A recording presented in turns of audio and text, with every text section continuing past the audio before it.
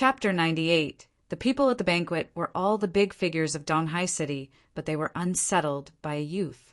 Countless days ago, they had gone to watch the assembly of the 7 schools, attended by the Crown Prince and Minister Hua.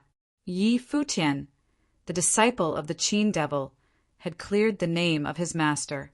He had dedicated the song hero to his master and used the world to display his emperor's intent.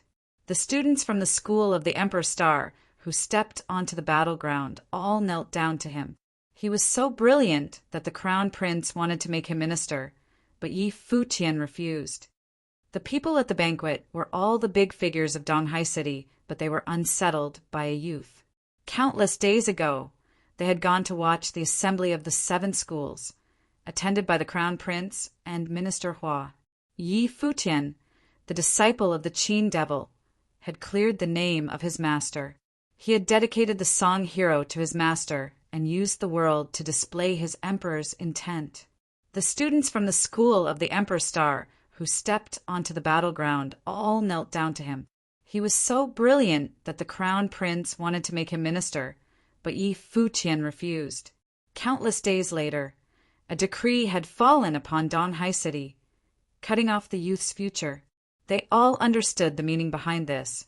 There seemed to be only one path waiting for the youth who refused to obey. Even if he agreed to go to the imperial city, the ending would still be the same. Today, Yi Futian forced his way into the Nanda clan. He shone brightly, brighter than he had in Donghai Academy. Right now, spiritual qi of various elements wrapped around him. Spells of different schools exploded, instantly defeating countless younger members of the Nanda clan. He was also a musical sorcerer with the elemental talent he revealed now. He was clearly a one-in-a-century, full-attribute sorcerer. Minister Hua narrowed his eyes, his murderous intent intensifying. It seemed that the Crown Prince's guess was logical. Minister Zhua had seen something early on, which meant that he must kill Yi Futian today to remove the threat. Nanda Tai's shuddered inwardly too. Yi Futian's talent was the same as Hua Jiu. In fact, Jiu's talent relied more on spirit elemental to guide the other elements, but Yi Futian was different. His full attribute nature was balanced and powerful. The various elemental spells he cast were the best evidence. The power of each spell was way above what was typical of his plane.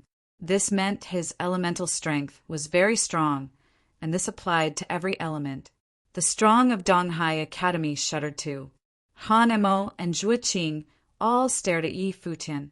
It seemed that they still didn't witness Yi Futian's full power at the earlier battle.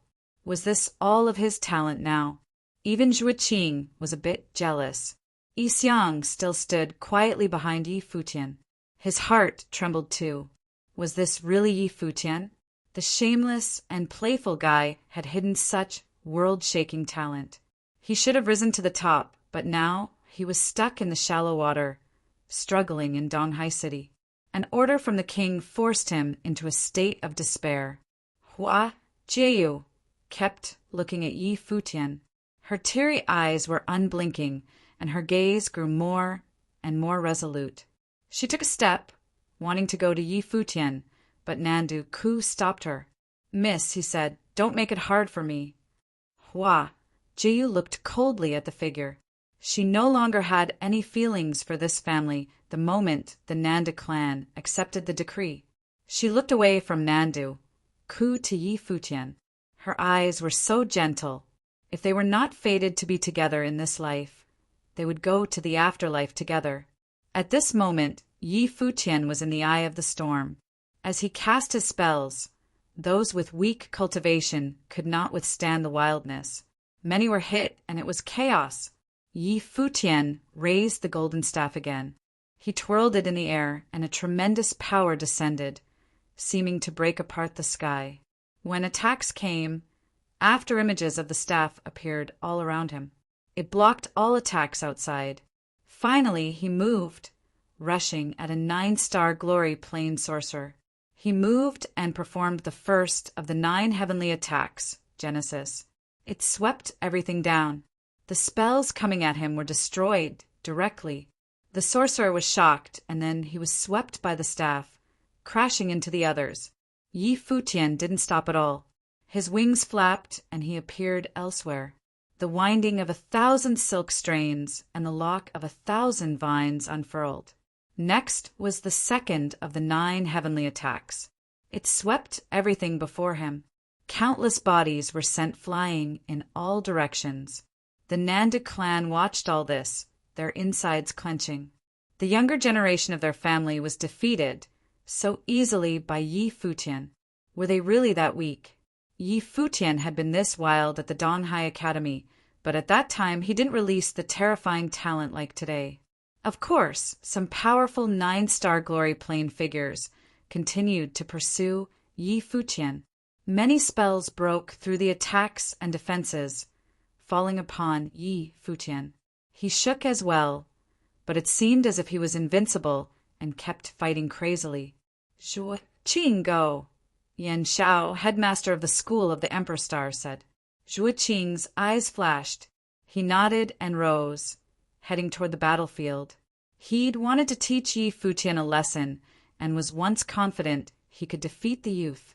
But now, Yi Futian had become so strong. He wasn't that confident anymore. Now, Yi Futian's abilities were too shocking.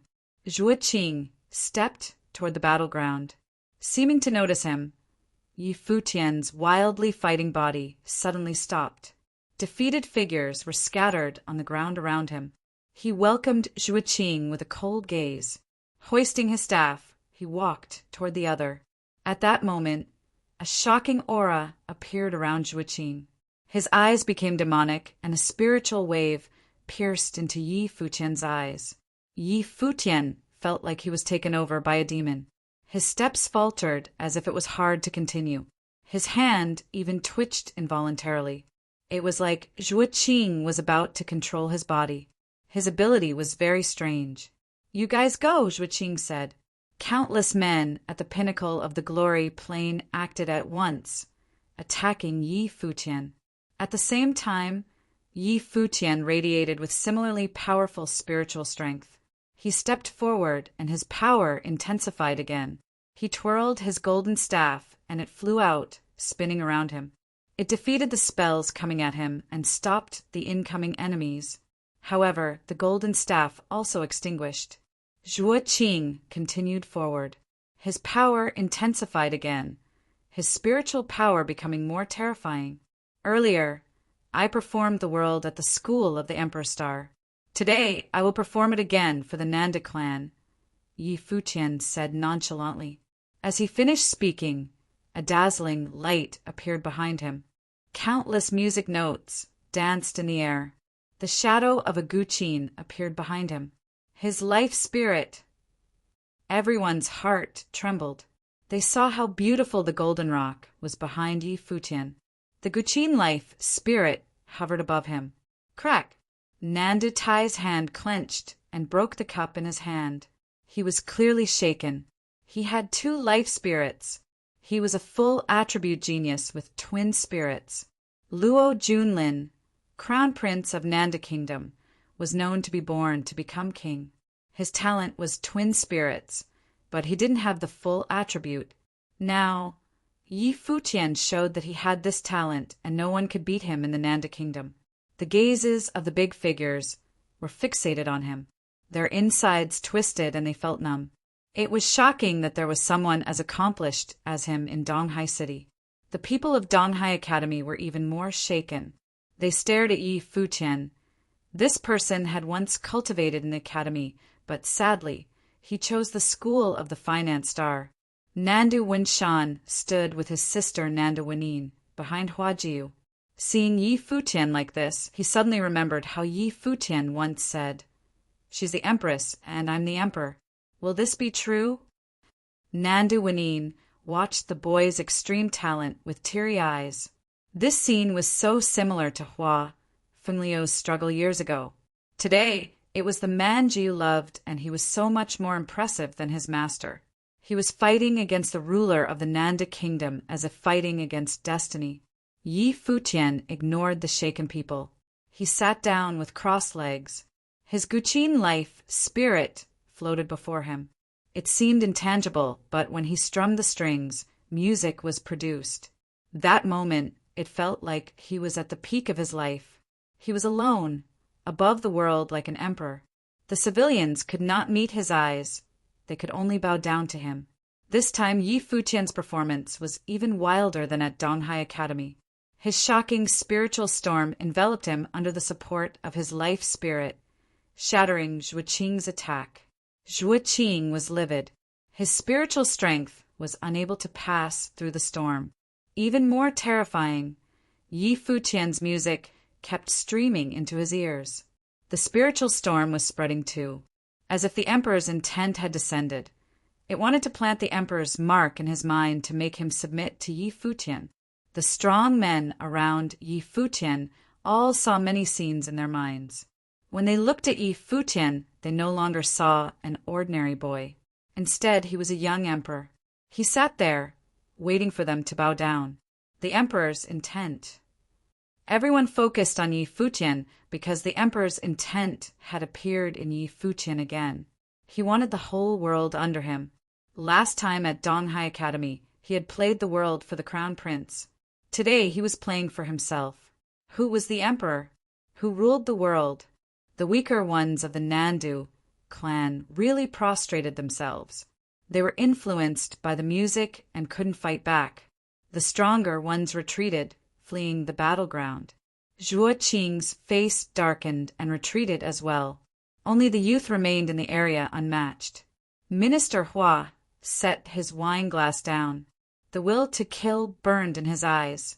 This boy must be killed. The music stopped gradually. Yi Futian raised his head and looked in the direction of Nanda Tai. "You know Huaju's fate," he said. "Then what is my fate?" Chapter 99. Nanda Tai's heart pounded loudly at Yi Futian's question. If Huaju was fated to be empress, then what was Yi Futian fated to be? He had twin spirits and was a full attribute sorcerer. His power in both martial arts and sorcery were also invincible. Don't even mention same plane cultivators. As a 6-starred glory plane cultivator, Yi Futian was even able to defeat those in the Dharma plane. There was probably no one else in all of Nanda Nation that would be able to do what Yi Futian could.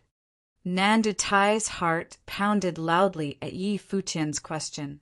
If Huaji was fated to be empress, then what was Yi Futian fated to be? He had twin spirits and was a full attribute sorcerer. His power in both martial arts and sorcery were also invincible. Don't even mention same plane cultivators. As a 6-starred glory plane cultivator, Yi Futian was even able to defeat those in the Dharma plane. There was probably no one else in all of Nanda Nation that would be able to do what Yi Futian could. Minister Zhua had looked into Yi Futian's fortune. So what was his fate? Nanda Tai had previously questioned why Minister Zhua would give Yi Futian the decree of the minister, but after the shocking scene he witnessed today, Nanda Tai knew there was a meaningful story behind this. If you're willing to believe me, I am willing to let go of the past. When the day comes that I take over the throne, the Nanda clan will regain its glory and be granted royal authority once again, said Yi Futian. After hearing his speech, Minister Zhua jumped up from his seat, his murderous intent stronger than ever before. Yi Futian talked about the day he would take over the throne. His words were arrogant and an act of treason. Not only did he want to defy the imperial order, Yi Futian also planned on overthrowing the royal family. The citizens of the city of Donghai were dumbfounded. The 17-year-old young man had said such a preposterous thing. However, with the gifts he demonstrated, what he said was definitely possible. That is, if he wasn't killed before that day came. Yi Futian revealed his gifts, his identity as a full attribute sorcerer, his twin spirits, and his determination to be emperor through his peace, the world, all to prove a point to Nanda Tai. Yi Futian knew that, as he was now, he had no power to go against the will of the emperor. He could only accept what fate had in store for him. He also knew that once he arrived at the imperial city, only death awaited him. He could not accept this and decided to fight against it to the best of his abilities. The result of that was everything that had happened today. All he wanted was for Nandu Tai to see him, for the clan to see him. When Yi Futian had spoken, Yi Xiang was standing next to him. He knew that what Yi Futian said was no longer a simple defiance of the will of the emperor. There was no way that Minister Hua would let him go. Yi Futian's words caused Nanda Tai to waver. It was hard to imagine that the man who controlled the whole Nanda clan would be rendered speechless twice by a single young man. The Nanda family has already fallen, and the younger generation is only mediocre. The clan gets by solely on the title of used to be royals and are overjoyed because of a marriage ordered by the emperor. If people didn't know, they would have thought that you guys were so happy because you regained royal authority. In reality, the clan is weak like ants. How do you plan on regaining your glory? By relying on Jeyu? Even if she did as you said, don't you think she'll hate the clan for it? Asked Yi Futian when he saw Nanda Tai wavering. Nandu Tai couldn't help but turn his attention to Hua Jiu. Hua Jiu looked cold and aloof. Naturally, Nanda Tai knew that everything Yi Futian had said was true, but he also knew that if he acknowledged Yi Futian's words, it would only mean one thing: treason. Ever since the Nandu family clan stepped down from the throne, they had always acted with caution. They were afraid to do anything that may cause suspicion from the new royal family. They did not want to be wiped from history by the Luo family. When they received the news that Hua Jiu was bestowed the title of crown princess, the clan saw a glimmer of hope. The clan would no longer need to live walking on eggshells. If they were to commit treason for Yi Futian, they would need to be 100% sure of their decision. Even though it was possible for them to regain royal power through Yi Futian, if anything were to go wrong along the way, their entire clan would be doomed. I don't know about your fate, neither do I want to know. Minister Zhou bestowed you with the decree of the minister, and so the emperor put trust in you and gave you the honor of becoming the crown prince's subordinate. But you are being ungrateful. You are publicly defying the imperial order, and even have these treacherous thoughts. If so, then your life should come to an end today, said Minister Hua. He was ready to rid the world of Yi Futian. This was Yi Futian's death sentence. Minister Hua turned his attention to Nanda Tai and said, Brother Nandu, don't waste any more time on him. Since this is your palace, your jurisdiction, you should be in charge of ending his life. His Majesty will be able to see your resolution from your actions. It was obvious that Minister Hua also had no idea of Yi Futian's gifts. His purpose of telling Nanda Tai to let Yi Futian in was to see him defy the imperial order. This way, there was no need to bring him back to the imperial city. They could kill him on the spot. Even though his fate would be the same even in the imperial city, Minister Zhou was there. So, it was because to get things taken care of here to prevent any change in plans. But today, Yi Futian has actually swayed Nanda Tai. From this point, it was easy to tell just how gifted Yi Futian was. Nanda Tai had probably already guessed the fortune that Minister told for Yi Futian. He was fated to do extraordinary things. Nanda Tai saw Minister Hua staring and knew that he was forcing him to make a decision. The Nanda clan was rooted in the city of Donghai and was deeply rooted in society, but this time Minister Hua had brought his people with him. The Emperor's Star School officials, who now controlled all of Donghai Academy, were also here. Plus, Xia Feng and his people were waiting outside the palace as well. Even if they really wanted to revolt, their chances at victory weren't big. Many people of the Nanda clan would have to die for the cause, and they might have to be on the run from the royal family in the future. Was all of this worth it for the words of one teenager? Even if Nanda Tai agreed to revolt with Yi Futian, what would happen if Yi Futian got killed in the end anyway? Uncle, with Futian and Jiu's gifts, we definitely have a lot to look forward to in the future.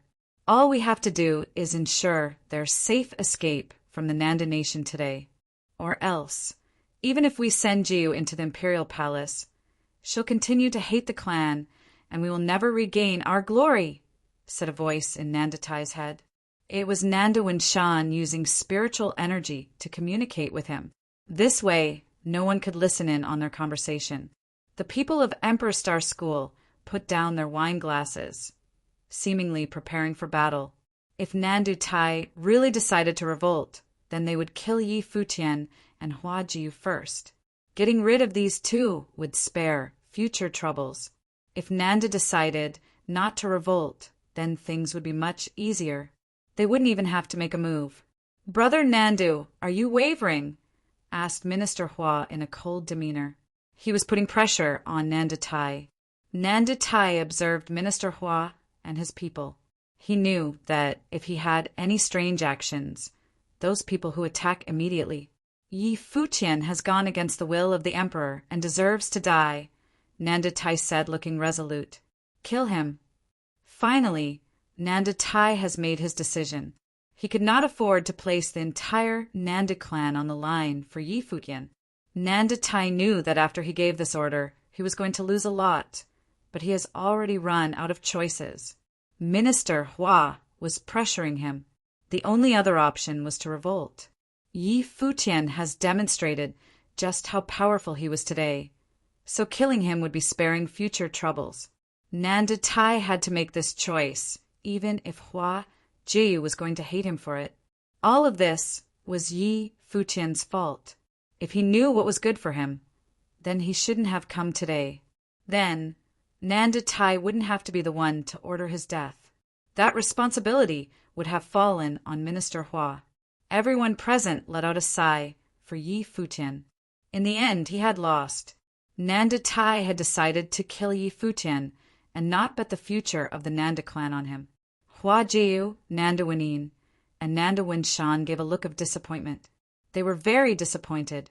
Hatred filled Hua Jiu's beautiful eyes. However, Yi Futian let out a sudden laugh while looking at Nandutai. He had really failed in the end. He couldn't get Nandutai on his side. "You idiot! Are you happy now that you've lost?" Yi Xiang reprimanded Yi Futian in a lower voice. "The planning lies with the man and the outcome with the heavens." "How would I know if I don't try?" said Yi Futian. He was very calm. To Yi Xiang he said, "If you already know that I'm an idiot, why aren't you leaving?" "Maybe I'm also an idiot," answered Yi Xiang. He stepped up to stand in front of Yi Futian. Yi Futian looked at Yi Xiang's back and felt a warm feeling in his heart. Just then, a group of powerful cultivators from the Nanda clan stepped up, all giving off a murderous aura. This time around, it wasn't only younger members of the Dharma plane. "Do you want to revolt as well?" Minister Hua eyed Yi Xiang with a murderous look. Just as Yi Xiang was about to speak, Yi Futian stepped out in front of him. Yi Futian pulled on his arm and said, "It's enough that you stayed with me until now. I will take care of my own business. I don't need you butting in. I want you to leave." "Since you guys are already here, then you should all stay," said Minister Hua. "Brother Nandu, I'll leave them both to you." Nandutai nodded and stepped up personally. A forceful aura was released as he charged toward Yi Xiang and Yi Futian. Boom! Every step Nandutai took shook the ground beneath. To be able to control the entire Nanda clan, one could only imagine just how powerful he was. A single step was sufficient to scare people away. "Looks like you'll have to wish yourself the best of luck," said Yi Xiang. Then he raced forward. His entire body exuded a wild force of power. Nandutai came at Yi Xiang with his palm. From his palm radiated a large golden handprint, prepared to crush everything. Yi Xiang sped up and held out his fist. His fist landed on the large golden handprint, and a large gust of wind washed over the entire venue. All the tables were flipped, while the plates and cups crashed onto the ground. A storm started in between the two. Headmaster Yi Xiang of the School of the Finance Star is actually able to go against Nandutai? Many people were surprised. However, the ending was probably going to be just as they expected.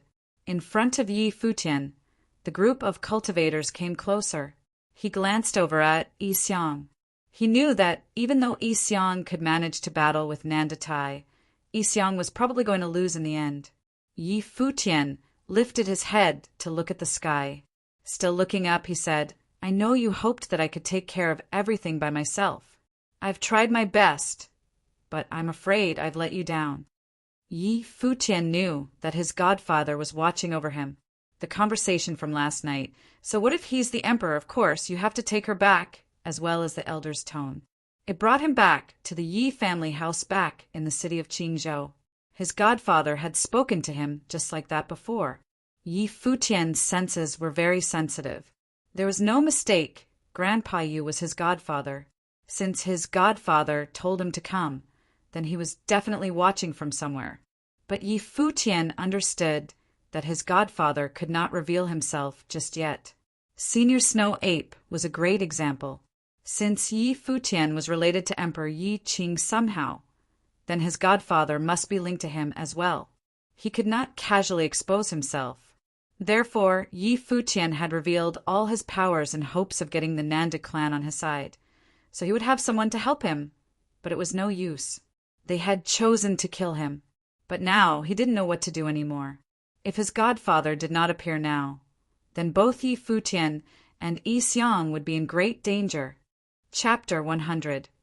Many people looked at Yi Futian with shock. Who was he talking to? Was someone secretly helping Yi Futian? Many people looked at Yi Futian with shock. Who was he talking to? Was someone secretly helping Yi Futian? Minister Hua frowned as well. He looked into the sky, but there were no changes. The strong men before Yi Futian were confused as well. Was this guy scaring them? Did he think he could still live? Looking up, Yi Futian saw that nothing was happening, but he still didn't doubt anything. He believed his gut feeling and judgment. Would his godfather not come out if he didn't die? Rustles sounded and vines snaked towards Yi Futian. It was the lock of 1,000 vines at the Dharma rank. It covered the sky and was much stronger than his own spell. Yi Futian's wings flashed, dodging like a streak of gold lightning. However, the terribly thick vines hurled at him.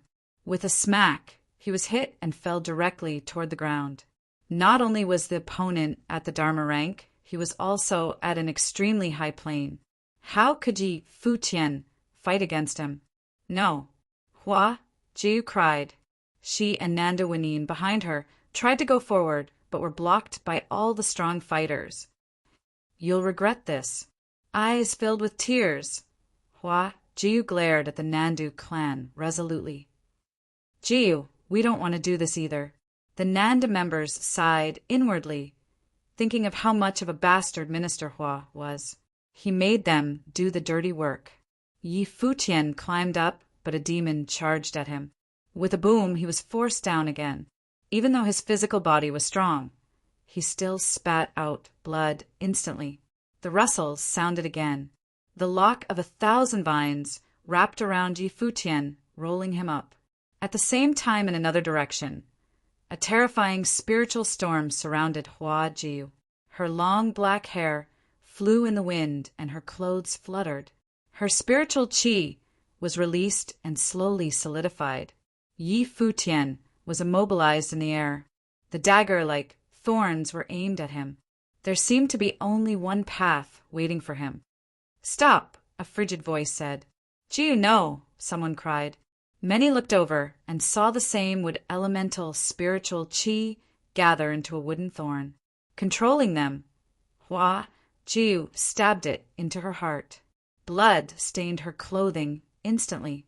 The attendees of the banquet had already stood up. When they saw this, their hearts clenched. This beautiful girl was so resolute. The Nanda clan looked at Hua Jiu, their insides twisting. She had just been made the crown princess, and their clan had found a shred of their glory from yesteryear. If Hua Jiu died, everything would fall apart. "I will die." Hua Jiu stared at the strong fighter who had captured Yi Futian. The dagger-like thorn moved in her body, but she didn't seem to feel anything. She just let the blood stream out. The Nanda member was forced to set Yi Futian down. Now Yi Futian was dazed. His heart twisted painfully as if the dagger was stabbed into his own heart. Hua Jiu started walking toward Yi Futian, step by step. The Nanda clan tried to stop her, but Hua Jiu glared at them. "Get out." Seeing the blade still buried in her heart, the Nanda clan trembled inwardly. No one stopped her. Yi Futian, also shaking, walked toward Hua Jiu. The two lovers walked toward each other step by step as if no one could stop them. Hua Jiu gazed at Yi Futian. Her eyes no longer had any sadness or pain. Now they were brilliant as if she was at her most beautiful age, blooming with the most perfect smile. But seeing this beauty, Yi Futian only felt pain. "Idiot, why did you do this?" Yi Futian's trembling body walked to Hua Jiu. He reached out and wiped away her tears. The dagger in her heart transformed into spiritual qi and disappeared. She gazed at Yi Futian and smiled. "You're an idiot too." With that, she leaned against Yi Futian's body lightly. "You still haven't hugged me like a bride," she said gently. Hearing her voice, tears pricked at Yi Futian's eyes. He murmured, "I'll do it now like you're my bride." He lifted Hua Jiu bridal style. She smiled so brightly. "If I really die, I want to die in your arms." Her voice was still gentle. "Okay." Yi Futian nodded. Hua Jiu smiled and closed her eyes. Embraced by him so quietly was soothing. Yi Futian looked at the serene beauty in his arms with extremely gentle eyes. Then, the moment he raised his head, his eyes turned red. "Why?" he roared at the heavens. Everyone thought he was roaring at fate. Seeing the two figures, many felt it was tragic. They were only 17 and loved each other so much they would rather die than surrender to fate. Nanduwinen's tears rolled down without stop, like a kite with a broken string. Her heart hurt, but she didn't disturb Yi Futian and Huaju. Nanduwin Shan was in pain too, but he couldn't change anything. He was powerless and he had a family. Yi Futian looked at Nanda Tai and asked coldly, "Are you satisfied?" Nanda Tai was chilled. He had underestimated Yi Futian's determination, as well as Hua Jiu's. However, not everything in the world could be predicted. If he could turn back time, he would make the same decision. As the leader of the Nanda clan, everything was done in the best interest of the clan. He didn't regret it, but he was still sad. There was no more hope for a crown princess. Their most successful younger member would be lost forever. "Since they want to die, just let them," Minister Hua said coldly. He saw Hua Jiu's attitude, and it was not only him. Everyone here had seen it. Despite being crown princess, she wanted to be with Yi Futian even in death. Therefore, there was no reason to bring her to the imperial city. Nandu Tai gazed at Yi Futian and Hua Jiu. Decisiveness flashed past his eyes. He knew that things could never be fixed from the moment Hua Jiu stabbed herself. "If I were you, I would object," Yixiang said coolly, retreating to Yi Futian's side. "Even if Hua Jiu becomes empress, do you think the Luo royalty will allow the Nanda clan to rise? You see a chance for timely help, but dream of returning to your past glory without any sacrifices.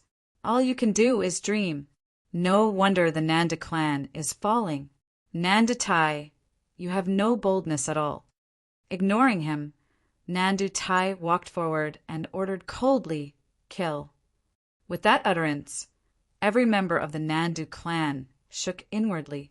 This time, not only Yi Futian would be killed.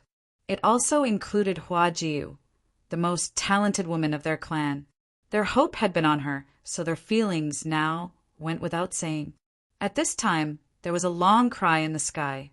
Everyone looked up and saw a beast had appeared. It was a crane diving downward. An elder clad in white sat atop the crane. He was covered in white and extremely old. He sat peacefully on the crane until it landed within the Nanda clan. Seeing the old man, Yi Futian was shocked. "Grand Master," he called out, "why are you here?" While in the school of the Emperor Star, I heard some sounds and was worried, so I came to take a look. I didn't expect it to be like this. I came too late. Seeing how Yi Futian and Huaji were now, he was sad. Back in the day, his disciple Hua Fenglu had gone through something similar. Now his two grand disciples were the same. Grandmaster Hua Jiu opened her eyes. Seeing the elder, her eyes reddened.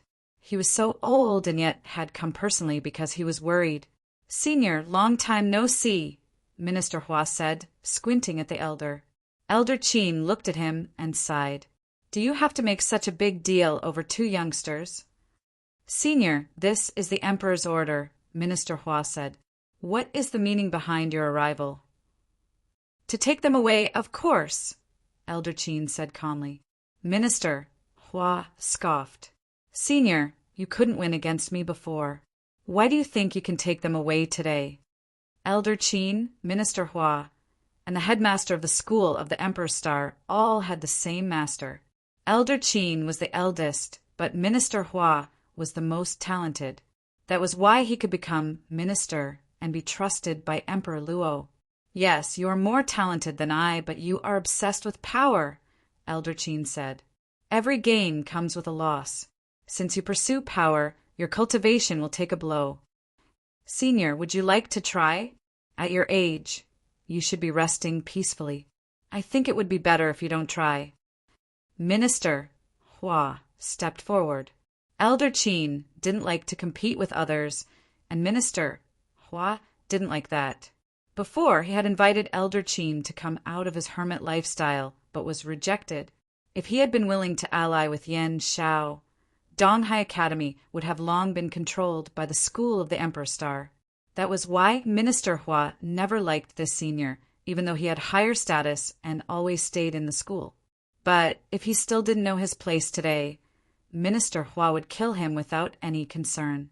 Come, Elder Qin said. Yi Futian knew he was speaking to him. Holding Hua Jiu, he jumped onto the crane. Wenyin. Elder Qin gazed at Nanda Wenyin. Her body flashed, and she was on the crane as well, beside Yi Futian and Hua Jiu. Glowing, Yixiang hovered in the sky beside the crane. Minister Hua waved his hand. Instantly, Headmaster Yan Shao and Vice Headmaster Han Mo of the school of the Emperor Star all moved, surrounding the crane. Nanda Tai moved as well. Today there was no way back. He couldn't let Yi Futian and the others leave alive. Futian, Elder Qin said slowly, sitting atop the crane, I will teach you one last song today. Chapter 101. Listening to Elder Qin's words, Yi Futian felt a wave of sorrow. He made it sound like a farewell. He knew that Elder Qin was already really old and that Minister Hua was right. At this age, he would not be able to withstand a battle of this caliber. But because of him and Huajiu, Elder Qin came running to their aid just because he was worried for them after hearing news from the school of the Emperor Star. Listening to Elder Qin's words, Yi Futian felt a wave of sorrow. He made it sound like a farewell. He knew that Elder Qin was already really old and that Minister Hua was right. At this age, he would not be able to withstand a battle of this caliber. But because of him and Huajiu, Elder Qin came running to their aid just because he was worried for them after hearing news from the school of the Emperor Star. Grandmaster, called Huajiu. In Yi Futian's arms, Huajiu still had tears in her eyes. Deep down, she felt that something bad was going to happen. She never wanted to drag anyone into this situation. She even had her uncle tell Yi Futian not to come to the Nanda Palace today, but he came anyway. Now, even Elder Qin was getting dragged in. Hua Jiu felt awful. Senior brother, why are you doing this to yourself? Asked Headmaster Yan Shao of the Emperor Star School. He sighed inwardly. He did not think that Elder Qin could change the situation in any way. Even with Yixiang, it was impossible. The difference in power between the two parties was too great. Minister Hua came as ordered by the Emperor. Everything was already set in stone. There were only two options for Hua Jiu and Yi Futian. Have their lives be controlled by the royal family or die. There was not a third option. But Elder Qin did not seem to have heard his words. Gently he said, "Futian, this is a piece that I wrote but have yet to name. Today, I'll let you name it for me." "Okay," answered Yi Futian. He felt awful but still nodded in agreement. Receiving a reply, Elder Qin smiled. Following that, his life spirit appeared. The Guqin spirit did not seem to be just an image, but a real Guqin. It descended in front of Elder Qin. Lifting both hands, he placed his fingers of the chords elegantly. "Kill them," Minister Hua spat. Yen Xiao and Han Mo both jumped into action. A frightening storm blew past everything in its way and headed straight for the people on the crane.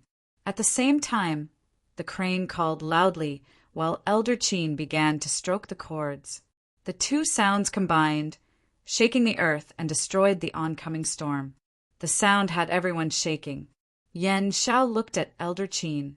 It seemed that despite his old age, Elder Qin had realized the true essence of musical sorcery after many years of quiet cultivation. He had become more fearsome. However, musical sorcery needed to be boosted by spiritual energy, particularly with the stronger spells. At Elder Qin's age and in his condition, how was he going to withstand this battle? Minister Hua's expression remained cold. He reached his hand out into the air, and with a single swipe of his palm, a straight line appeared and shot forward, cutting through the air. Elder Qin played the guqin with both hands as the crane flapped its wings to the rhythm. Slowly, the crane was lifted up into midair. Its head pointed upward as it called out again and again, harmonizing with the sound of the guqin. The two sounds traveled far and wide. Elder Qin was always a hermit, but today his music was going to be known by all of the East Sea. A loud wave of music crept deep into people's ears, piercing their eardrums. In a single moment, they were able to feel the power hidden in the sonorous sounds of the guqin. Every attack aimed at Elder Qin was completely destroyed. With the crane as an epicenter, a crazy storm of music exploded and swept over everything. A storm of ice hit and froze the area over. At the same time, a mystical tree appeared in the sky. Its branches grew in a wild manner and created a canopy cover the area. The branches continued to grow, creeping closer to the crane. All the cultivators around were releasing their powers as they tried everything to prevent the crane from leaving the area. Elder Qin was oblivious to all this. He was still focused on his piece. His fingers moved so fast, it was just a blur, but his movements only got quicker. As the music escalated, Elder Qin's frail body released a shocking aura. His white hair blew back, and his long robe fluttered in the wind. He now seemed to have returned to his youth. His aura was frightful and reached higher than the sky. The sound of the guqin traveled through the air. Another storm struck and cracked the ice covering the earth below. The vines headed for them were also disturbed. Once this piece was played, there wasn't any that could be done to stop its force. Yi Futian stood behind Elder Qin. He listened and observed quietly. The ever-escalating sounds of the guqin were getting increasingly powerful. It caused his blood to pump in excitement. "Chaos!" said someone from below. Every cultivator from the Nanda clan lifted their head to look up at the sky. Their hearts pounded wildly. It was unbelievable that a frail old man could play so swiftly and fiercely. It was an earth-shattering sound, chaotic. This musical piece was able to destroy any spell and could throw the spiritual qi into a frenzy. Spells couldn't be formed from spiritual qi unless the piece was interrupted. "Have you gone mad?" asked Minister Hua. He was now in the air and followed the crane. Naturally, he was also afraid of what Elder Qin could do. Elder Qin kept getting stronger, and the sounds of the guqin kept escalating, its effects more powerful. However, Elder Qin did not have spiritual energy strong enough to upkeep this type of musical spell. That was unless he had a death wish. Elder Qin was too immersed in the music, not hearing a thing Minister Hua said. The crane rose higher and higher into the sky. After breaking through the canopy, formed by the branches of the mystical tree. The crane headed out of the Nandu Palace. The elder was set on bringing the young couple away from this place. "Chase after them!" ordered Minister Hua. The cultivators stepped into the sky and followed after the crane. Did Elder Qin and Yi Xiang really think they could escape with a couple with a lineup like this? Nandu Tai was also chasing after them. He was shocked to see every attack thrown at Elder Qin repelled by the wave of music. Headmaster Yi Xiang of the Finance Star School and Elder Qin of the Emperor Star School were two people of the highest status, and they actually put themselves in danger for Yi Futian. If Yi Futian was able to promise Nandu Tai the throne of the Nanda nation, what could he have promised Yi Xiang and Elder Qin? Perhaps nothing at all. Perhaps they simply believed in him. But why did Yi Futian deserve this? Were his extraordinary gifts a good enough reason for these two big shots to risk their lives for him? Nandu Tai tossed these thoughts to the back of his mind. He did not want to think of this right now. His first priority was to keep Yi Futian and the others from leaving. Nandu Tai had already made the decision to kill him. If they let Yi Futian go today, it would only mean trouble in the future. The large group headed out of the Nandu Palace. The guests of the party also followed. They wanted to know how this battle was going to end and what the fate of these young lovers was. The sound of the guqin was still escalating. Yi Xiang stood beside Elder Qin and looked at him with great respect. Any person of his level was able to see through this situation. This was probably the last piece Elder Qin would ever play. Yi Futian turned around, his back now towards Elder Qin. He shifted his attention to those chasing after them and saw every attack being destroyed by the music. He felt calm and at peace. "Grandmaster, the name of this piece is A Chaotic World," said Yi Futian. Yi Xiang's eyes blazed with emotion. Yi Futian named the piece A Chaotic World. The meaning behind the name needed no explanation. If Yi Futian didn't die today, then it was going to get chaotic in the Nanda nation. As the elder continued to play, he smiled and nodded. A chaotic nation. What a fitting name. The crane has finally flown out of the palace property. They watched as another group of people rushed into the skies. It was Xiafeng and his people who had been waiting outside the palace. They didn't think that Yi Futian and the others would make it out alive. This came as a surprise to Xiafeng and the people of the Yixi prefecture. With a sharp sword in his hand, Xiafeng waved it around in the air. Spiritual qi began to flow around him and formed the intent of sword. As the crane headed in his direction, Xiafeng raced forward. Following him was the intent of sword. A stream of swords appeared, prepared for mass destruction. The stream of swords swept toward the crane. It seemed that Elder Qin had not yet noticed this. He focused solely on playing the guqin.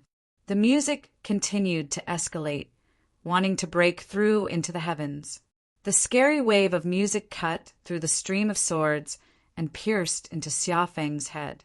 His movements ceased, and after a moan of pain, he spat blood. His face paled. However, his sword did not stop advancing. The stream of swords was also still on the move.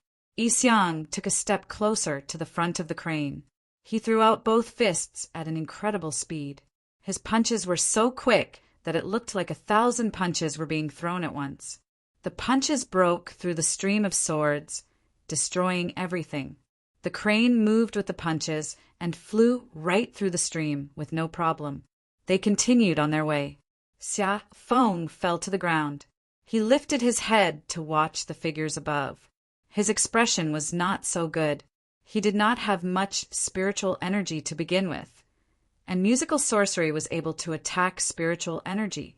With this piece that Elder Qin was playing, if Xiafeng tried to challenge it head-on, he would die of spiritual energy exhaustion.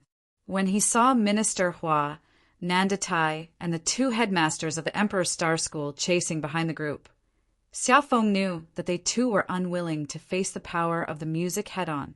"Senior brother, this piece is indeed very powerful, but for how long do you think you'll be able to last?" said Minister Hua. "There is no escape for you guys. The music continued. Elder Qin had no intentions of stopping. Slowly, he lifted his head with a smile. Yixiang, take Futian and Jiu and leave. Yixiang looked at the elder. He made no objections and nodded. All right. Grandmaster. Yi Futian's heart clenched. He knew what was going to happen next. Child, don't be sad. I didn't have much time left anyway. If I am able to help you guys escape today, then I can die happy, said Elder Qin. He seemed so at peace. Grandmaster, didn't you say that you had to see us get married? Hua, Jiu had tears in her eyes. Child, I have lived a long life and don't have much time left. Promise me that you too will live a happy life. And like I said before, always love each other, said the elder. He smiled and he turned around abruptly. Xiao Gao, take them away from here and don't come back. Finishing what he had to say, the elder stepped off the crane and headed towards the group, chasing them from behind. Tears fell from the crane's big eyes. It flapped its wings quickly and continued to advance, never once stopping. Grandmaster, called Yi Futian and Huajiu. Yixiang watched in silence and told them, Don't let Elder Qin die in vain. You both must live on. Chapter 102. As Elder Qin played the guqin in the air, a terrible music storm enveloped the vast space, soaring toward the coming army. Seeing him so, Minister Hua sneered. His senior was walking toward a dead end. As Elder Qin played the guqin in the air, a terrible music storm enveloped the vast space, soaring toward the coming army. Seeing him so, Minister Hua sneered. His senior was walking toward a dead end. You keep chasing. I'll deal with him, said Minister Hua. He moved towards Elder Qin, walking into the horrible music storm step by step. It was difficult for Elder Qin's music to continue rising. It had probably reached the limit. Elder Qin didn't care and continued to play. The music storm swept the sky. Soon, the guqin transformed from the life spirit flew out of Elder Qin's hand. However, something amazing happened. The guqin that floated in the air was still being played as if it was playing by itself. Beams of illusory light projected from Elder Qin. Each beam seemed to be his phantom, constantly blending in with the guqin spirit. That spirit was suspended in the sky. The strings jumped freely. The high-pitched music vibrated between the heaven and earth.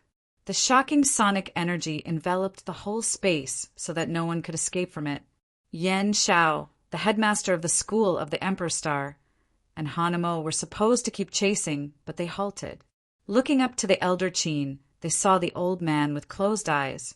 He looked serene while the guqin above was still ringing. The sharp sound constantly beat the eardrum.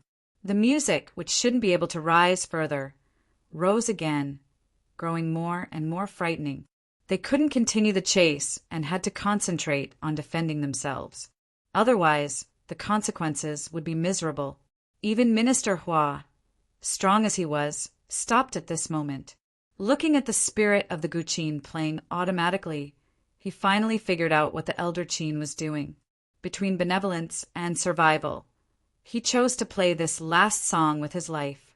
Hearing the higher and higher pitched music, some people held their heads and hands in agony. Someone even vomited blood, their faces pale. Those who were not strong enough even fell to the ground, convulsing in pain. Only those strongest could resist the storm. The musical notes created by the spiritual qi were still beating, constantly destroying the strong below, making them unable to fight. Above the guqin spirit, the beating notes shaped the illusory figure of an old man. The man walked towards Minister Hua and kneaded Tai step by step. Many copies of Elder Qin appeared between the guqin spirit and the two people. Accompanied by notes, those figures moved directly toward Minister Hua and Nanda Tai. Minister Hua closed his eyes. A terrible spiritual storm transformed into an indomitable sword aiming to wipe away those illusory figures. However, those images, seemingly embracing the spirit of Elder Qin's whole life, continued to step towards Minister Hua and Nanda Tai. Finally, those figures approached Minister Hua and Nanda Tan. The two's long hair danced crazily. The next moment, those illusory figures walked directly toward their bodies, into their minds. The strings were still jumping violently while Minister Hua and Nanda Tai closed their eyes tightly as if they were resisting something. After what felt like a long time, Nanda Tai vomited a mouthful of blood. He felt powerless and fell to the ground. Soon, Minister Hua groaned and vomited blood. His face was pale like paper, and he stooped slightly. Although better than Nanda Tai, he was still badly hurt. Bang! Another explosion came. Minister Hua stumbled back and vomited a mouthful of blood again, barely stopping himself from falling. Boom! As if prepared just for Minister Hua, the final sound of the guqin echoed in his brain. His propped body finally sat down on the ground. His clothes dyed red with blood. Despite being minister, he didn't even have the time to display his strength before being forced into such a pathetic state. Elder Qin was playing the guqin with his life.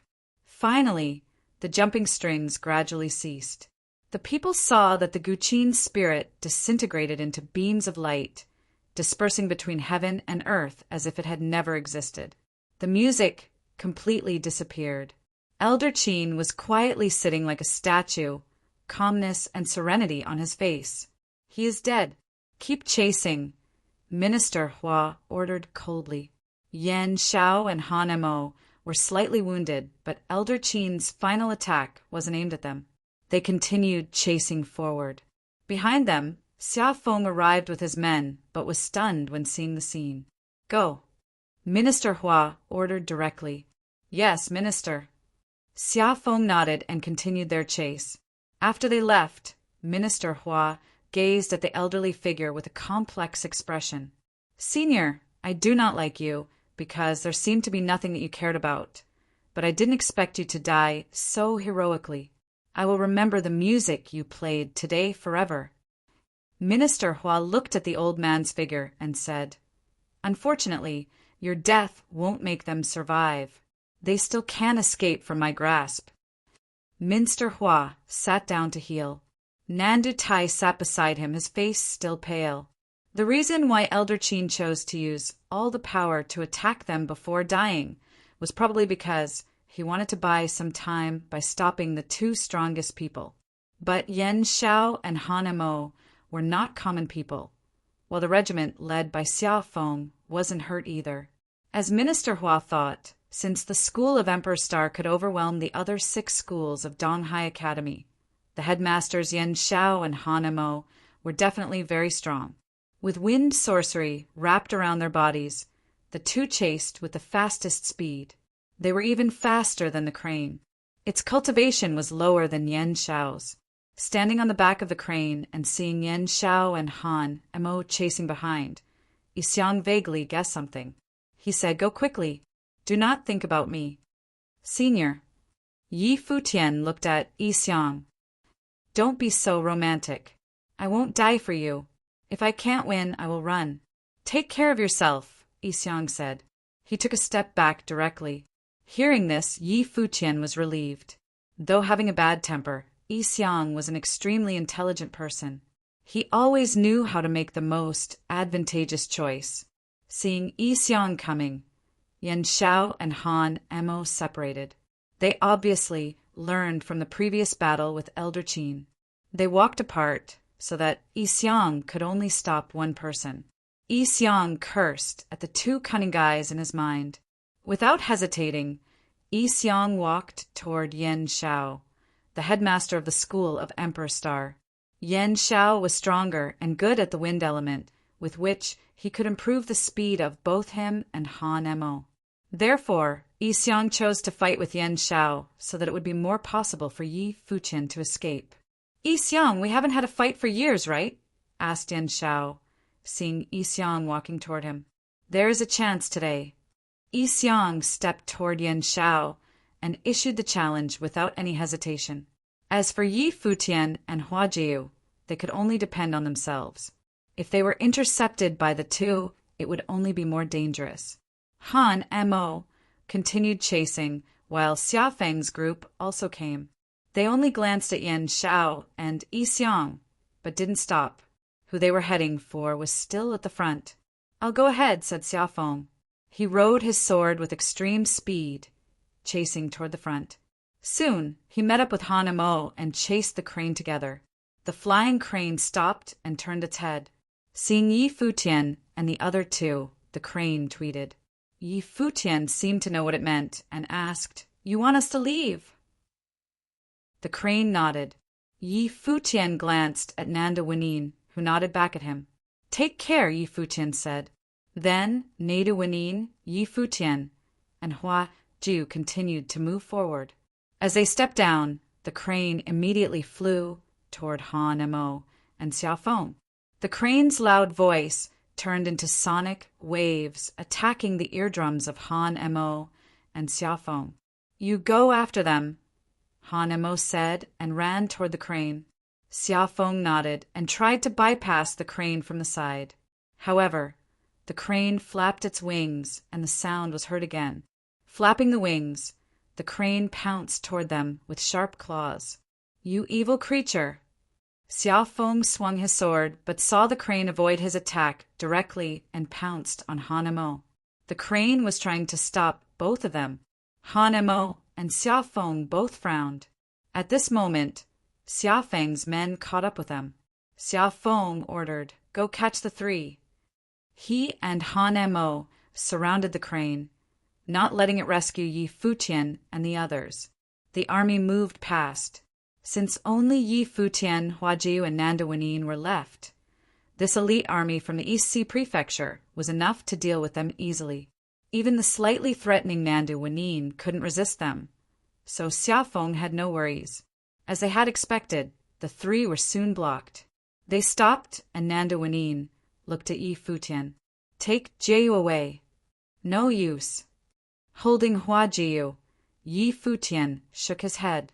They had escaped all this way, but they were too weak. The enemy hadn't given up and had finally caught up with them.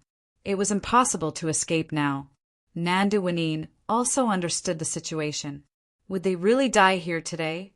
Poor Elder Qin had fought for the last opportunity for them and even sacrificed his life, but still nothing could be changed. Chapter 103. Minister Hua was sent by Emperor Luo to keep watch at the Nanda Palace and Chief Xia Feng of the East Prefecture and his army at the Guqin Gardens. They were prepared for Hua Jiu and Yi Futian's defiance. When it did happen, they were going to kill them on the spot. Minister Hua was sent by Emperor Luo to keep watch at the Nanda Palace and Chief Xia Feng of the East Prefecture and his army at the Guqin Gardens. They were prepared for Hua Jiu and Yi Futian's defiance. When it did happen, they were going to kill them on the spot. Then Minister Hua waited for Yi Futian at the Nanda Palace. He ordered Nanda Tai to let Yi Futian enter the palace because he was waiting for Yi Futian fall into his trap. The imperial order was a death sentence for Hua Jiu and Yi Futian. Minister Hua was confident that he had everything under his control, and he did. Even if Elder Qin sacrificed himself while playing a chaotic nation, the result would be the same. The only thing Minister Hua never expected was Yi Futian trying to talk Nanda Tai into revolting after demonstrating his extraordinary gifts, and that Nanda Tai would actually be wavered by Yi Futian's words. At this time, the East Sea Prefecture's army arrived. They were all staring at the three figures in front of them. Obviously, Xia Fan was amongst the group. He wanted to watch Yi Futian die. "Kill them, but leave the girl for now," ordered Xia Fan with a wicked smile. The army acted immediately, heading for the three of them. Nanda Wanyin stood in front of the two youths. A strong force of spiritual energy was released. Her long hair danced wildly. The spears in the hands of the army began to shake as if trying to break free of their grasp. Some of the weaker cultivators were unable to control the spears and let go of their weapons. The spears then stabbed themselves. "Fight it!" yelled a cultivator in the Arcana Plane. He cast a spell, aimed at the three. In the air, not far behind the three, came a figure. She witnessed the scene in front of her and rushed forward like a flash of lightning. The spell had reached Nandawanine and the others, but was destroyed when the figure came crashing down from the skies with a loud bang. A beautiful silhouette appeared next to Nandawanine. The strong figure was actually a woman. "Thank you," said Nandawanine. "I didn't do it to save you," said Tangwan. "Let's fight." Nandawanine nodded. Even though the two women used to be love rivals, they were going to fight side by side right now. Both of their life spirits were released. Nandawanine's life spirit was glamorous but peculiar. It was a crown. When the crown was on her head, she looked majestic like a queen. A powerful of spiritual energy was released, and everyone below the arcana plane felt their weapons begin to vibrate in their hands. Tang Wan took one look at Nandawanine. In her eyes, there was jealousy and melancholy. Nandawanine was the descendant of royalty and was definitely more elegant than herself. Tang Wan's life spirit was much more violent. It was a white demon tiger. What was special about her life spirit was that the demon tiger had wings. It was the king of all tigers. "Tang Wan, do you know why Hua Fenglu picked her and not you? Just take a look at your life spirits," mocked an arcana plane cultivator. "Do you have a death wish?" asked Tangwan. The one thing she hated most was when people insulted her life spirit. "Is the tigress mad?" laughed the same person. He was provoking Tang Wan on purpose. "Roar!" the tiger called out loudly. Following that, illusory images of tigers pounced at the arcana plane cultivator. Tang Wan took one step forward, and her body was taken over by the image of a tiger. Her wings glistened in the light, and in a flash, she joined the other images of the tigers into the crowd. In a split second, blood was spilled and many of the people in the prefecture army were sent flying. At the same time, Nandawanine controlled from behind. She was a powerful spirit sorcerer and had the gift of telekinesis. She could even control the body of others. Hua Jiu inherited both her and Hua Fengliu's gifts, and thus had powers that were slightly different. "Surround them," ordered Xiaofan as he hid at the back of the group. The army moved forward. Spells were cast left and right, but kept getting destroyed. They were unable to control both of the women at once, so they chose to surround the group instead. Yi Futian watched the scene unfold, and the wings of his back appeared. Turning around, his wings carried him and Hua Jiu away. He knew that if they stayed, they would only become a burden to the two women. They wouldn't be able to help at all. Xiaofan led a group around those who were surrounding Tangwan and Nandawanine to follow after Yi Futian. Nandawanine and Tang Wan were trapped in the middle of the crowd. They wanted to clear an escape route by killing the soldiers surrounding them, but their opponents saw through their plan and attacked vigorously, restraining the women. Xiaofan watched Yi Futian's fleeting back as he chased after the couple. The wicked smile on his face grew wider. Who would have thought, after so many big shots tried to kill Yi Futian, he had been able to escape until now, just to die in Xiaofan's hands. Still trying to escape? Xiaofan was toying with Yi Futian. The Dharma plane cultivators beside Xiaofan sped up and blocked Yi Futian off. As of now, whether it be Elder Qin or the people from the Guqin Gardens, most of them had been pulled into the battle. Only some of the younger members had yet to participate. Who was going to save Yi Futian now? Yi Futian turned around to look at Xiaofan coldly. Back in Qingzhou City, Yi Futian almost died because of Xiaofan. Now, even in the city of Donghai, they had fallen into a similar situation. "So beautiful," said Xiaofan as he stared at the beautiful girl in Yi Futian's arms. Hua Jiu looked at him coldly, then quickly turned her attention away. "Kill Yi Futian," ordered Xiaofan. Many arcana plane cultivators charged forwards Yi Futian. A rustling sound emerged. The world tree spirit appeared, shining brightly in the sky. Immediately after, the life spirit began to absorb spiritual qi greedily. Back at the Nanda Palace, he did not release this life spirit because he did not want to expose too much. Also, he believed that his godfather would come out to save him, but he was wrong. His godfather did not show up, and Yi Futian did not understand why. Now he was really at a dead end. There was no use in hiding anymore. He wished for a chance to live. Xia Fan was shocked at the appearance of the world tree spirit. He had yet another life spirit? No wonder minister will bestowed you with the decree of the minister. You really are a genius cultivator. Pity that you won't be able to fulfill your destiny, said Xia Fan. From Yi Futian's body, with spiritual qi flowed crazily, and the lock of 1,000 vines shot towards the Dharma plane cultivators. One of the cultivators' realizations of Dharma was a sea of fire, burning everything. The vines released by the lock of 1,000 vines was burnt to a crisp by the high temperatures. The opponent's palm came towards Yi Futian. Not only was this person a Dharma plane cultivator, but he was one of the strongest in the Dharma plane. He and Yi Futian were too many levels apart. There was no way for Yi Futian to defend himself. The burning palm closed in on Yi Futian, but he used a wind spell to retreat quickly. However, he was not quick enough because he was struck on the shoulder.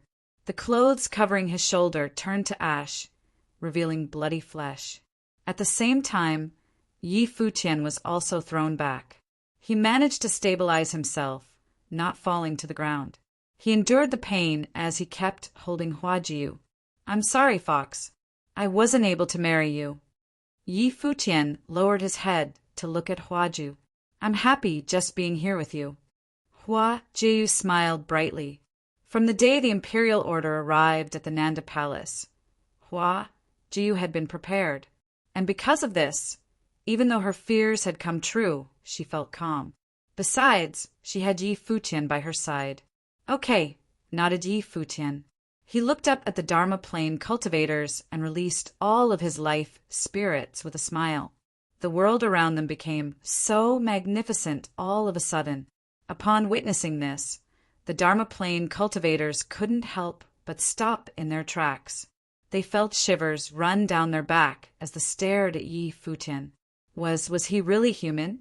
What kind of freak was this person they were sent to kill today? Let's make a deal. You guys let me off the hook and leave with me. I bet it would be better than staying with Xia Fan, said Yi Futian. He looked at the stunned cultivators and chuckled. There was no way back. He had to try everything he could think of. Even though the chances were slim, he still had to give it a shot. In the back, Xia Fan was also frozen in shock. His heart pounded. How could someone like Yi Futian exist? Suddenly he thought of something. Back then, on Mount Tianyao, Yi Futian fell into the canyon of 10,000 beasts and was still able to make it out alive. Now that he had seen all of Yi Futian's life spirits, Xia Fan had a wild thought. Did you survive the fall on Mount Tianyao because you received Emperor Yi Qing's inheritance? Asked Xia Fan. The cultivators who were listening were shocked. The inheritance of Emperor Yi Qing? Yeah, said Yi Futian matter-of-factly. He smiled and looked at the others. Do you guys think you'll be better off with the successor of Emperor Yi Qing or with Xia Fan? Don't listen to him. Do you guys really think that he would kill you guys for revenge if you leave with him today? Ask Xia Fan. Kill him immediately, and you guys will be rewarded when we return. The Dharma plane cultivators' eyes lit up in realization. They thought of the rest of the army and the Arcana plane cultivators coming behind them, and knew that leaving with Yi Futian was unrealistic. They would never get away. Two figures charged at Yi Futian simultaneously. Even though they were not completely willing now, they knew that they had to kill him if they wanted to live. To have the blood of such an important person on their hands was also something to be proud of. Feeling the two figures getting closer, Yi Futian tried to release his sorcery, but it was no use. His attacks were ignored by his opponents, and they continued to come towards him.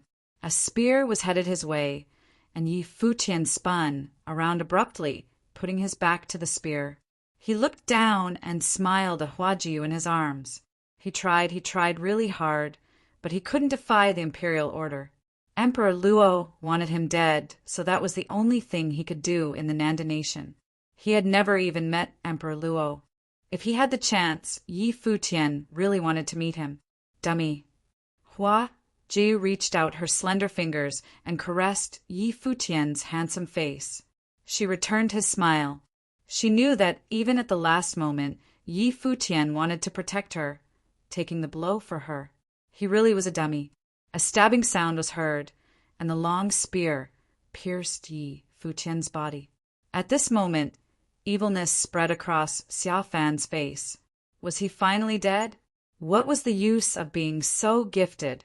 The cultivator who had stabbed Yi Futian let out a sigh. This unbelievably talented young man had died in his hands.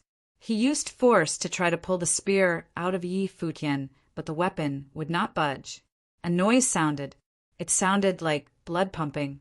At that moment, the cultivator was astonished to find out that the spear he had stabbed Yi Futian had been reduced to nothing.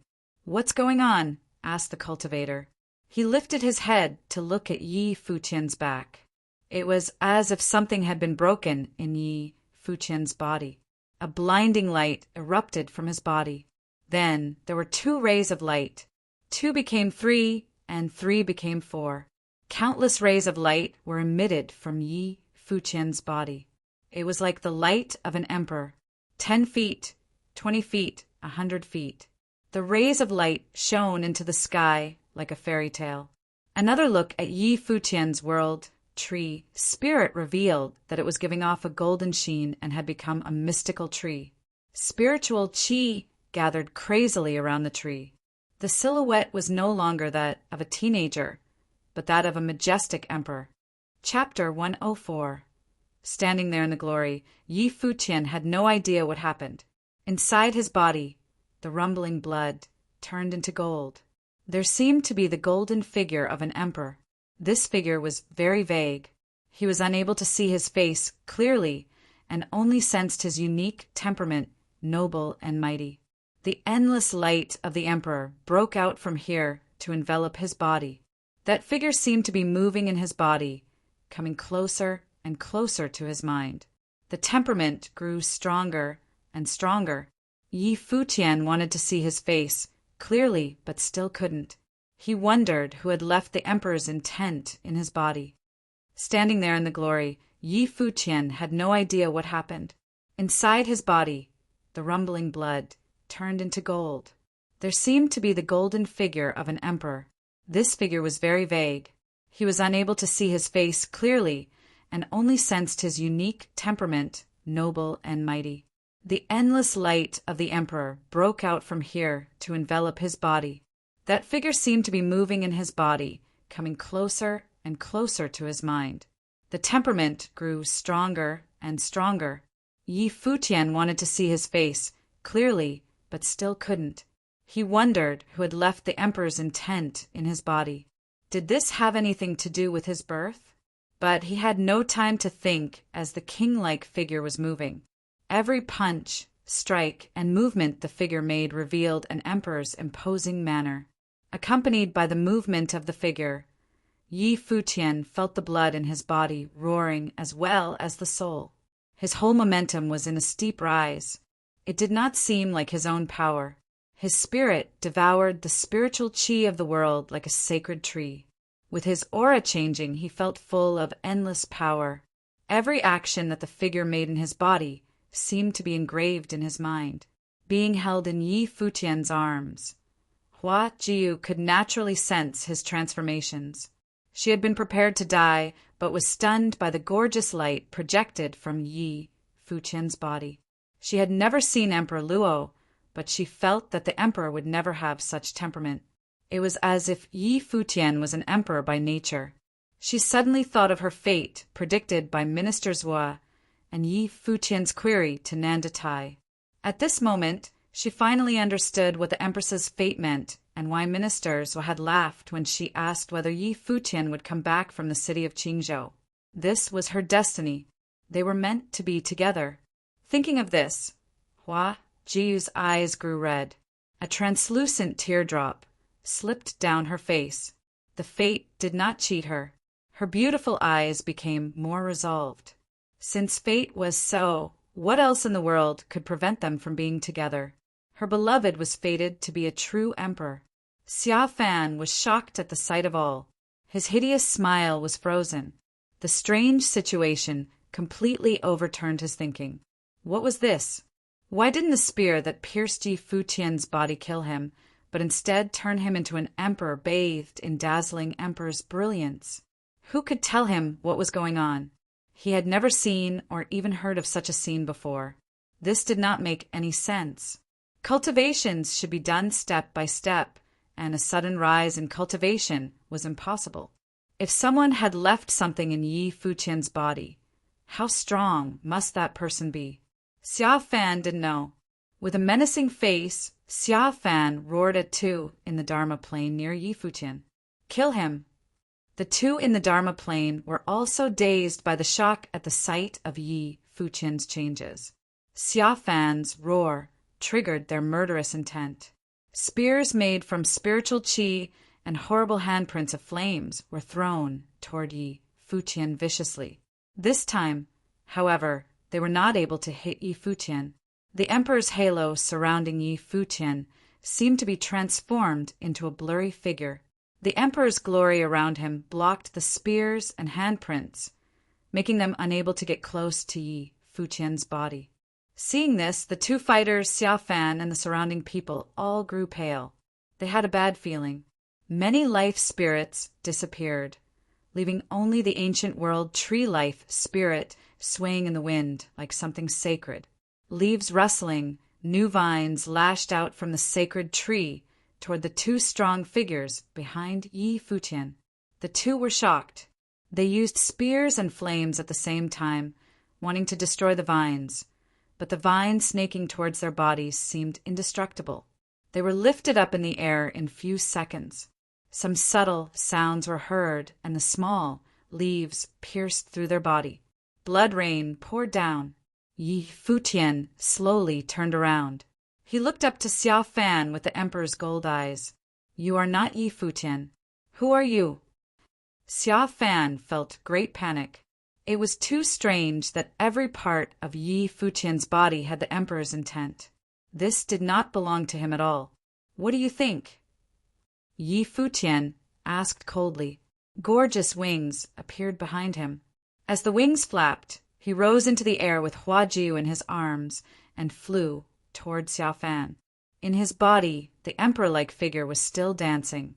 Every action kept being branded in the mind while urging the power around him, making him more powerful.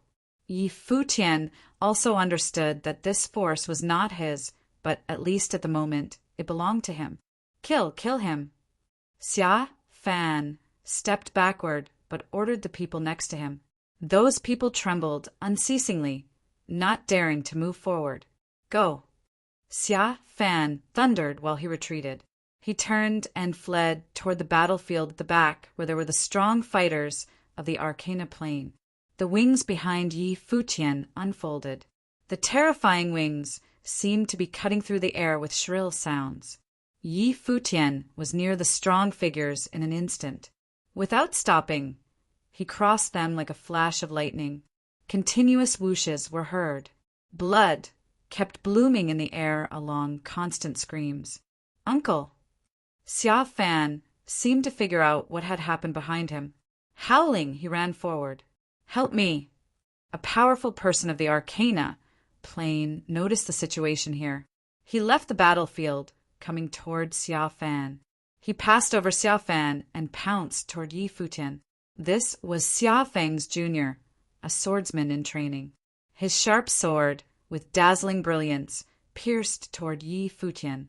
He had no idea why Yi Futian had such a transformation, but there was no time for him to figure out the reason. What he needed to do was to kill Yi Futian. Rest for a bit, Yi Futian said softly to Huaji. The vines rolled over to carry Huajiu. Endless vines made a wooden bed as comfortable as possible for her. Then Yi Futian raised his fist and punched the sword coming toward him. This punch was not the battle skill he had practiced, but with the movement in his mind in sync. He just punched naturally, and the momentum of the emperor surrounding him was thrown forward too. A terrible storm formed immediately, wiping out the sword's viciousness.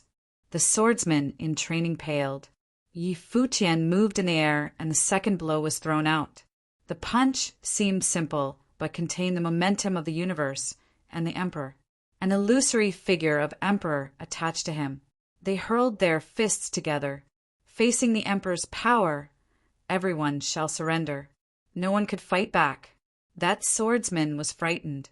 The great momentum contained in the emperor's fist rolled over his body, and then there seemed to be a thunderous exploding. This swordsman in training of the Arcana plane was shattered and nothing was left. No. Xiao Fan was terrified and full of despair that his uncle, a swordsman of the Arcana plane, was killed by just one of Futian's punches. The man's body had collapsed into nothingness. Xiao Fan trembled. The viciousness in his eyes from before was replaced by deep fear. However, Futian felt the emperor's intent reached its pinnacle. The moving figure gradually slowed down as if it was about to end. Futian had a feeling that the emperor's intent was temporary. There was not much time left for him. Moreover, the intent might have appeared to teach him a set of battle methods. Thinking of this, the wings flashed again. With incredible speed, he joined Nandu Wanine and Tang Lan in the battlefield. With wings cutting through the air, continuous pops were heard. The strong men of the Arcana plane became powerless, slaughtered by Futian. Nandu Wanine and Tang Lan were also shocked by the changes in Futian, but knew what to do at the moment. They cooperated with Futian to fight. Futian punched continuously. Each fist and handprint contained the powerful momentum of the emperor. The strong were constantly killed and defeated. More and more corpses were piled on the ground. In few minutes, only 2 strong figures of the Arcana plane were left, and they turned to escape. Futian was too strong that they simply couldn't overcome him. Futian flashed, dodged and punched like lightning. His fist tore through the air and smashed someone. The emperor's intent grew stronger. Looking at the last escaping man, Futian threw out a palm. A handprint of the emperor destroyed everything. It pursued the escaping man and shattered his body. Other than Xiao Fan, all were killed. Nandu Wanine and Tang Lan looked at Futian with great shock. The emperor's intent soared to the extreme at this moment. Hundreds of meters of the emperor's bright light shone. Futian didn't notice their eyes and walked toward Xiao Fan. Xiao Fan retreated step by step with great fear in his eyes. "Let me go. I can promise you whatever you want," Xiao Fan begged, staring imploringly at Futian. The subtle sounds came again. The vines rolled over Xiao Fan's body. His limbs and neck were tied, and he was suspended in the air. No. Xiao Fan seemed to figure out what was about to happen. He roared in horror and struggled in vain. The vines curled around his body, pulled in different directions. It was like an execution. Chapter 105. In the air, Xiao Fan's body has been stretched out. His arms, his legs, and his head were wrapped with vines coming from different directions. He had already wet himself. The color drained from his face. With his eyes shut, he cried and he begged, "I'm sorry. I was wrong." In the air, Xiao Fan's body has been stretched out. His arms, his legs, and his head were wrapped with vines coming from different directions. He had already wet himself. The color drained from his face. With his eyes shut, he cried and he begged, "I'm sorry. I was wrong." Xiao Fan had first seen Futian and Huajiu by the lake in the city of Qingzhou. Back then, the young Futian was just an insignificant plaything to Xiao Fan. On Mount Tianyao, he had played with Futian's life, and now he was receiving his punishment. Futian remained emotionless at Xiao Fan's miserable condition. The vines exerted strength and began to pull. Ah! Xiao Fan screamed in pain. There was only one scream. The blood rained down from the sky, but Futian did not stay to watch. He turned to pick up Huajiu who had been carried to him by the vines, and walked towards Nandu Wanin and Tangwan.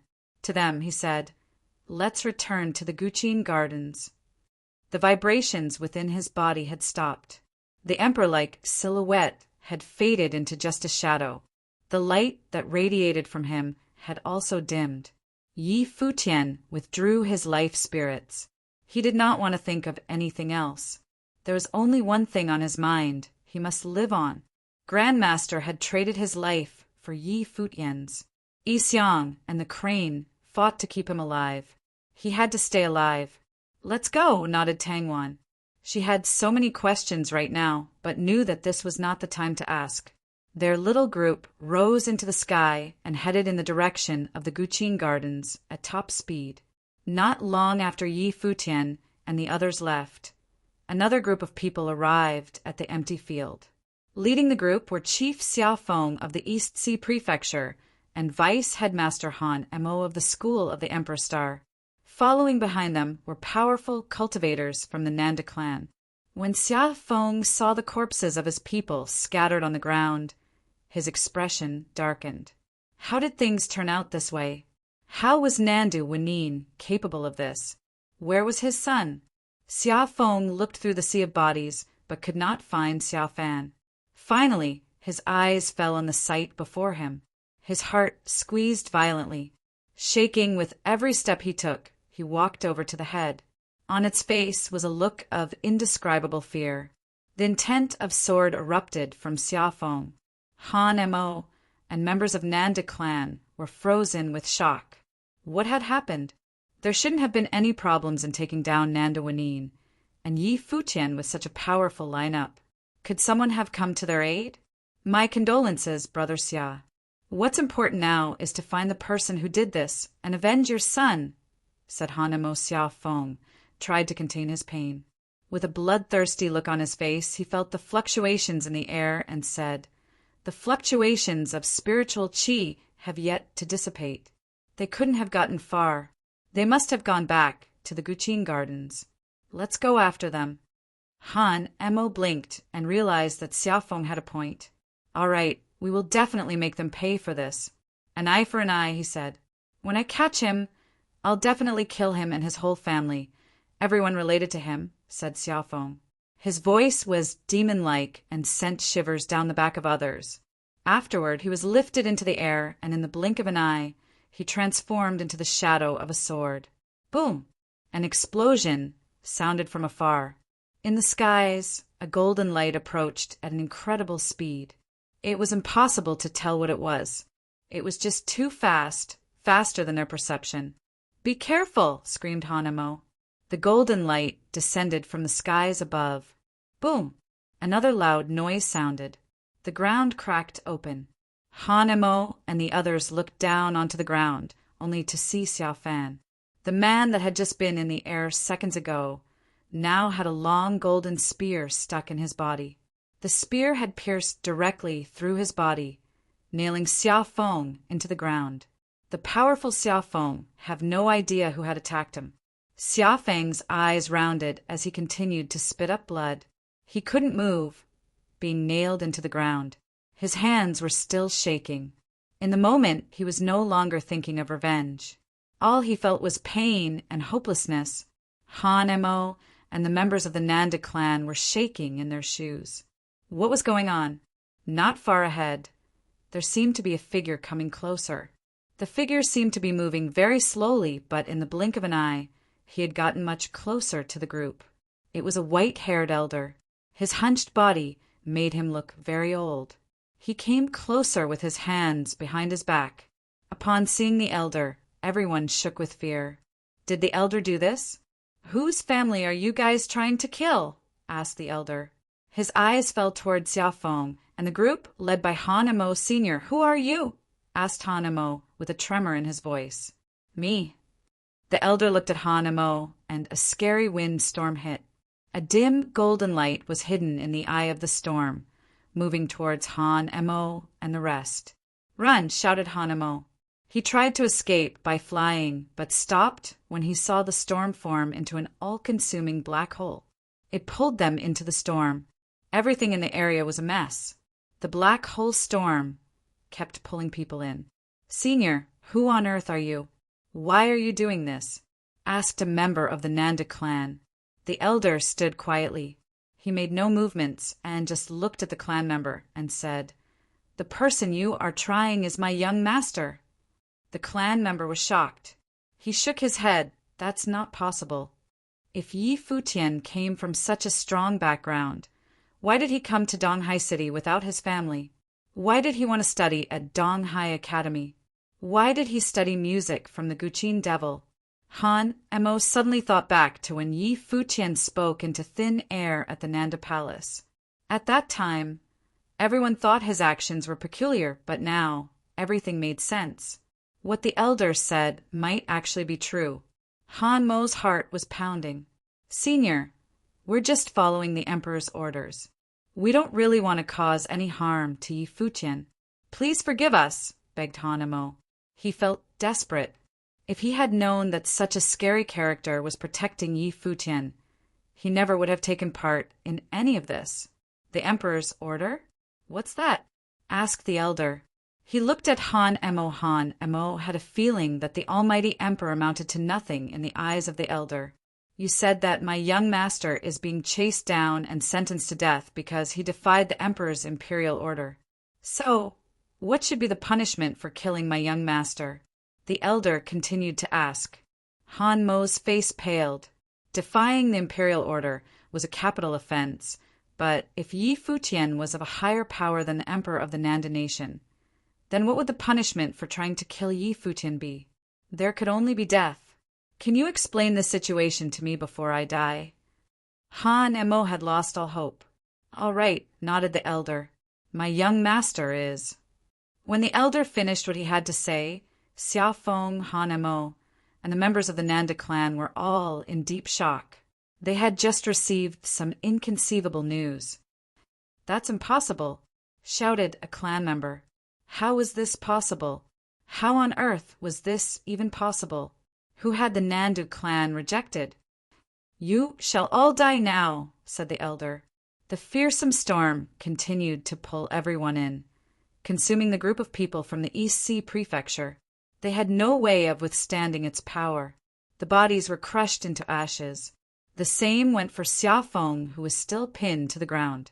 The long spear returned to its original form of spiritual qi and disappeared. "If things were like this, then why didn't you make your move back at the Nanda Palace?" screamed Han Mo. The elder slowly lifted his head to look at the sky.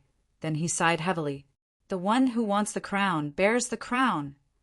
After these words, the storm washed over everything in the area. Han Mo, Xiao Feng, and the group of Nandu clan members were no more. The only thing that remained was their ashes, becoming one with the dust. The elder spun around and kneeled down facing the direction Yi Futian had departed in. He bowed, his forehead meeting with the ground. Indeed, it was he who told Yi Futian to go to the Nanda Palace. How could Yi Futian allow anyone to touch his woman? But the elder never came out to help Yi Futian. Even when Xiao Feng caught up to him, he did not reveal himself. Unless Yi Futian was actually going to die, he had no plans in doing so. He knew that this resulted in injuries and deaths, but what was a little sacrifice? On the road to greatness, Yi Futian needed to learn what the meaning of courage, responsibility, hardship, pain, and even hopelessness was. He had to understand that he could rely on no one but himself. In order to control everything, he needed the ultimate power. Even if Yi Futian were to hate him for his ruthlessness, the elder would have no regrets. He was willing to be the bad guy and carry the sin. He did all of this because this was his duty. Year 10,000 of the divine prefecture calendar was about to end. Yi Futian should have grown up by now. The elder believed that there would be a day that Yi Futian would become the brightest, most outstanding existence in all of the divine prefectures of the East. There would be no other like him because he was their child. Slowly, he rose from the ground, and in a flash, the elder disappeared from where he once stood. So quick, as if he was never there. Not long after his departure, a group of people arrived. Confusion, filled their faces as they looked around at the bodies on the ground. They saw people headed in this direction and then witnessed fog emitting from this area. The fog was so thick they were unable to see what went on. What on earth had happened here, and who were these corpses on the ground? A group of powerful cultivators arrived at the Nanda Palace, and their leader, Minister Zwa. When Minister Zwa saw the condition the celebration venue was in, his expression darkened. To the small group of people who had remained at the venue, Minister Zwa asked, "What happened here? Where are Yi Futian and Hua Jiu?" The members of the Nandu clan already knew who he was. They bowed and replied, "Yi Futian and Hua Jiu disobeyed the order of the emperor, so Minister Hua and the members of our clan are hunting them down." Minister's heart pounded. Was he really too late? Are they hurt? Minister Zwa asked. Yi Futian's injuries were minor, but Hua Jiu threatened suicide, so her condition can't be too good, answered a clan member. Hearing these words, Minister Zwa knew that things had gotten to the point of no return. He lifted his head to look up at the sky and suddenly burst into laughter. I attempted to change fate, but in the end it was all for nothing. He did his best to aid Emperor Luo, but it was difficult to know what the emperor was truly thinking. Minister Zwa had previously told the fortune of the nation, and it was determined that the nation was destined for failure and the emperor's position was unstable. Then, after he found out about the emperor's imperial order, he told another fortune and knew that blood would be spilled. Emperor Luo's imperial order had not changed the fate of Yi Futian and Huajiu, but the fate of Nanda Nation instead. Chapter 106. In the Guqin Gardens, Yu Sheng and the others waited anxiously. Right now, the car was ready with demons to pull it. Tanglon had prepared it. After arranging everything here, she went to aid them and coincidentally ran into the three being pursued. In the Guqin Gardens, Yu Sheng and the others waited anxiously. Right now, the car was ready with demons to pull it. Tanglon had prepared it. After arranging everything here, she went to aid them and coincidentally ran into the three being pursued. Several figures dropped from the sky. It was Nanda Wanyin, Yi Futian, and Huajiu. When Hua Fenglu saw that his wife and daughter were there, his heart trembled. Holding on to Yu Sheng, he tried to get up and walk to them. "Jiu, what's wrong?" Hua Fenglu asked when he saw Yi Futian holding her. "Dad, I'm okay." Hua Jiu smiled at Hua Fenglu. "Where's my father?" Yi Qingxian asked Yi Futian. She didn't see Yi Xiang anywhere. Other than him, everyone else was back. "Senior, he helped me stop the pursuers. He has high cultivation and won't have any problems," Yi Futian said to Yi Qingxian, seeming to comfort himself while comforting her.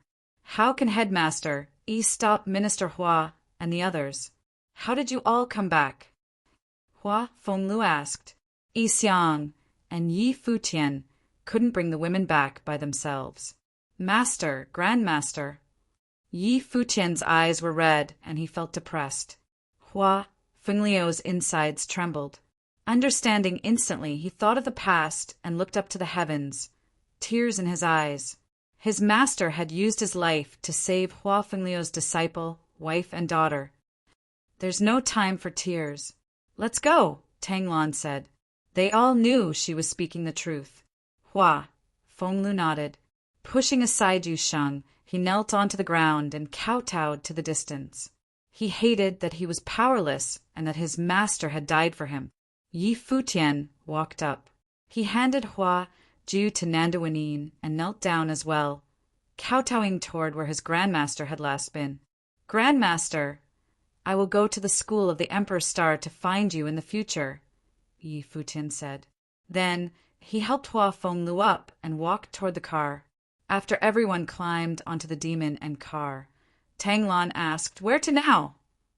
"To the East Sea first," Yi Futian said. The East Sea was boundless, and going there was definitely the best choice. "What about my father?" Yi Qingxuan's eyes were red. She was extremely worried. It's actually easier for Senior Yi to escape alone. He'll be okay, Yi Futian assured her again. Yi Qingxian nodded. She knew they couldn't remain any longer. At this time, Yu Sheng grasped her hand with his big hand, giving her strength. Then the demon jumped into the air and pulled the car through the clouds. After they left, Minister Hua and Nantu Tai arrived at the Guqin Gardens with their men. Seeing the empty garden, Minister Hua's face darkened. "Where's Xia Feng and Han Mo?" he asked coldly. They probably continued chasing. Earlier, Yi Xiang had stopped me, but Han Mo and Xia Feng continued on. I don't think there should be any problems. School of the Emperor Star Headmaster Yan Shao said.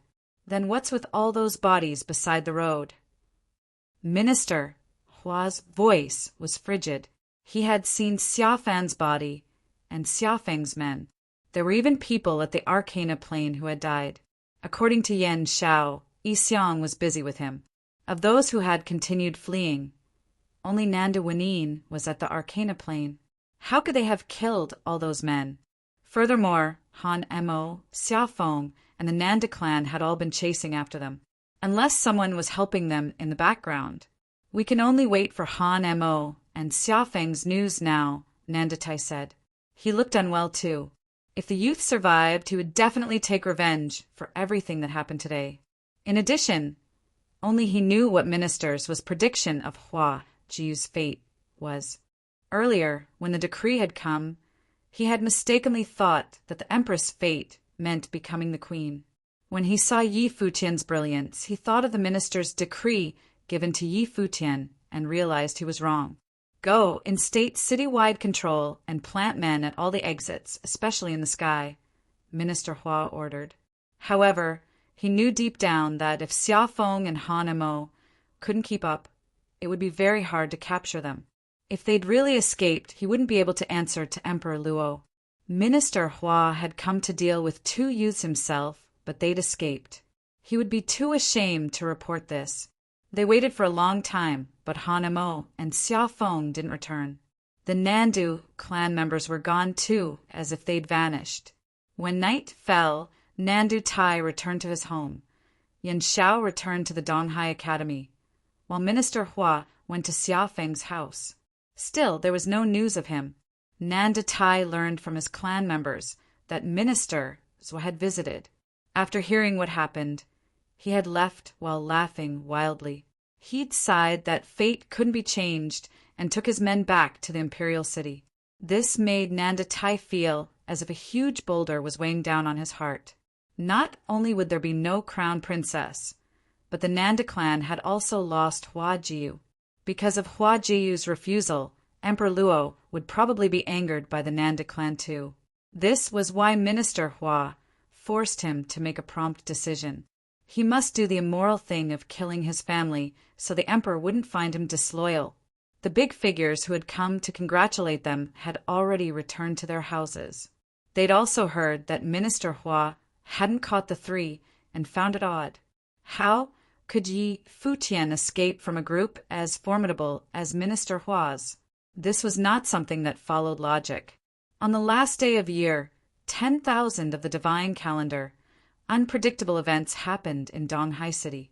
Minister Hua had come with the emperor's decree to the Nanda clan to make Hua Jiu the crown princess. Everyone had gone to congratulate them. They all thought that the Nanda clan would return to the stage of the Nanda kingdom, rather than being stuck in Donghai City. However, there was a change. A 17-year-old youth broke in, displayed ultimate glory with twin spirits and full elemental talent. Not only did he go against the royal order, he tried to convince the Nanda clan to do the same. The Nanda clan decided to kill him once and for all. He should have died, but he left with his life. Minister Hua couldn't catch him. Finally, he took away Hua Jiu, who should have become crown princess. No one knew where he would go, but everyone knew that one day he would return. Year 10001 came. The first day of the new year. Countless rumors spread throughout Donghai Academy. Apparently, Crown Princess Hua Jiu almost committed suicide for Yi Futian. Apparently, The genius who had fought before the school of the Emperor Star had twin spirits and cultivated all elements. He had defeated all the strong figures under the Dharma rank, and even Zhuo Qing couldn't fight him. He'd always been hiding his true abilities in Donghai Academy. They also heard that Elder Qin of the school of the Emperor Star had played his last song to save Yi, Futian, and Huajiu. The Emperor Star would no longer Elder Qin. Yi Xiang had gone against the royal order for Yi, Futian too. Xia Fan, son of East Sea Prefecture Chief Xiaofeng, had been killed by execution. Xiaofeng was gone, as well as school of the Emperor Star, Vice Headmaster Hanamo, and countless strong men of the Nanda clan. Yesterday, it was as if a terrifying storm had swept through Donghai City. This storm ended with Yi Futian and others disappearing. Outside Donghai Academy, two beautiful figures stood there, gazing at the academy. It was Lin Xie and Xiao He. Yesterday, Lin Xie's father had been at the Nanda clan too and witnessed everything. I can't believe his talent is that high. Xiao He sighed. After hearing what had happened, the two girls were all shaken. I plan on attending Donghai Academy's spring quarter examinations and enter to cultivate, Lin Xie said. Why do you suddenly want to go to Donghai Academy? Xiao He asked in confusion. After the spring quarter examinations, the Imperial City will hold the Tingfeng banquet, Lin Xie said calmly. The students of Donghai Academy will attend, and I want to go see too. There was another reason she didn't say aloud. If she cultivated at the academy and he returned one day, she would see him. Oh, the Tingfeng banquet. Wouldn't all the geniuses of the 36 academies of Nanda Kingdom go? I wonder how many there will be. Anticipation filled Xiao He's eyes. But if he didn't leave, he would definitely shine the most brilliantly at the banquet. Of course. Lin Xie nodded lightly. Based off of his talent displayed yesterday, it would be hard to find someone who could beat him in the Nanda Kingdom. He had twin spirits, a full elemental talent that included the spiritual element, extremely powerful martial arts cultivation, and was a strong music sorcerer. Lin Xie never thought that the sunshine boy she met on a ship would be so amazing. At the same time, there was another ship in the East Sea. A group stood at the bow. Their clothing fluttered in the sea breeze. This group, with an extraordinary presence, was Yi Futian and the others.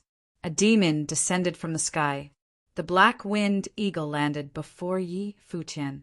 Yi Futian walked forward and said to Yi Qingxian, who was at the front, I sent the black-winged eagle to investigate the situation in Donghai City. I'm sure Senior Yi is okay. Don't worry. Okay. Yi Qingxian nodded, though she was still worried. Futian, where do you plan on going to? Tanglan came up and asked. Yi Futian gazed at the endless sea. Does Nanda have any neighboring rivals? He asked. If you go north from the East Sea, you'll arrive at the border of the East Sea Prefecture, Tanglan said. That is the border with Kengi Kingdom. The two kingdoms are rivals with war at year 300. Then let's go north. Yi Futian gazed in that direction and said, We'll go to the imperial city of Kengi Kingdom. He had planned on attending the Tingfeng banquet of Nandu, but Emperor Luo's decree had ruined everything. Since he could not stay in Nanda Kingdom, he would go to the imperial city of Kengi Kingdom. Okay, Tang Lan nodded. With the shocking talent Yi Futian had displayed yesterday, there were no worries of finding a place to establish himself. It would be easy to find support if he searched for it. Choosing Kengi Kingdom, he was obviously going in order to take revenge on Nanda Kingdom. Chapter 107. 1 month later, in the imperial city of the Kengi Kingdom, the city of Kengi. The city of Kengi had no city walls. It centered around the imperial palace and spread out wide and far in all directions. Thus the city was expansive. Presently, on the outskirts of the city, many large beasts soared through the skies. There were also powerful cultivators riding on their swords, and some even had wings on their backs. The sky above Kengi City was an incredible sight. Countless cultivators had gathered in the city from all over the Kengi Kingdom. Among the beasts in the skies was a winged demon tiger pulling a carriage. On this white tiger's back stood several figures. The two people at the front were around 17 years of age. One was unbelievably handsome and one was exceedingly beautiful. These two youngsters were Yi Futian and Hua Jiu, who had traveled a long way. Behind them were Yu Sheng and Yi Qingxian. Inside the carriage sat Hua Fenglu, Nanda Wenin, Tang Lan, and Tang Wan. Tang Lan's eldest disciple, Nie Bing, had her own home. That day in Donghai City, she left the Guqing Gardens. After all that had happened in the city of Donghai, Yi Futian was no longer the happy-go-lucky young man he once was. And after that day, the light of an emperor dawned upon him. His aura had experienced a slight change. Different from before, he had gotten even more handsome and more charismatic. "We're finally here," muttered Yi Futian. Kangi Kingdom's imperial city was massive in comparison to Donghai City. This ancient city had a rich history and majestic architecture. From the exterior of the buildings, you could not tell that it had been around for ages. They were ancient but dignified, which made the mood throughout the entire city more solemn. "Yeah." Hua Jiu nodded in agreement. "Once upon a time, when Master Yu Sheng and I first arrived at Donghai City, standing atop the Black Wind Eagle, I had wanted to conquer the city. But in return, that city has lifed me with memories I shall never forget." Yi Futian smiled lightly and said in a self-ridiculing way as he observed the vast imperial city ahead. In the time it took the group to arrive in Kangi City, Hua Jiu's injuries had healed, but their wounded hearts would never heal from the events in Donghai City, especially for Yi Futian. Emperor Luo's imperial order, being hunted down by Minister Hua and the school of the Emperor Star, the Nanda clan's choice and grandmaster. All of it was deeply engraved into his memory, unable to forget even if he tried. Hearing Yi Futian's words, Hua Jiu reached out her hand and held tightly onto Yi Futian's. Her eyes remained up ahead and filled with determination. She was not going to forget about anything that happened in Donghai City either. They were able to make it here today because of Grandmaster's sacrifice. Yi Futian could feel the warmth that radiated from Hua Jiu's hand and tightened his grip on it. He had originally planned to go to the Nanda Nation's imperial city, but now they had arrived at Kangi Kingdom's imperial city. Yi Futian was not going to allow history to replay itself here. The sharp sword that Hua Jiu pierced through her own body, Grandmaster's selfless sacrifice, brought him pain to this day. Tang once stepped out of the carriage and took a look at the majestic city below. The skies were still crowded. She asked, "Futian, where are you planning to go?" "Kangi College," Yi Futian said without a hint of hesitation. It was evident that he came with a plan in mind. Kangi College was similar to the academies in the Nanda Nation. Its status was equivalent to Nandu Academy, located in the Nanda Nation's imperial city. The college was backed by the royal family. Many genius cultivators attended this school. Even disciples of the royal family cultivated at the college. However, Yi Futian was not going there to attend school, but for the grand event being held soon in the imperial city. The Fenghua Banquet. The Fenghua Banquet was an imperial banquet. The emperor of the Kangi Kingdom would come personally to examine the abilities of younger generation cultivators. If it had not been for Emperor Luo's imperial order, Yi Futian should have been preparing to attend the Tingfeng Banquet in the Nanda Nation's imperial city. But life was unpredictable. He was now in the Nanda Nation's rival country, the Kangi Kingdom, preparing to attend the Fenghua Banquet. Kangi College was the place to sign up for the Fenghua Banquet. Many of the people in the skies right now had younger cultivators with them. They had most definitely came for the same reason as Yi Futian. Hearing that Yi Futian was headed for Kangi College, Tang Lan understood his intentions. She said, "Are you guys planning on participating? The Fenghua Banquet has an age limitation. Participants must be under the age of 20. This means that quite a few young genius cultivators in the Dharma plane may show up." to travel all the way from Donghai City to the Kengi Kingdom's imperial city. It was obvious that the group knew something. "I know," answered Yi Futian. He continued, "Those picked by the emperor at the banquet will be put on the Fenghua rank. The top 10 people on the list will all be rewarded, and the top 3 can request one thing from the emperor. As long as the request is within reason, he usually grants it." "What request do you want to make?" asked Tang Lan. Yi Futian turned back to take a look at Hua Fenglu in the carriage and said, "I want him to restore Master's powers." A spark reached Tang Lan's eyes. If Yi Futian was able to make this request, with the Kengi Emperor's abilities, he would definitely be able to find a way to do it.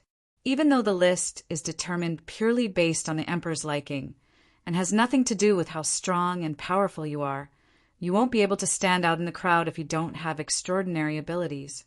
It will be difficult to rank in the top 3 unless you're prepared to expose all of your gifts, said Tang Lan. "I must make it into the top 3, Yi Futian said with determination in his eyes.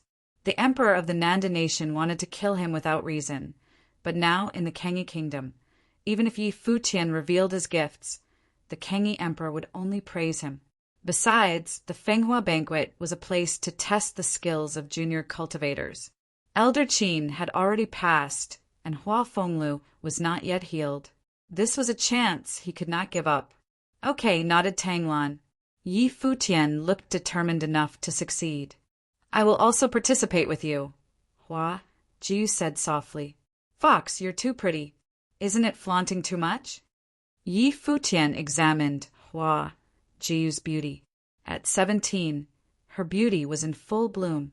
"Screw you." Hua Jiu glared at him. The conversation was so serious before, but Yi Futian turned it into a joke in the span of seconds. However, deep down, Hua Jiu was glad. On the entire trip, Yi Futian looked so solemn, not like the happy jokester he used to be. It was obvious that he was deeply affected by the things in the city of Donghai. She wanted to see him go back to his true self. Even though he acted shameless at times, she liked him that way. "I want to participate too." Standing in the back, Yusheng finally opened his mouth. "Of course," said Yi Futian. The white tiger demon continued forward.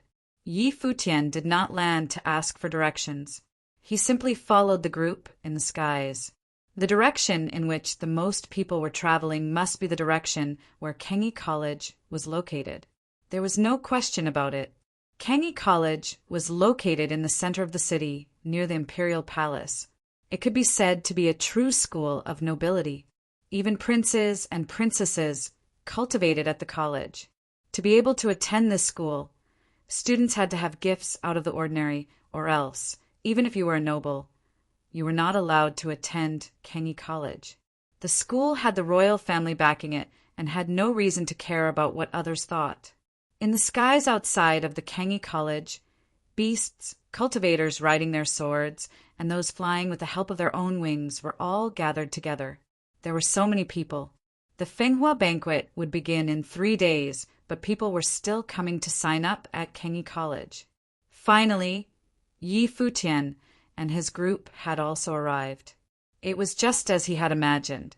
A variety of cultivators were present. He had never seen many of the beasts in the sky. They looked fearsome. There were even beasts of the Arcana plane. Yi Futian wanted to wait until he had higher cultivation and use his ability as a beast master to control some powerful beasts. The beasts and cultivators finally landed when they had reached Kengi College.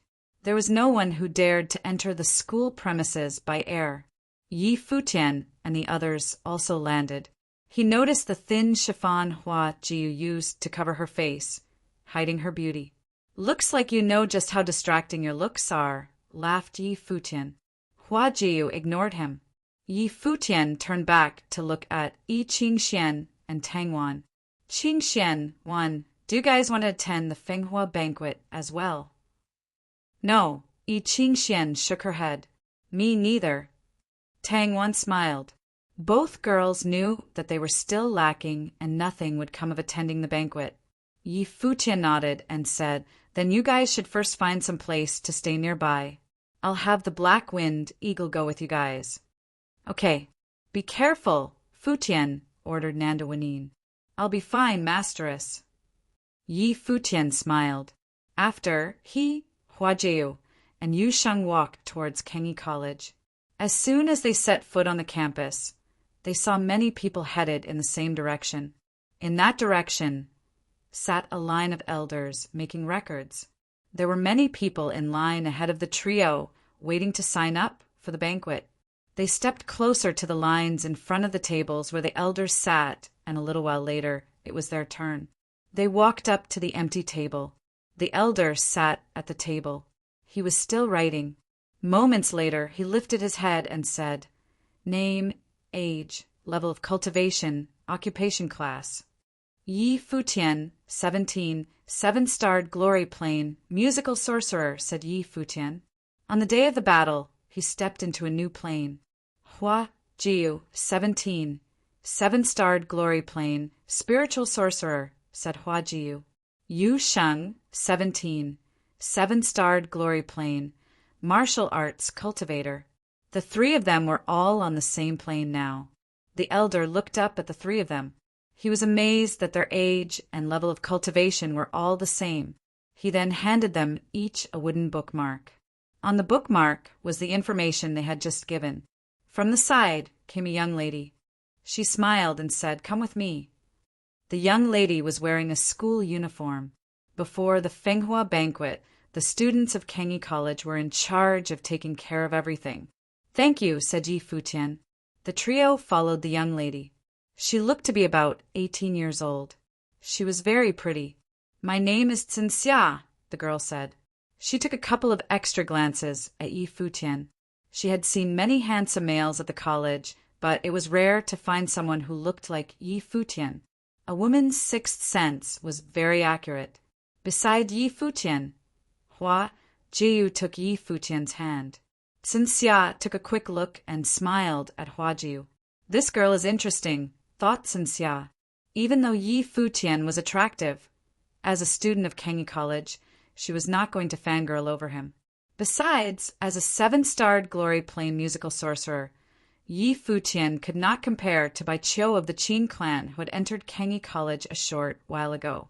Chapter 108. In Kengi Kingdom, other than Kengi College, there were also a few powerful clans who trained accomplished disciples as well. They definitely would not miss out on the Fenghua banquet. The Qin clan was a force of Kengi Kingdom known for their studies of the Guqin. There were not many disciples because only musical sorcerers could be accepted. This was also why the strongest musical sorcerers of the kingdom were grouped in the Qin clan. Bai Qiu was the most talented of the Qin clan's younger generation. Apparently, he had already entered the Dharma plane and had an unbeatable talent. Not long ago, Bai Qiu had led the disciples of the Qin clan to the Kengi College. Xinxia had seen Bai Qiu with her own eyes and saw the youth was extremely handsome. Therefore, someone who was only a 7-star glory plane musical sorcerer and not from the Qin clan would only be there to enhance the others at the Fenghua banquet by contrast. Even if he could pass the pretest, even the other disciples of the Qin clan seemed better than this youth beside him, let alone Bai Qiu. Of course, Xinxia wouldn't say all this. She just smiled and led the way, saying, "The pretest of the Fenghua banquet will be administrated by the Kengi College. I am taking you all to the exam site now." Yi Futian nodded. Since they knew about the Fenghua banquet, they had naturally done some research.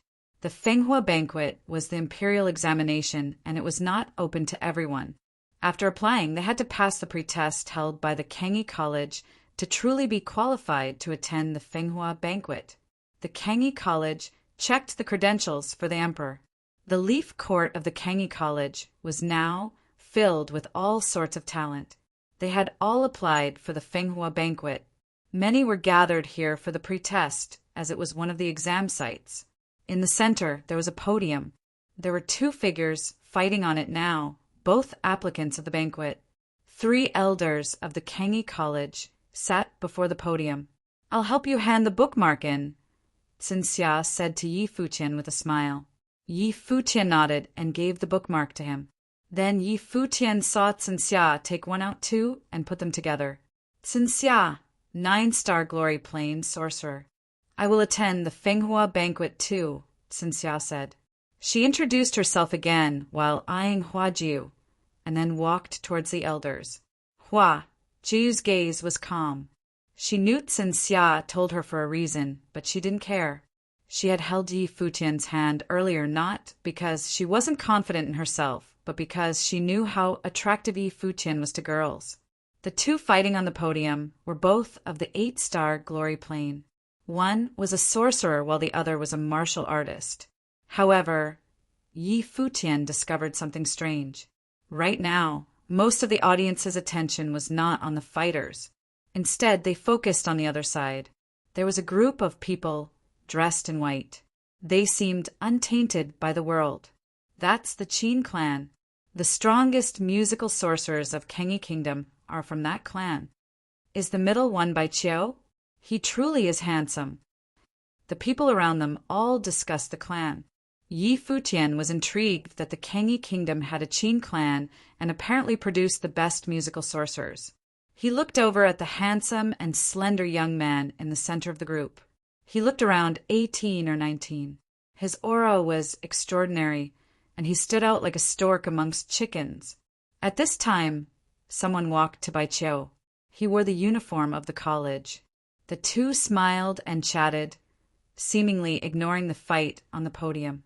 After handing in the bookmark, Xinxia returned to Yi Futian's group. She saw Yi Futian looking in Bai Qiao's direction and smiled. That's the Qin clan. Bai Qiao is the most accomplished of their younger generation. He's apparently in the Dharma plane now. He's a musical sorcerer like you, and the one beside him is my senior from the college, Yu Jiang. He's also in the Dharma plane. The two of them are the most popular candidates for the Fenghua rank. Who else is included? Yi Futian asked. Xinxia glanced at Yi Futian. She thought that he was probably not from the imperial city. Otherwise, he would definitely know about these things. There are some others. If you can pass the pretest and attend the Fenghua banquet, you'll meet them, Xinxia smiled and said without going into detail.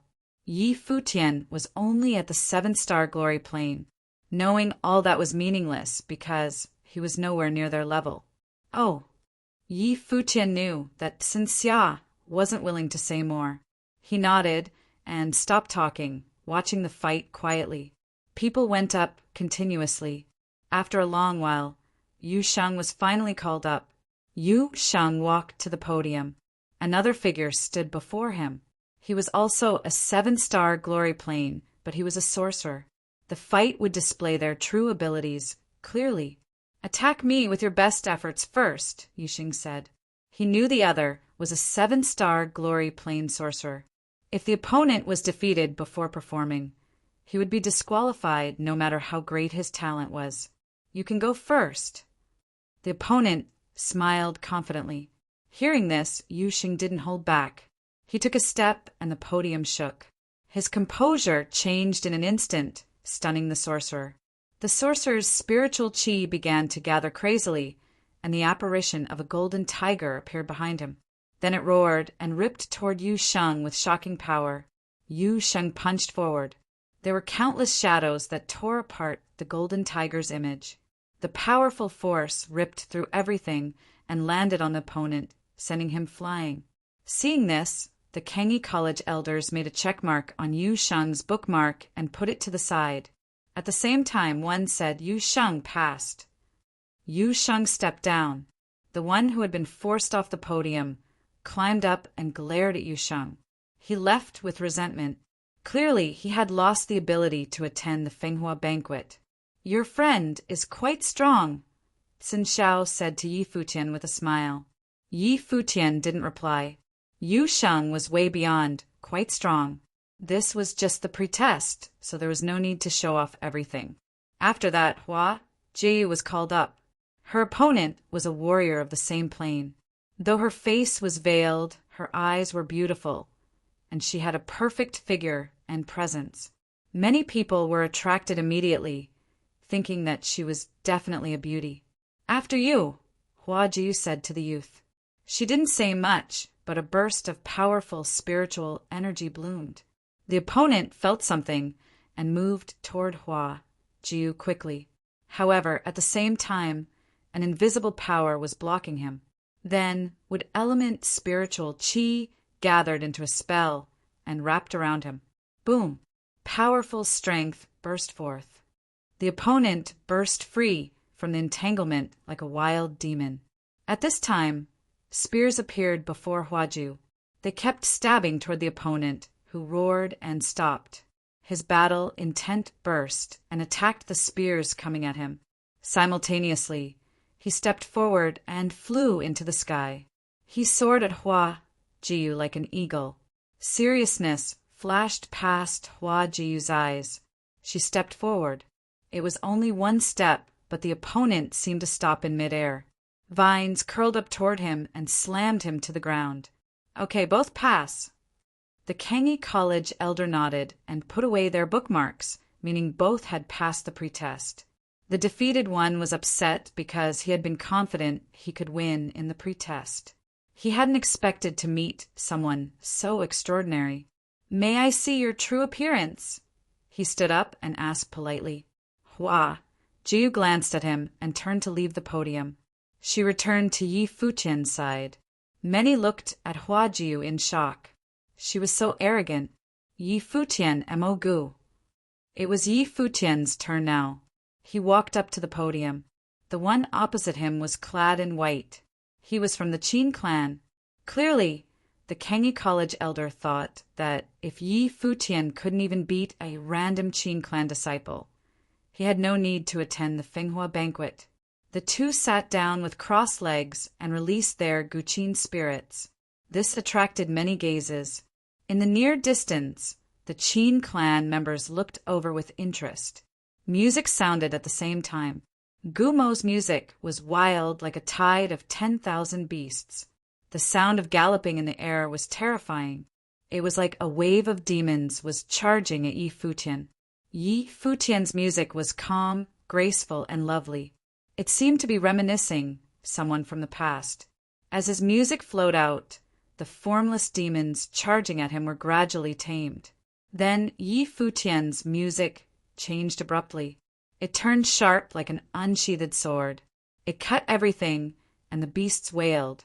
Gumo's music was in disarray, no longer strong and wild. His spiritual energy was in a mess, and his music was disordered too. With a huff, the Qin spirit disappeared. "Yi Futian, pass," the elder announced. Gumo was defeated just like that. The Qin clan members were surprised. Their fellow disciple was disqualified from the banquet. Such pure music and extraordinary mindset. "This boy is talented," Baiqiu praised. Then he asked from across the arena, "Where do you cultivate? Do you have a clan?" Yi Futian looked up at Baiqiu. He smiled and said, "I cultivate with my master and have not entered a clan. The Qin clan is the most prestigious for musical sorcery in Kangi Kingdom. Are you willing to join us?" Baiqiu smiled at Yi Futian. "If you are willing, I can recommend you. I am lacking a Guqin student." Everyone present was shocked. It seemed that Baiqiu thought highly of this musical sorcerer and had invited him directly into the Qin clan. He was even willing to let the youth study with him. A Guqin student was someone who would follow him and could learn from him at any time. If Yi Futian could follow Baiqiu, this would be a great advantage for him as a musical sorcerer. Chapter 109. Baiqiu's words immediately made Yi Futian the center of attention. Even though the two young men were the same, they both came in hopes of attending the Fenghua banquet. However, despite this, many people only signed up to attend the banquet for the experience. How many people could actually display outstanding skills? The Kangi Kingdom had no shortage of genius cultivators, and now they were all gathered here in the imperial city, the city of Kangi. But in the end, only 10 people would be chosen by the emperor to be on the Fenghua rank. Baiqiu of the Qin clan, Zhuqian Fan, and Yu Jiang of the Kengi College, the incredibly skilled young Lord Yi Wuqian from the Yi Palace, the Hua family's daughter, and Yun Di of the Demon Clan. These people were the ones who would stand out the most at the Fenghua banquet. Of course, Kengi Kingdom's #1 beauty could not be forgotten. She was known as the one of peerless beauty. Because of this, when Baiqiu asked Yi Futian to be his musical attendant, no one thought of it as demeaning. As the Kengi Kingdom's most outstanding young man, Baiqiu was destined for a bright future. Even his musical attendant would have a chance to be a big shot in the future. This was an opportunity not everyone had. To offer Yi Futian such a position, it was evident that Baiqiu was impressed by his gifts. Even Xinxia looked at Yi Futian in surprise. Yi Futian and his friends were all 7-starred glory plane cultivators. They came to sign up for the Fenghua banquet and each showed their impeccable gifts. If Yi Futian was able to follow Baiqiu into the Qin clan, it would only do him good. However, standing beside Xinxia, Yu Sheng and Hua Ju did not think this way. They stared at Baiqiu shocked. To them, who knew Yi Futian, Baiqiu's words were nothing but a joke. He wanted Yi Futian to be his musical attendant? Where did he get that confidence from? Yu Sheng could not help himself. Xinxia glanced at Yu Sheng but did not say anything. On the battle platform, Yi Futian was taken aback. Xinxia had said that Baiqiu was a prodigy from the Qin clan, a Dharma plane musical sorcerer. It was no wonder that he was so confident. Since the Qin clan is so well known in the Kengi Kingdom, then their musical sorcery should not be any less inferior to that of Elder Qin. But this did not mean that he would be willing to join the clan. He had only signed up for the Fenghua banquet as a musical sorcerer because of Elder Qin. He was not going to let the elder down. However, to become Baiqiu's music attendant, the meaning of these two words should be similar to that of a study attendant, a servant who takes care of others. I don't have such a habit.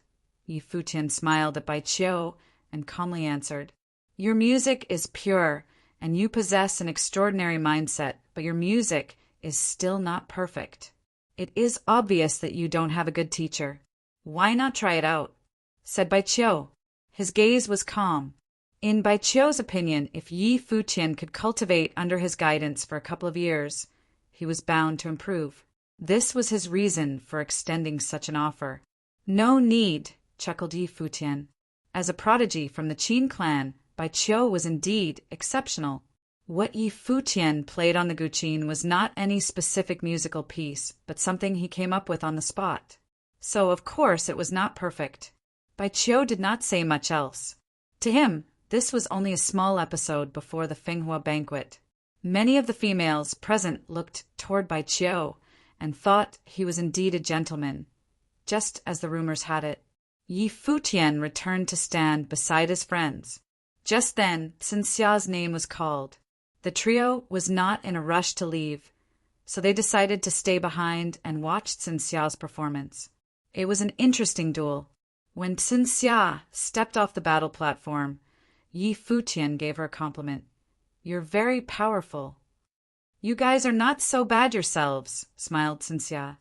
All we have to do now is to show up outside of the Imperial Palace in 3 days to attend the Fenghua banquet, correct? Asked Yi Futian. That's right. In 3 days, everyone will gather for the banquet, and the Emperor will grace us with his presence, nodded Xinxia. See you in 3 days, Yi Futian said his goodbye and left. Watching them leave, Xinxia smiled. 3 days later, young cultivators from all over the kingdom would gather outside of the Imperial Palace. Even though Xinxia had incredible gifts, she only wanted to participate in the banquet. She had no hopes of stealing the spotlight. Those 3 were mere 7-starred glory plane cultivators, so even if they had great gifts, they would only be heads in a crowd. Yi Futian followed the main road out of the Kengi College campus. Along the way, many more young cultivators arrived. He knew well, and clear those who had the courage to sign up for the Fenghua banquet would not be too weak. Stepping out of Kengi College, there were many elders waiting outside. They had come from all over the kingdom with their juniors. Even if the younger cultivators were unable to become the star of the banquet, it would be a once-in-a-lifetime experience. From the skies, a black-winged eagle headed down for landing and stopped in front of Yi Futian and his friends. The three of them stepped onto the eagle, and the creature lifted them away. Just as they took off, many others did so as well. They were all headed in one direction. There, a group of figures was approaching. They all seemed to be surrounding a single person. That person seemed to steal everyone's attention. Very quickly, the trio also had their attention stolen, looking over to the crowd in the skies. Far away, a magnificent purple-gold rock soared through the sky. It was an arcana plain beast. Its entire body was enveloped in a purple-golden light. Its wings spread out wide, creating great winds every time it flapped its wings. Purple gold rock! Yi Futian's eyes sparkled. It was an extremely rare beast. The rock possessed powers of 3 elements: thunder and lightning, metal and wind. The beast had great growth potential and fearsome speed, as well as extremely powerful attack abilities. Rumors said that the purple gold rock was a distant relative to the golden rock and had the blood of the golden rock running through its veins. On the purple gold rock stood a beautiful young woman. She had an alluring body and beautiful skin. A sweet scent radiated from her person, and her eyes were captivating. In addition to the red dot in between her eyebrows, drawn on with cinnabar, she was a beauty only seen in drawings. So beautiful. Who is she? Asked someone in the skies. Kengi Kingdom's #1 beauty, Lin Yueyao, answered another, gaze never leaving the young woman. Lin Yueyao, also known as the Kengi Kingdom's #1 beauty, was at the most beautiful age of 18. Such a beautiful girl! Yi Futian complimented the nearing figure. Yeah, you like? Asked a voice beside him. Yi Futian turned his attention over to Huaju, who was smiling at him. But she's still nowhere as beautiful as my fox. Yi Futian smiled. Huaju glared at him shyly, feeling satisfied with his answer, although she had to admit the young woman was indeed very beautiful. The purple gold rock called as it approached. The figure on its back looked towards Yi Futian, and as if she could hear what he had said, she smiled. It was as if her eyes could speak. One look was enough to get one's heart beating. Fortunately, Yi Futian was used to this type of teasing from Huaju. Lin Yueyao's look had no effect on him. With countless eyes glued on her, Lin Yueyao landed and walked into Kengi College. Many people followed after her. I want that girl as my wife, said a young man. Everyone around him looked at him as if he were an idiot. He wanted to chase Lin Yueyao. What a dreamer. Maybe if he got on the Fenghua rank, Lin Yueyao would spare him a glance. Haven't gotten enough? Hua Jiu laughed at Yi Futian, whose gaze had followed Lin Yueyao. Fox, why don't you remove the veil? I wonder what kinds of expressions they will make when they find out that my girlfriend is way more beautiful in comparison to their #1 beauty. Yi Futian smiled. Hua Jiu gave him a light pinch, but on the inside, she was melting at his words. He was such a sweet talker. Standing behind the couple, Yu Sheng averted his gaze. Yi Futian was still the same, shameless. The black-winged eagle flapped its wings and flew away. Not long after, they arrived at a lodging nearby. In a court within the lodging, Hua Fenglu was basking in the sun. Nanda Wanine was with him. The two of them together was a beautiful sight. You guys came back so quickly. Did it go well? Asked Hua Fenglu. Yes. Now we just have to wait 3 days for the start of the Fenghua banquet, nodded Yi Futian.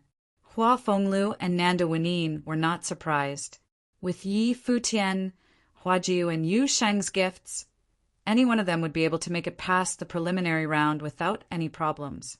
Masteress, doesn't it feel like we're a family out on vacation?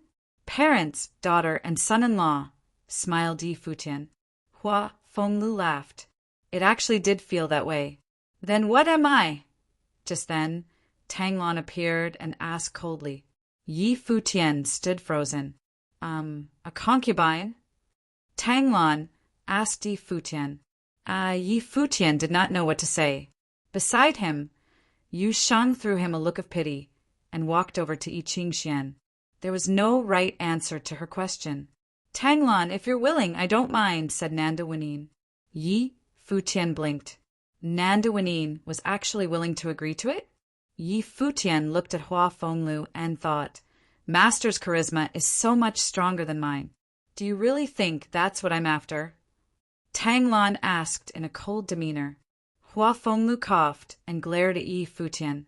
Yi Futian chuckled and looked at Hua Jiu. She smiled and asked him, If I also don't mind you taking a concubine, would you want to? No, I only like you, answered Yi Futian. He wasn't stupid. If he had said yes, that would be the end of him. Humph. Hua Jiu smiled lightly. That's more like it. Hua Fenglu and Nanda Wenyin watched the young couple as they bickered, and a soft smile spread across their faces. After all that had happened in the city of Donghai, they knew how difficult it was for Yi Futian and Hua Jiu to be together. As parents, they only wished that the young couple could continue to stay by each other's side. All right, go cultivate now. The Fenghua banquet is only 3 days away. It will be gathering of the best in all of the Kangyi kingdom. It won't be like how it was at Donghai Academy, said Hua Fenglu. Donghai Academy was only a prefecture academy in the Nanda nation. Okay, Yi Futian nodded his head lightly. Naturally, he also understood that even though both his natural gifts and combat skills were very strong, amongst the people attending the Fenghua banquet, there would be many Dharma plane cultivators. He had to go above and beyond to get the emperor's attention. It was his only way of getting on the Fenghua rank. Chapter 110. 3 days later, early morning, Yi Futian was practicing a fist form in the courtyard of the inn. His moves were slow, each punch seeming to contain an intriguing charm. His blood was bubbling through his body. One could faintly hear the rumbles, and amongst the rumbling blood, strands of the emperor's mark lit up. It transformed into an air current of the emperor, making his every move contain the emperor's intent. Currently, he was cultivating a set of methods. It was the one given to him by the emperors when he was forced into desperation that day. Yi Futian didn't know who created this set of methods, or what it was called. Therefore, he named it himself Imperial Tactics. It was a cliché name, but very suitable. When he used this method, his blood would change and spread to every part of his body. It even affected his aura, making him imperial. In addition, every time he practiced this set, he would achieve something. Cultivating with Emperor Yi Qing's enhancement method, he could continuously strengthen his body. Even if he didn't use any spells, he would still be an extremely talented warrior. After training for a bit longer, Yi Futian stopped and looked at the sky. When do you plan on setting out? Tang Lan walked over and asked him. I'm going now. Aunt Tang, are you all going? Yi Futian asked. I'm not interested, but your master wants to go. If I'm free, I'll go too, Tang Lan said indifferently. Yi Futian smiled without saying anything. This was how Tang Lan was. Then I'll call master and masteress to get going, Yi Futian said. After a short while, they grouped in the courtyard. Then they got onto the demon, soared into the sky, and left the inn. At the same time of their departure, demons and figures all over Kangyi City shot into the sky. They were all going toward the same place, the palace. It seemed that all of the strong ones in the imperial city were in the sky at once. It was a shocking sight. As Yi Futian's group continued advancing, they could vaguely see the various glamorous buildings. It was the palace of Kangyi Kingdom. They continued, getting closer and closer to the palace.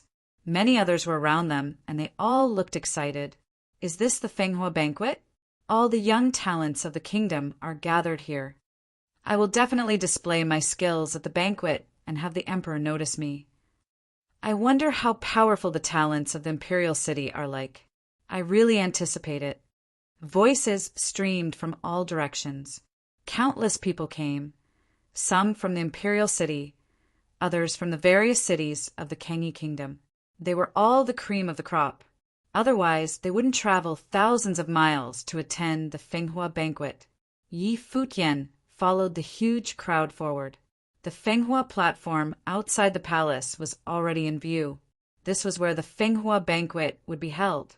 At this time, a line of figures clad in white floated across the air. They were so handsome. It's the Qin clan. Bai Qiu is there. Many looked over at the Qin clan. They had to see Bai Qiu, who was the most popular contender for the Fenghua rank in the imperial city. The powerful ones of the demon clan are also here. Many others looked to the back. There, they saw countless demons striding forward. In the center of the crowd was a youth. He was not yet 17 years old, but his face was filled with arrogance and aggressiveness. This was Yun Di, the most talented of the demon clan's younger generation. Lin Yueao. At this time, a purple gold rock flew past with a beautiful figure atop it, attracting many gazes instantly. She was extremely talented and was also known as the #1 beauty of the Kangi kingdom. Probably no one was as attractive as her. Even Bai Qiu of the Qin clan and many members of the demon clan couldn't help but look over at Lin Yueao. Hua Fenglu and the others observed quietly. At the moment, Yi Futian, Hua Jiu, and Yu Sheng were not eye-catching. No one noticed them, but Hua Fenglu knew that at the end of the banquet, they would shine the brightest. They would overwhelm the pride of the Kangi city. Finally, they arrived at the Fenghua platform. Many guards stood around the majestic platform, keeping the order. This battle platform had a long history. It was where the emperor commanded the generals. It was also where the emperor tested the princes and officials. The emperor's royal seat was at an extremely high place directly before the Fenghua platform. It was very majestic. Nobody who came, whether it be those who rode demons or flew on their swords, dared to be higher than that position. It was where the emperor sat. Who dared to be higher than the emperor? Only the nobles and the most powerful talents of Kangi City were qualified to sit on either side of the royal seat. They had to be personally given the ability by the emperor to observe the Fenghua banquet with him. There were many outstanding men close to the royal seat. One of them was a youth. He gazed at the swarming crowd around the Fenghua platform. His cool gaze had a slight tinge of arrogance. Many attendees saw him too. "Is that the young Lord Yi Wuchen?" many people murmured. Yi Wuchen was one of the most popular contenders for this year's Fenghua banquet. He had already entered the second level of the Dharma plane. It was difficult to find an opponent for him under the age of 20. "Wuchen, you are a lord, but you still must display your strongest abilities today. His Majesty will not help you cheat," his father, Lord Yi, said beside him. "I must win," Yi Wuchen said. Very resolute. Lord Yi smiled and nodded. As more and more people arrived, the sky and ground were all filled with people. The Fenghua banquet was the most important banquet of the Kangi kingdom. The entire kingdom paid attention to it. The skies outside the palace were not off limits on this day, so more people would witness the banquet. The sun rose and sunlight shone down, falling onto the royal seat. A line of carriages rode out from the palace. The emperor and empress sat in the center. Everyone stared as soon as they appeared. All the nobles besides the royal seat stood up. The figures sitting on their demons in the sky stood up too. They all looked in the direction of the carriage. The emperor, empress, princes, and princesses descended from the carriage and walked forward. The emperor sat in the royal seat. The empress, princes, and princesses sat behind him. "Greetings, your majesty and your highness." The nobles all rose and greeted with a bow. After that, everyone else bowed down as well. The sound seemed to shake the world and was extremely spectacular. The emperor of Kangi Kingdom seemed to be around 30 years old. He was not handsome, but he had the aura of an emperor. Even when he smiled, he still looked distinguished. The empress was extremely beautiful. She was dressed glamorously, but looked composed. She seemed to be around 25 years old, but was much older than that. Her looks were comparable to Nanda Wanine. The emperor smiled and waved at everyone. Today is the Fenghua banquet. The stars are the young talents of our Kangi kingdom. There is no need for the formalities. Let us be relaxed. Thank you, your majesty. The people bowed once more. When the emperor took his seat, the others sat down as well. The Fenghua banquet is where all the pride of the younger generation is gathered. Here, I hope everyone will forget their concerns. No matter who you are, please display your skills to the fullest. I hope to see the most brilliant of the younger generation. If anyone runs into trouble in the imperial city due to their performance here, I will execute the culprit, even if he is a noble or a clan. The emperor spoke coolly, but his words were powerful. There would definitely be many who would display extraordinary talents at the Fenghua banquet. There would also definitely be those who earn hatred due to defeating a genius of a clan. Similarly, others would be invited to join a group because of their amazing ability, but reject the invitation, resulting in some consequences. The emperor could not tolerate these. This was the banquet he held personally. Anyone who dared to make trouble would be offending the emperor and must be punished accordingly. All the people from outside the imperial city were reassured by these words. They could display their talents to their fullest at the Fenghua banquet without any concern. The emperor was supporting them. In addition, I will name 10 people for the Fenghua rank. All will be rewarded. The top 3 can request something from me. Unless it is too harsh, I will fulfill your wishes, the emperor continued. Then he laughed and said, if you like any of the princes or princesses and wish to marry them, I might agree. With that, all the nobles laughed. Many looked to the princes and princesses beside the emperor. They were all extraordinary figures, especially the 2 beautiful princesses. Many felt ready to try. Maybe they really could become the princess's husband. But remembering that only the top 3 of the Fenghua rank were qualified, they could only smile bitterly. Indeed, those who could enter the top 3 were the best of the best. The emperor would not lose anything if they could marry the princesses. Should I try marrying a princess? Yi Futian looked at a princess. She was so beautiful. Even if I don't make top 3, I can still marry a prince, right? Hua Jiu grinned at Yi Futian. I'm joking. Yi Futian surrendered immediately. Even without looking at her talent, Hua Jiu was more beautiful than the number 1 beauty of Kangi Kingdom. There was no competition. All right, those attending the Fenghua banquet, please step forward. Everyone else, please step back. Prepare to start, the emperor said. Yi Futian, Hua Jiu, and Yu Sheng quickly got onto the Black Wind Eagle and went forward. Every other attendee also approached the Fenghua platform. The others retreated, making a clear division. The Fenghua banquet was about to start. Chapter 111. On the Fenghua platform, a group of elders clad in Kangi college uniforms stepped up. They gathered at the front of the platform and split into different sections.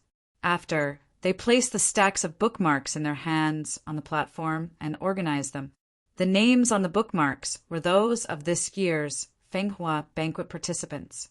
Over 10,000 bookmarks meant that there were over 10,000 attendees. One could only imagine how difficult it would be to get picked by the emperor and make it on the Fenghua rank. These elders were all cultivators in the Arcana plane and had extremely high cultivation. Most of them had photographic memory. Wang Teng, Zhuo Fei Lian. At this time, the elders began to call out names. People who had their names flew down to land on the stage. There were those who could fly, those who were dropped off by beasts, or even those who jumped off their beasts' backs. All of this commotion caused the platform to shake. 100 bookmarks were withdrawn from the piles, which meant that 100 people had their names called. Very quickly, all these people gathered on the platform. The Fenghua platform was massive and could easily accommodate 100 people. Everyone was able to stand comfortably in a different area. All of these people were in the 6-starred glory plane, which was the minimum allowed to attend the Fenghua banquet. If one was in any plane lower than such, it was unnecessary to participate in the banquet. Amongst these 100 people, only 3 of you will make it to the next round. Of course, it is also completely possible that not a single person makes it. So, you may begin to demonstrate your talents now. Remember, you may choose to forfeit. Once someone forfeits, everyone else is forbidden from making further attacks on that participant. Also, no life-threatening injuries are allowed, said an elder from Kangi College, choosing 1 out of 100. There were too many people participating in the Fenghua banquet, and thus it was necessary to quickly filter out the most outstanding people from the beginning. Starting from those of the same plane was the fairest. It was a way for the best talents to stand out from the rest. At least then, they wouldn't be eliminated right off the bat. In a split second, spiritual chi exploded on the platform. It became extremely hectic. Sorcerers immediately put distance between themselves and the rest, while martial arts cultivators were looking for the perfect opportunity. Quickly, someone began to attack those around them. With this one attack, the battle began. In the air and on the ground, countless pairs of eyes focused on the Fenghua platform. Yi Futian was also watching seriously. Only qualified people could participate in the Fenghua banquet. There were no weaklings. Many participants had already revealed their gifts in both martial arts and sorcery. There were also those who were multi-element sorcerers, and of course, there were many mandate sorcerers. The battle was fierce. In this messy battle, there were those who were powerful but got surrounded and attacked by multiple people. This type of chaotic battle was truly testing. Just because one was powerful did not mean that they would make it to the end, unless they had an absolute advantage over the rest. However, it was only a battle of 6-starred glory plane cultivators. Many spectators were interested. Those who got the most applause was usually above the 8-starred glory plane. Anyone below that almost never got picked by the emperor. After the first group of talents concluded their battle, an elder from the Kangi College announced that no one had passed. All of them were eliminated, even the person who had won the battle. The lower the level, the stronger your gifts have to be. It's the only way to move forward, everyone thought to themselves. Following that, another 100 people were called, and another round of chaotic battle ensued. There were not many 6-starred glory plane participants, not even 1,000. After they were all done, the elders began to call on the 7-starred glory plane participants. More people were interested in the 7-starred glory plane battles. It was bound to be fiercer. Finally, Yu Sheng's name was called out. Yi Futian sent him down to the platform. But at the Fenghua banquet, Yu Sheng's name did not pique anyone's interest. No one knew who he was or how strong he was. All they knew was that he had an imposing stature. Among the people called on along with Yu Sheng, everyone was only interested in one, Yun Di of the Demon Clan. He was a young man, gifted by the heavens. Not even 17 yet, he had already made it into the 7-starred glory plane. He was also a beast tamer. Yun Di was naturally close with the beasts and had the ability to tame them. On top of that, he was also a mandate sorcerer. Yun Di's skin was dark, and he had a small stature but exuded a wild aura. As soon as he stepped onto the battle platform, he was the star of the show. This young man, who was only in the 7-starred glory plane, was said to be qualified to get picked by the emperor. From this, it was easy to see just how outstanding he was. These people have the worst luck to be grouped with Yun Di. They would have been alright had they been grouped with anyone else in the 7-starred glory plane, but it just had to be Yun Di. Many people began to discuss. Yi Futian listened in on the discussions going on around him, and was able to figure out what kind of person Yun Di was. He looked at Yu Sheng and let out a smile. Yu Sheng was able to run into a strong candidate for the Fenghua banquet in his first battle. Yun Di was going to make sure Yu Sheng stood out. They were getting lucky. Besides Yi Futian and Hua Jiu, Xinxia from Kengi College was probably the only other person who knew Yusheng.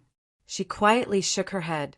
To be in the same battle as Yundi, it looked like Yusheng was going to get eliminated in this first round. On the Fenghua platform, everyone focused their attention on Yundi. They watched as he placed a leaf between his lips, and music sounded. The sounds were piercing to the ears.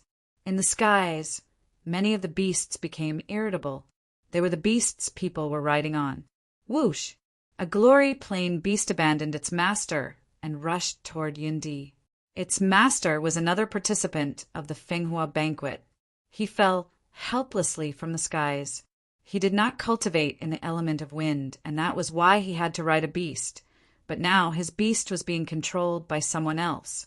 This person was not alone. Quickly, more people ended up in a similar situation. All the flying beasts below the Dharma plane had abandoned their masters and headed toward Yundi. Make your move! Many young cultivators charged at Yundi. They were ready to gang up on him. Even though there was still a chance that they might not pass this round, at least their chances would increase if they defeated Yundi. But in this moment, a fearsome monster tide erupted on the Fenghua platform. A horde of beasts attacked. Even many of participants with higher cultivation could not withstand the attack of the united beasts and were all thrown onto the ground. Spectators were speechless upon witnessing the scene. The emperor's gaze fell on Yundi, and he let out a look of admiration. Not long after, almost everyone on the platform had fallen. Those who had not fallen chose to forfeit. How were they supposed to battle when Yundi summoned that many demon beasts? No surprise here, laughed bystanders. They pitted those grouped with Yundi. Yundi stopped blowing on the leaf, but the beasts continued to revolve around him. A strange sight indeed. Just then, Yundi noticed there was still one person standing. It looked as if he had not moved an inch from the beginning. Aren't you going to forfeit? Yundi looked at the young man with a large stature and questioned. Thank you for clearing those people out for me, said Yusheng. His words shocked everyone in the audience. Did he just thank Yundi for clearing the way for him? Yi Futian blinked. Yusheng had changed a lot since coming with Yi Futian. The things he said were well said. Yundi was dumbfounded at first, but a smile spread quickly on his face. He placed the leaf back between his lips and began to blow. Along with the melody, the beasts around Yundi were once again placed in a wild trance and immediately charged towards Yusheng. A fierce golden light enveloped Yusheng's body like the armor of a war god. As a wild falcon rushed toward him, Yusheng reached out his large hand and met with the falcon's talons. In a split second, his hand clasped down and grabbed onto the falcon's sharp talons. Next, Yusheng swung the falcon around with one arm. He flung the beast forward, and with a loud crash, he had downed several beasts with the sheer force of his throw. The people were dumbfounded. After that, the beasts became more crazed. However, Yusheng took one step forward and the whole Fenghua platform began to shake. In this moment, people mistook this young man of imposing stature for a beast in human form. They watched as Yusheng threw a punch toward a beast, and it was thrown through the air. Boom! Boom! Yusheng took a couple more steps on the platform and reached out both hands. With his bare hands, he caught a red winged tiger. The beast had tried to charge at Yusheng's neck, but he managed to hold its mouth open with both hands, and then ripped the beast open from the mouth. Is he really human? Everyone's heart was pounding. They realized that the beasts were no longer listening to Yundi's orders. They no longer dared to attack. Yundi was a beast tamer and not a beast master. He did not have total control over the beasts. Under extreme fear, the beasts would no longer listen to him. Yundi's expression darkened. He removed the leaf from his mouth and released his life spirit. It was a ferocious demon lion, just the king of the beasts. Yundi's body moved quickly. Just like most demon beasts, he was swift and violent, his movements agile as a monkey. As Yundi got closer to Yusheng, He flew into the air, nimble as a leopard. Like a flash of lightning, he appeared in the air above Yu Sheng, and the apparition of a lion appeared on his body. His hand morphed into a large paw with sharp claws, ready to claw at Yu Sheng's head at full force. Yu Sheng's reflexes were extremely quick, and his body moved swiftly like a ghost. His hand reached out towards the sky and met with Yun Di's sharp claws. A strong force threw Yun Di back. Just as Yun Di tried to take this opportunity to leave, Yu Sheng took one step into the air and flew towards to grab Yun Di by the arm. In the next moment, everyone watched as Yu Sheng picked Yun Di up and then smashed him into the ground. The Fenghua platform shook once again. Around the platform, everyone was in complete silence. When Yu Sheng stood up straight and looked toward the emperor, everyone was shaking in their boots. It seemed that at today's Fenghua banquet, the prodigies that everyone put their money on weren't undefeatable after all. Yun Di had already been defeated in battle with someone in the same plane. Chapter 112. Yu Sheng became the center of attention with one battle. Of the most popular contenders for the Fenghua rank, Yun Di was the only one in the 7-star glory plane because he had very high demon training talents. He could control all demons under the Dharma plane, and even demons of the Dharma plane would be affected. He was also a mandate sorcerer with high combat abilities. With his first battle, he summoned countless beasts and was brilliant. However, this was all done to make someone else look better in comparison. Everyone thought of the thanks Yu Sheng had said. He was such a jerk. Xin Xia's heart trembled. It seemed that Yu Sheng had only shown the tip of the iceberg at the pre-test in the Kengi College. Was this his true power? This was crazy. The people of the demon clan in the air looked aghast. They had put so much hope in Yun Di, but he was defeated in the first round. The opponent was even on the same plane. With this, they knew that Yun Di's name would not appear in the Fenghua rank. Someone of the same plane was more outstanding than him. At this moment, the emperor sat in the royal seat. He noticed Yu Sheng look over, as if observing him. There was no reverence at all. Yu Sheng seemed to just want to see what the emperor was like. As expected, different from everyone else, the emperor said with a chuckle. He naturally would not be angry at Yu Sheng for a look. He was the emperor and had the tolerance of an emperor. The point of the Fenghua banquet was to find the most impressive of the younger generation in Kengi Kingdom. This was why he ordered that anyone who hurt the attendees of the Fenghua banquet would be executed. He would not do so either, of course.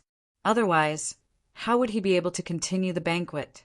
The nearby nobles heard the emperor's words and realized that he thought highly of Yu Sheng. From the youth's aggressive performance, they could see that he was practically born for battle. Only Yi Futian was not surprised. How could anyone of the same plane defeat Yu Sheng?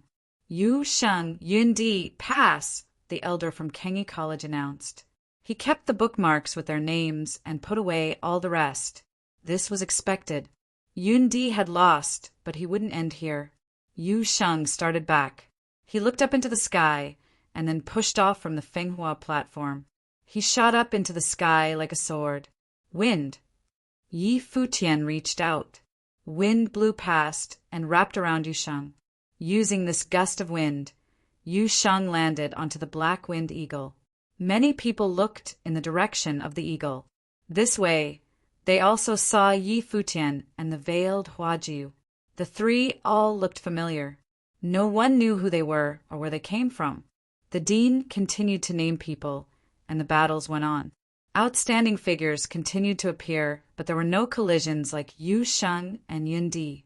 As the battles continued, Yi Futian finally heard his name.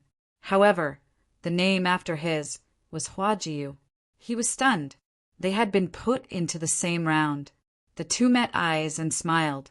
Then the wind wrapped around them and took them downward. They descended upon the Fenghua platform like a pair of ethereal lovers, instantly attracting the gazes of many. They were with Yu Sheng, and Yu Sheng's battle had been too amazing. In the air, Bai Qiu from the Qin clan looked at Yi Futian. They had met 3 days ago. He had invited Yi Futian to be his musical attendant, but was rejected. Now he realized that Yi Futian had a reason for the confidence. If Yu Sheng was this powerful, Yi Futian couldn't be much worse. Lin Yueao, known as the #1 beauty of Kangyi, also looked at Yi Futian and Hua Jiu. She was also curious because she had heard what Yi Futian had said to Hua Jiu that day. Though the girl was veiled, her figure and aura were both amazing. Her facial features must be beautiful as well. However, Lin Yueao didn't believe Hua Jiu could be prettier than her. The demon clan, though, did not look friendly. It was clearly because of Yu Sheng. Coincidentally, there were 2 disciples of the demon clan in this round. The emperor had ordered that conflicts from the Fenghua banquet could not be avenged for in private. However, there was no problem in doing so during the banquet. Yi Futian and Hua Jiu walked to a place, and Yi Futian sat down. His Guqin spirit appeared and fell behind him. Hua Jiu stood quietly beside him as if she didn't care for the battle. Music rose. The graceful melody traveled from the Guqin spirit behind Yi Futian. It made one feel comfortable as if it wasn't a musical spell for battle. The 2 demon clan disciples walked towards them. One held a flute, which he brought to his lips and played. There was instantly an eerie sound. Glory-plane demons rustled in the air again, making all the masters of the demons upset. Did they bring their beasts here just so the demon clan could use them? However, though the demons seemed to riot, they didn't leave. Spiritual qi gathered before the flutist and transformed into a vague demon. It charged toward Yi Futian and Hua Jiu. His tactics were similar to a conjurer's, but were not as powerful as the demon a conjurer could draw. Hua Jiu reached out. An invisible spiritual storm appeared instantly, stopping the demon created by spiritual qi. Then she clenched a fist, and the demon scattered into the spiritual qi again. "You fight, and I'll support," Yi Futian murmured. One needed to show their talents to pass the Fenghua banquet, so avoiding the fight was unrealistic. Yi Futian couldn't perform by himself either. That way, Hua Jiu would be unnecessary. Okay. Hua Jiu nodded lightly. Music flowed into her ears endlessly, but they were not offensive spells. They were supplementary spells. Hua Jiu felt her spiritual energy increase at that moment. She walked before Yi Futian, a glint appearing in her pretty eyes. Following that, there was a shocking amount of spiritual qi around her. Boom! The 2 demon clan members felt their bodies stiffen. A gust of huge power dropped directly onto them, forcing their bodies to fly up involuntarily. The others preparing to fight on the platform were shocked. They all looked at the demon clan members. Then they saw what elemental spiritual qi turn into vines that swept toward the 2, hurling them into the air. "Deal with these 2 first," someone on the Fenghua platform murmured. Everyone looked at Yi Futian and Hua Jiu. Then aggressive auras exploded towards the 2. The strong figures of the Fenghua platform vaguely surrounded them, but Yi Futian and Hua Jiu didn't seem to notice. Yi Futian continued to play his Guqin. The wood elemental spiritual qi around Hua Jiu grew more violent until it was about to turn into a storm. The next moment, she released the lock of 1,000 vines. Endless vines swept in all directions from Hua Jiu's side. The lock of 1,000 vines was a pretty powerful controlling spell of the wood elemental sorcery. Many people would cultivate it, but different people had different power. Hua Jiu's spiritual energy was terrifying. With this, she was able to control the spiritual qi of all elements. Thus, she could naturally release spells of any type of element. Many of those who saw the incoming vines flashed or used spells and martial arts techniques to hack at the vines. However, with Yi Futian and Hua Jiu's teamwork, the lock of 1,000 vines became extremely strong. Many people were curled up and thrown into the distance. However, Some powerful figures also used extremely strong momentum to rush up for close-range fighting. Long-distance fighting was definitely a disaster when faced with two spiritual sorcerers.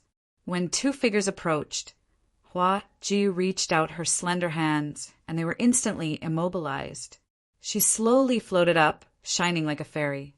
The two powerful cultivators were unable to break free from the invisible strength.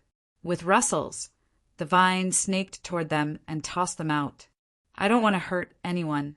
Just surrender," Hua Jiu said softly.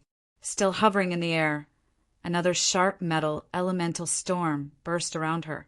It gathered into swords and spears, dancing around her. Everyone understood that Hua Jiu had not shown her true powers yet. If she used an offensive spell after releasing the lock of 1,000 vines, it would be a catastrophe for many. They all felt despair. The power of a musical sorcerer and an offensive spiritual sorcerer working together was terrifying. "Her spiritual energy seems powerful," many murmured as they gazed at Hua Jiu. Yi Futian's musical spell had also increased her power, resulting in the current situation. Many people began to give up and leave depressed. They used to say they were geniuses and were the strong ones in their planes. Now, they knew they were just a big fish in a small pond. "Yi Futian, Hua Jiu, pass," the Kengi College elder announced. Yi Futian did not fight, but it was clear from how he helped Hua Jiu that he could do much more. Yi Futian bowed slightly to the emperor and prepared to leave with Hua Jiu. "You should join the Qin clan," someone in the air said. Yi Futian looked up and saw Bai Qiu. "I had misunderstood you before and wanted you to be my musical attendant. I realize you're more talented than I had imagined. I doubt you would be satisfied with being a musical attendant. With your current attainments, you might be equal to me after 1 or 2 years in the Qin clan," Bai Qiu said. Many people looked over at him. It seemed that Yi Futian's musical sorcery had impressed Bai Qiu and made him want to have Yi Futian for himself. He even said that Yi Futian might be equal to him in 1 or 2 years. That was an extremely high praise for Yi Futian. Chapter 113. Bai Qiu was already a musical sorcerer in the Dharma plane, and Yi Futian was only in the 7-starred glory plane. It would be difficult enough to just catch up to Bai Qiu's current level in the span of 1 or 2 years. Musical sorcerers should indeed enter the Qin clan for cultivation. Yi Futian looked at Bai Qiu with a peculiar expression. This was his second offer to Yi Futian. The first was to offer him a position as his musical attendant. This second time, even though he now had a better impression of Yi Futian, one could still hear from his tone of voice that Bai Qiu still felt superior to Yi Futian. "With your current attainments, you might be equal to me after 1 or 2 years in the Qin clan." Did Yi Futian need 1 or 2 years? And must he enter the Qin clan in order to do so? Just as he was about to reject the offer, a rough, irritated voice said, "Will you shut up?" Everyone turned their eyes over to the origin of the voice and saw Yu Sheng standing atop the black-winged eagle in the skies. He looked at Bai Qiu with an icy expression. Last time when Bai Qiu had asked Yi Futian to be his musical attendant, Yu Sheng was already pissed. Now, that Bai Qiu was showing his superiority over Yi Futian once again, Yu Sheng could not hold back anymore. To others, Bai Qiu's offer might have been a sign of his approval towards Yi Futian. The basis of that assumption was that even they thought Bai Qiu was better than Yi Futian. However, Yu Sheng had the exact opposite opinion. To Yu Sheng, Bai Qiu's offer was a blatant insult to Yi Futian, and the reason why he was so irritated. Many people gave Yu Sheng strange looks. On the other hand, members of the Qin clan did not have a good expression on their faces. Bai Qiu was a representative of the younger generation members of the Qin clan. Outside of the clan, Bai Qiu was a representative of the clan's reputation. In their eyes, Bai Qiu admired Yi Futian's abilities and thus invited him to join the Qin clan, but was berated by Yu Sheng. "Even though your talents are impressive and is incredibly strong, to speak like that is still a little out of line." Bai Qiu did not say anything in reply to Yu Sheng's outburst. It was another member of the Qin clan who spoke. Scram! Yu Sheng said nothing else. He did not want to waste his breath. You! The young clan member glared at Yu Sheng. How could he be so rude? The things he says are just as crazy as the way he fights. Everyone looked at Yu Sheng. He was talking to members of the Qin clan, and particularly at the clan's Dharma Plane prodigy Bai Qiu. He really did not show them any respect. Bai Qiu did a once-over of Yu Sheng and smiled. Then he turned to say to Yi Futian, I extended an offer to you out of the kindness of my heart. If you are not interested, then so be it. However, we are at the Fenghua banquet, in the presence of the emperor. Your friend is truly lacking proper etiquette. Yi Futian's pupils contracted slightly. Bai Qiu was insinuating that Yu Sheng had no respect for the emperor. Lifting his head to look at Bai Qiu, Yi Futian smiled and said, Will you shut up? The same question Yu Sheng asked. Yu Sheng was only enraged because it regarded Yi Futian. Even if he was in the wrong, Yi Futian would not take any other side in front of outsiders. Besides, Yi Futian also did not like Bai Qiu much. In the huge venue, many people watched Yi Futian. These people were really interesting. Bai Qiu and the members of the Qin clan were rendered speechless by Yi Futian's utterance. Although Bai Qiu still had a smile on his face, everyone could tell that it was an awkward smile. I'll see you on the Fenghua platform, said Bai Qiu coldly. He said nothing more after that. Yi Futian did not care. A gust of wind brushed over Yi Futian and Huaju. The two of them were lifted into the air and onto the back of the black-winged eagle. Yi Futian glared quickly at Yu Sheng. Does this guy know how to keep a low profile? Yu Sheng gave him a carefree smile. It was a good-natured smile, unlike his ferocious self a while ago. The battles continued and participants joined non-stop. There were indeed many prodigies in the crowd. After the 7-starred Glory Plane cultivators were done, it was time for the higher-level cultivators. 8-starred Glory Plane, 9-starred Glory Plane. The battles were getting more and more intense. More and more extremely talented people emerged. Disregarding natural gifts and talents, if one was in a higher plane, it would be easier to get noticed by the emperor. Yi Futian and the rest stayed on the black-winged eagle's back as they continued to observe the battles. Inwardly, they thought, the Fenghua banquet is indeed a gathering of talents in the Kengi kingdom. Some participants were indeed very outstanding. Yi Futian took notice of an 8-starred Glory Plane participant. It was a girl, beautiful and pure. She was not lacking in comparison to Kengi Kingdom's #1 beauty, Lin Yueyao. The reason why she stood out to Yi Futian was her occupation class. She was a conjurer, but also an inscriber. During the battle, she was able to simultaneously display her talents in both classes through drawing. Her name was Hua Zhixin. As soon as she appeared on the battle platform, she was the center of attention. Spectators began to discuss about. It seemed that she was pretty well known. Of course, the Kengi Kingdom's number beauty, Lin Yueyao, received more attention when she appeared because she was more attractive. Besides these two participants, there were others in the Glory Plane who stood out from the rest, but none that attracted as much attention as the two beauties. After everyone in the Glory Plane was finished, it was already almost dusk. Next, it was time for the Dharma Plane cultivators. There was nowhere as many Dharma Plane participants as there was in the Glory Plane. There were only a couple hundred people, and most of them were first-level Dharma Plane cultivators. The battle between Dharma Plane cultivators was far more ferocious than that of the Glory Plane cultivators. When all participants began to release their realization of Dharma, everything became a blur for the audience, especially because it was a chaotic battle between so many people. It was a truly thrilling scene. Every individual battle was enough to get people's hearts racing. Yi Futian paid close attention to the Dharma Plane battles. He also took notice of Bai Qiu's battle. Bai Qiu was arrogant, and rightfully so, because he did possess the gifts and talents. During the battle, he stayed to one side and played a piece.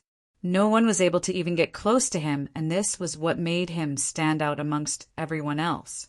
Besides Bai Chiao, several of the Dharma Plain students from Keng College were also very powerful. There was also a young man who people called Young Lord. His sword skills were eye-opening. Yi Futian had his name memorized, Yi Wuchen. They shared a surname. Finally, after all battles had ceased, only a little over 200 of the initial 10,000-plus participants had passed. They were allowed to continue competing in this year's Fenghua banquet. The night had fallen, and the skies were now pitch black, but outside the imperial palace, the lights illuminated the Fenghua platform. The emperor stood from his throne, and everyone followed suit immediately. A figure walked out from beside the emperor and said with a smile, "His Majesty has set up a feast in the imperial palace. All participants who have passed today may follow His Majesty into the palace." Everyone nodded lightly. It was a banquet, after all. There must be a feast. Besides, during the battles, those of true talent were able to share a meal with the emperor. It would be a formal and official meeting with the emperor. That was why they must filter out only the best of the best in this first round, and why there were only 200 some people left from over 10,000 participants. Yi Futian and his friends traveled to the back of the crowd and arrived in front of Hua Fenglu and the rest. He said, "Master, we're going to head into the imperial palace. Once the dinner is over, we'll head back to the inn." "Go," smiled Hua Fenglu. There was no need to worry. The emperor of the Kangi kingdom seemed to be an open-minded person. His reason for holding the Fenghua banquet was to search for talented cultivators. Naturally, there was no need for Hua Fenglu to worry about anything happening to the trio in the palace. Yi Futian turned back, and the three youngsters walked towards the imperial palace. The emperor left first in his carriage. The participants had others to lead the way. Passing the Fenghua platform was the Fenghua Gate. After that was a straight road to the imperial palace. The palace architecture had its own unique style. The large group was led into the royal garden. The environment was extremely beautiful, extravagant, but not lacking elegance. The emperor and empress were already waiting in the garden. Everyone approached to bow and make their greetings. No need to be too formal. Just treat this as a regular family dinner. "Sit as you please," smiled the emperor. Then he took his own seat with the empress. Only then did everyone take a seat. Everyone had their own small table. Yi Futian, Hua Jieyu, and Yu Sheng all sat at their own tables. Today was the beginning of the Fenghua banquet. Everyone present now is the pride of the younger generation in the Kangi kingdom. You guys are the future of our country. The empress, and I toast you all. The emperor lifted his wine glass, and everyone followed right after. When the Fenghua banquet comes to an end, I know that not everyone will be pleased with the results. However, to have reached this point, you already proved your talent. Even if you are unable to advance after tomorrow, please do not be discouraged," said the emperor. Everyone seated below was of the younger generation and not suited to have conversation with the emperor, so they just sat and listened. The emperor continued with a smile, "I know that you guys won't be able to let loose with me here. I will let these youngsters stay to socialize with you guys, and I'll take my leave now. No one is allowed to leave too early today, or else it will hurt my pride." After he finished, the emperor left with a smile, the empress following alongside him. However, the two princes and the two princesses stayed behind. The people present today could very well become important people in the Kangi kingdom.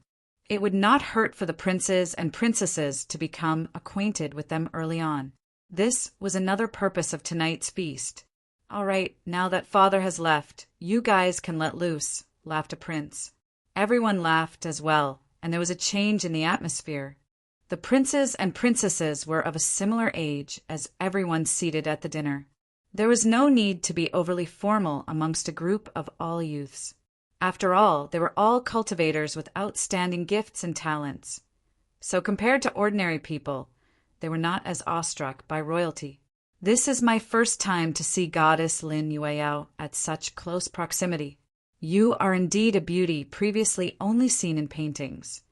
The prince complimented Lin Yueyao. She is indeed the #1 beauty of Kengi Kingdom. It's not just rumors, said a person in the crowd. It's simply a title others have given me as a joke.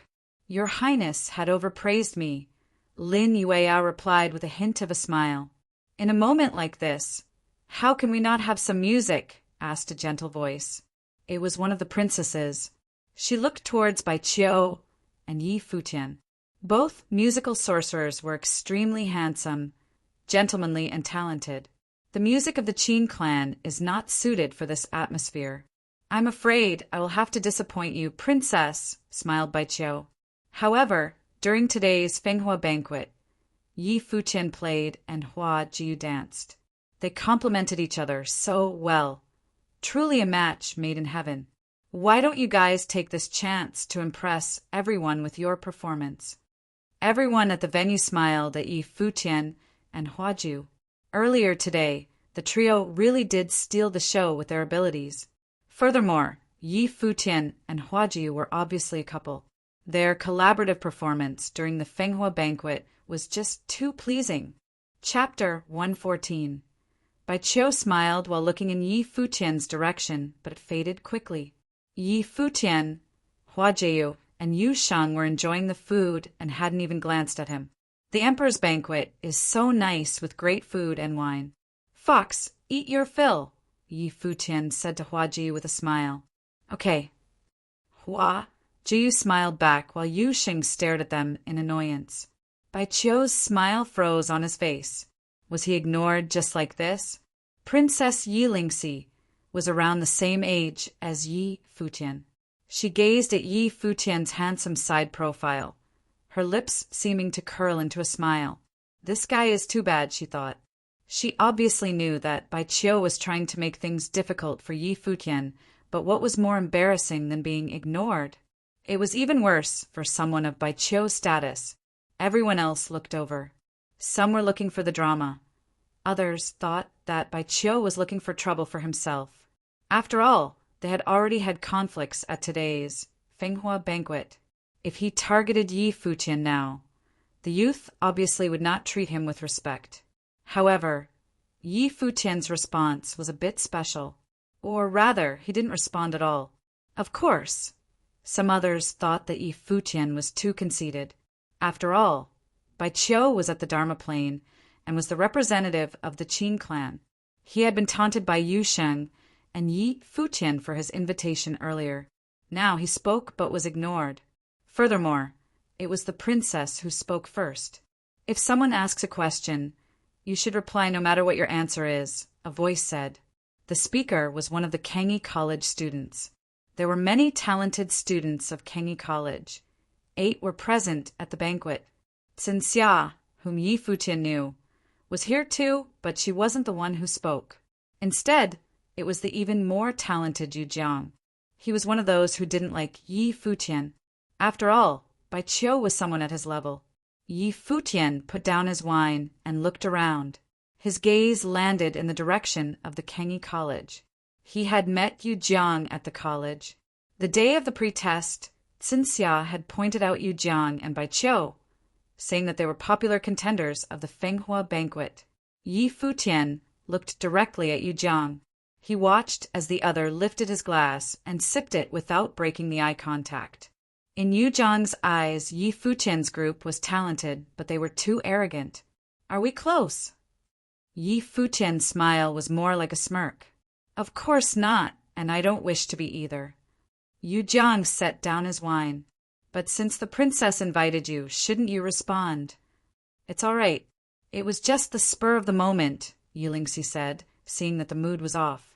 Her beautiful smile was like a spring breeze that blew away a bit of the awkwardness. Princess, your tolerance is impressive, but some people think too highly of themselves, Yu Jiang continued. This is the banquet held by the emperor, but some come with veiled faces. This is too self-conceited. Even Lin Yueyao, the top beauty of Kengi, is not like this. He was obviously targeting Hua Jiu. My father said earlier that this is just like a family banquet. There is no need to feel restricted, and there is no need to push others, Prince Yi Danchin said, seeing that Yu Jiang still wouldn't let the matter go. They were all proud people and rivals at the Fenghua banquet. It was natural that there would be some conflicts. This further tested their reactions and processing abilities. Seeing that both a princess and prince had spoken, Yi Futian couldn't be too disrespectful. He smiled at Princess Yilingxi and said, "Indeed, I know a court dance, and I am willing to play it for you." With that, Yi Futian walked out alone. He came to the peach trees behind the banquet and sat down with crossed legs. As for Bai Qiu's suggestion of having Hua Jiu dance and what Yu Jiang said about the veil, he ignored both of them. He respected the princess, but not those two. His Guqin spirit appeared. A graceful melody traveled into everyone's ears, pulling everyone into the artistic conception of the song. The melody of the white feathers garment was a superb court dance song and suited the current atmosphere. As the music played, the mood became more natural. Drinking under the festive atmosphere, many people were involuntarily influenced. This piece makes me feel that all the court dance songs from the past were nothing, Yi Danchin praised. However, it feels like something is missing. This is a dance song. It is naturally missing a beauty, Bai Qiu said with a smile as he glanced at Hua Jiu again. But the beauty refuses to entertain us. Yu Sheng stood up, his expression extremely cold. Bai Qiu was stirring trouble. The music was affected as well, growing cooler. Seeing this situation, Princess Yilingxi smiled and said, "If there are no complaints, I can embarrass myself a little." Shock flashed past everyone's eyes at these words. Would the princess dance personally? "Princess, no," Yu Jiang said. "How could a princess dance for Yi Futian?" "I was just joking." "The princess mustn't take it seriously," Bai Qiu said. "I am suddenly in the mood to do so. The music is so beautiful that someone must dance for it. Why can't I?" As Yilingxi spoke, she walked up to Yi Futian. Her long dress fluttered as she danced. "Beautiful," Yi Danchin praised while everyone was still shocked. Everyone's gazes were attracted by the dancing Princess Yilingxi and the music performer Yi Futian. Under the moonlight, peach blossoms covered the ground around them like a painting. If news of today's banquet spreads, it will become a beautiful legend, someone said. Many nodded in agreement. Before, they'd thought that the princess would be lowering herself by dancing. Now they realized that it was a type of grace, and this performance was indeed beautiful. "Miss Jixin, would you be able to add some color to this scene?" Yi Danchin asked Hua Jixin. Hua Jixin smiled and walked to the peach trees. Using her hand as a brush, she gathered the spiritual qi into various spiritual birds. Cuckoos, cranes, and phoenixes flew in the air. They circled Yi Futian and Yilingxi, instantly making one feel that they were looking at a painting of fairies. This should not exist in the human world. So beautiful. Lin Yueyao could not help but praise this either. Yi Futian was extremely handsome and seemed to glow while playing the guqin. With the princess dancing for him and Jixin's painting, the sight was mesmerizing. At this moment, Bai Qiu and Yu Jiang looked uncomfortable. They didn't like Yi Futian, so they had him perform. They didn't expect for this to become something beautiful. Bai Qiu especially was thinking that if he were the one playing right now, it would be a gorgeous sight. When the song ended, everyone was still intoxicated by the melody. Yi Futian's guqin spirit disappeared. Yilingxi looked at him, her eyes sparkling. The music was stunning. "Princess, your dancing was beautiful as well," Yi Futian said with a smile. "I must have you teach me this song in the future," Yilingxi replied and then walked into the crowd. Hua Jixin nodded lightly at Yi Futian. Yi Futian smiled in reply and returned to his spot. He gazed at the crowd and saw Bai Qiu and Yu Jiang staring at him coldly. His lips curled into a smirk. He had performed well at the Fenghua banquet, and both Yu Sheng and Hua Ji were outstanding. But Bai Qiu and Yu Jiang still wanted to trouble him. They probably thought that the trio was in a lower plane and still looked down on them. Hopefully, this sense of superiority would survive until after the Fenghua banquet. "Your Highness," Yi Futian called. Everyone looked over at him, and he smiled. "There are seniors at home waiting for us to return. I have played a piece, so now I must excuse myself." "All right." Yi Danchin smiled and nodded rather than stopping him. If Yi Futian stayed, there might be more conflicts. It would be better if he left. "See you tomorrow," Yi Lingxi added. Yi Futian nodded subtly and said, "See you at the Fenghua platform." No one knew if he said this to the princess or someone else. After that, the three rose and left. Someone helped them out of the palace. Under the moonlight, the three climbed onto the black-winged eagle to return. "Was it nice to have the princess dance for you?" Hua Ji smiled at Yi Futian. "When we get back, I'll play a piece and you dance for me." "It'll be prettier," Yi Futian said, laughing. "Sure." Hua Ji smiled, but Yi Futian got a bad feeling from her smile. The next morning, countless people gathered around the Fenghua platform. Yesterday, the Fenghua banquet had started. Thousands upon thousands of strong talents came from all over the Kangi kingdom. Now, only 200 some were left, but they made the spectators much more excited. When Yi Futian's group arrived, many people were already there. The Qin clan, the Kangi college students, the demon clan, and various forces and nobles were all present. As if sensing something, Yi Futian glanced over and saw Bai Qiu smiling at him. He knew what the smile meant. Yi Futian looked away, ignoring Bai Qiu.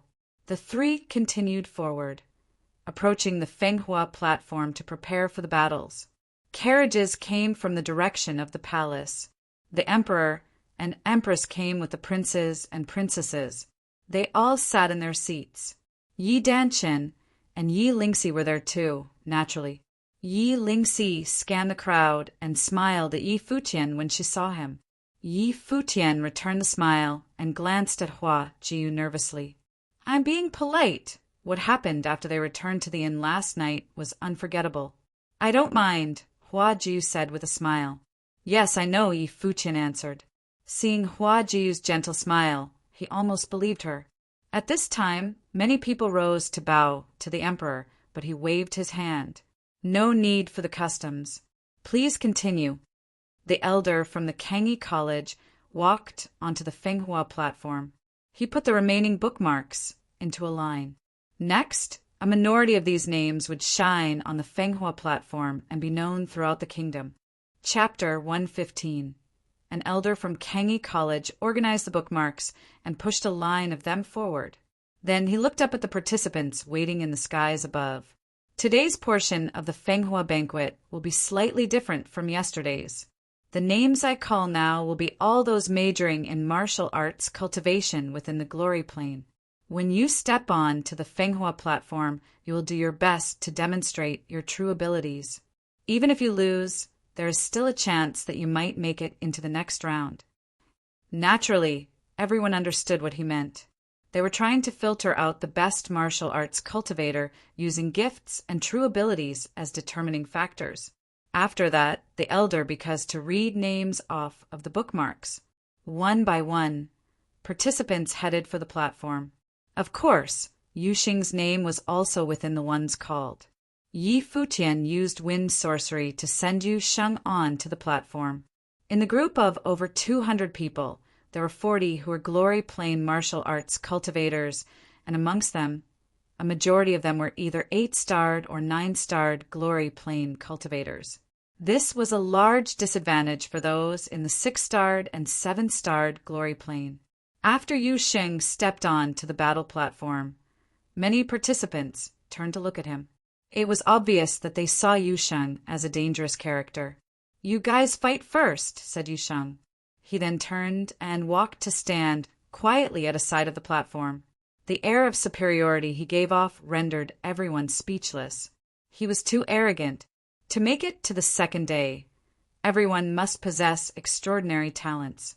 Even though Yu Sheng had an explosive amount of strength, there were still some powerful 9-starred glory plane cultivators present. How dare he be so conceited? Futian blinked and smacked himself in the head. It's my fault, he grumbled. In the air surrounding the Fenghua platform, everyone watched Yu Sheng speechlessly. On the throne, even Emperor Yi could not help but chuckle as he looked at Yu Sheng. This young man was indeed a little reckless, but then again, with abilities like Yu Sheng's, what he did should not be considered reckless. The emperor looked forward to his performance. Yun Zhuo was a student of Kangyi College. He was actually a mandate sorcerer, but instead he chose to major in martial arts cultivation. It was because his life spirit was a bit peculiar. It was a pair of golden wings. His life spirit gave him powers in 2 elements, metal and wind. He was prepared to gather Dharma realization of the wings because he couldn't take the sorcerer route.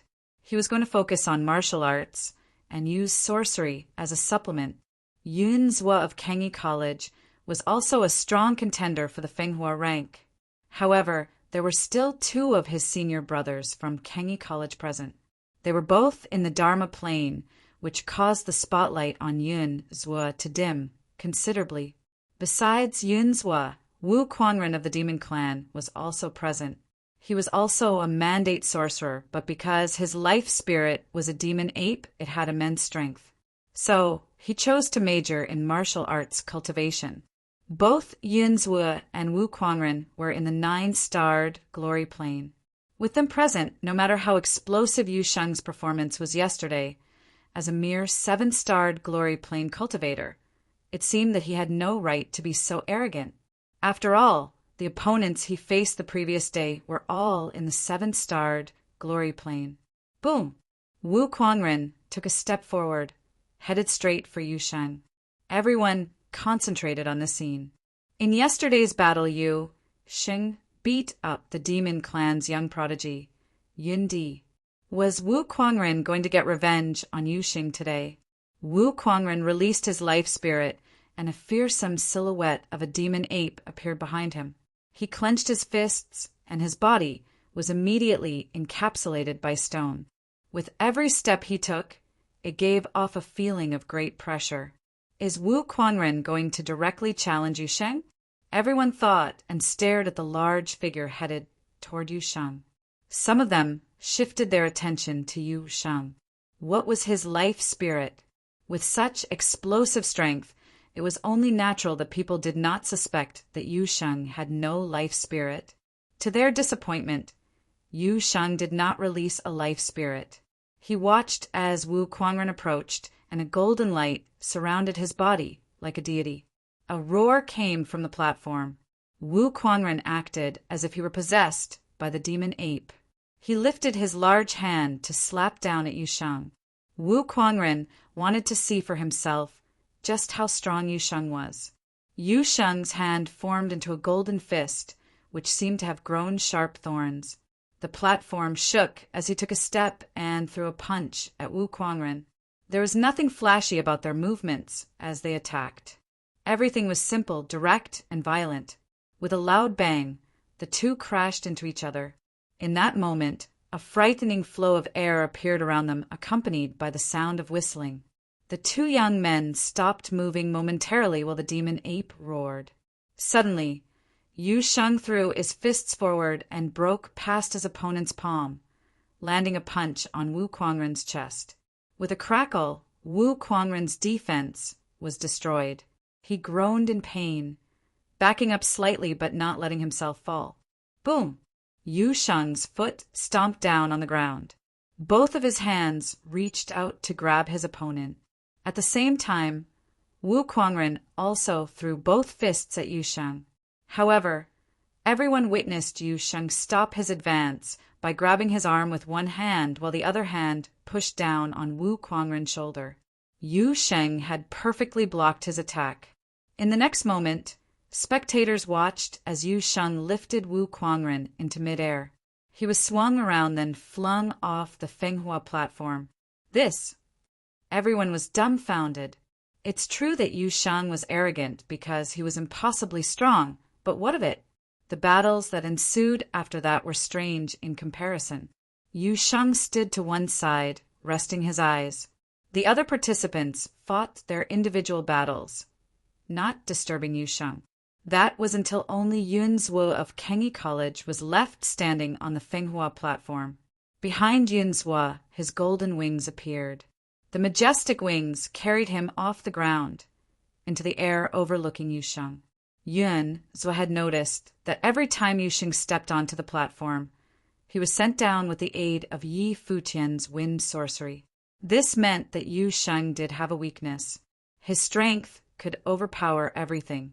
Even Wu Quangren, a 9-starred glory plane cultivator, was brutally defeated by Yu Sheng in a battle of strength. This guy was born with superhuman strength.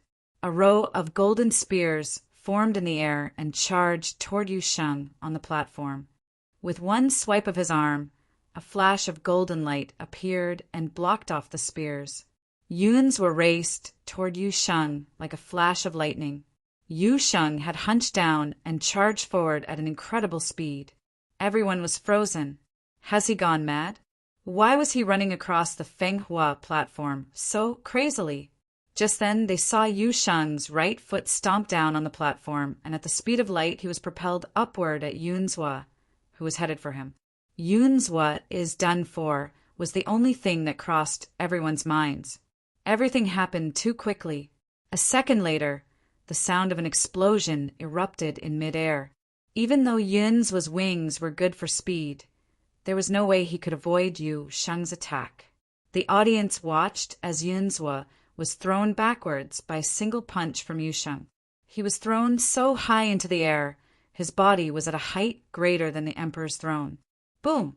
Yu Sheng landed heavily on the platform. Countless pairs of eyes fell on him.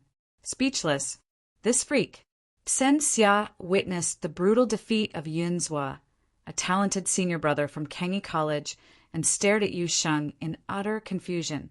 How can a human body be capable of exerting such strength? The elder from Kengi College were also speechless. After a slight delay, he said, Yu Sheng, pass. Only Yu Sheng. There were no other names announced. Not even Yun Zhuo of Kengi College. With an outstanding martial arts cultivator like Yu Sheng, the emperor would not need to consider any other martial arts cultivators in the glory plane. No one could compete with him. Everyone already had a feeling that Yu Sheng had a very high chance of being picked by the emperor to enter the Fenghua rank. Yu Sheng stepped off the platform. Next was the competition between glory plane sorcerers, sorcerers of the 7 elements, as well as some spiritual sorcerers were called to the platform. Hua Ji was one of them. However, Yi Futian was not called. Even though musical sorcerers were a type of spiritual sorcerer, they were still different. Yi Futian noticed that several musical sorcerers from the Qin clan, as well as beast tamer Yundi, were not called either. There must a third category of cultivators for the next round. Similar to the first, this second round consisted of some extremely talented people. Among them, 2 young women stole the spotlight, Lin Yueyao and Hua Jiu. On the Fenghua platform, the 2 beauties stood opposite of each other. Although Hua Jiu's full appearance had not yet been revealed, her aura and her eyes could not hide her beauty. Hua Jiu and Hua Jixin are probably the only 2 who can compare to Lin Yueyao, said someone in the crowd of onlookers. Yes, Hua Jiu's talents are truly impressive. It must be a reflection of her looks. She must be a beauty, another person agreed with him. It's a shame that we already have Lin Yueyao in the Kengi kingdom. No one can steal her spotlight. You are very gifted, Lin Yueyao said to Hua Jiu with a smile. It would be better if your level of cultivation was a little higher. Hua Jiu looked at her calmly, spiritual qi whistling in the wind around her. Lin Yueyao, Hua Jiu, pass, shouted the Kengi College elder. Everyone was shocked. They had both passed. It was as if the elders wanted to prevent the 2 ladies from a duel. Hua Jiu was gifted, but had a disadvantage in terms of cultivation level. Perhaps the elders wanted to give her a chance to prove herself, so they kept her from battling Lin Yueyao for now. Lin Yueyao smiled and said, "I'm really curious what you look like." As soon as she was done speaking, she lifted into the air and departed. Hua Jiyu did the same. Now, it was time for the final battle of Glory Plain cultivators. The Kengi College elder called out the names one by one. Musical sorcerers of the Qin clan, beast tamer Yundi of the Demon clan, Yi Futian and conjurer Hua Jixin stepped on to the Fenghua platform. They were all cultivators with specialties. Thus, they were placed in battle with each other. As Yi Futian stepped onto the platform, he immediately noticed the looks of malice he received from the musical sorcerers of the Qin clan. After his little clash with Bai Qiu at last night's dinner, it was only natural that the clan members would not take it easy on Yi Futian on the Fenghua platform. Musical sorcerer in the 7-starred Glory Plane, snickered a Qin clan member. He looked at Yi Futian and continued, "Musical sorcerers are very knowledgeable, especially those of the Qin clan. Even though we already know how this battle will end, as a musical sorcerer yourself, it would be an honor for you to get a taste of the Qin clan's musical sorcery. You won't have wasted the trip here." Yi Futian, dumbfounded. He looked up at the clan member and smiled. "I look forward to getting a taste of the Qin clan's musical sorcery and to make an exchange with prodigy musical sorcerers as well." Chapter 116. Yi Futian wasn't lying. He truly was anticipating, but as to what he was anticipating, only he knew. "He's still smiling," many people murmured. Seeing his smile, they all thought he was confident. This time, Hua Jiu couldn't fight with him. Yi Futian needed to face the opponent alone. As a musical sorcerer facing another musical sorcerer from the Qin clan, no one knew where Yi Futian's confidence came from. Earlier, Bai Qiu had thought highly of Yi Futian's talent in the Guqin studies and invited him into the Qin clan, but it was only due to his talent. With the difference in planes, even if one's talent wasn't as high as Yi Futian, one could still defeat him easily. After all, the Qin clan's musical sorcery was the most orthodox in the Kengi kingdom. There were not many people on the Fenghua platform. The earlier fight between the martial artists and sorcerers had ended, leaving only the ones with exceptional cultivation. There were 7 musical sorcerers from the Qin clan, 3 members of the Demon clan, the conjurer Hua Jixin and Yi Futian. The last battle had the biggest number of people. After all, sorcerers from the 7 elements, as well as the spirit elemental, were all there. The 12 strong figures stood in the 4 corners of the Fenghua platform. They were respectively the Qin clan, the Demon clan, Hua Jixin, and Yi Futian. When they stood in their positions, everyone realized that the Qin clan was not the only ones who felt animosity towards Yi Futian. The Demon clan also did. Yesterday, Yu Sheng had defeated Yundi, and today, he threw Wu Kuangren off the Fenghua platform. They would have Yi Futian pay for this because they couldn't fight Yu Sheng. Hua Jixin felt this subtle feeling. She slowly walked over to Yi Futian and said softly, "Shall we team up?"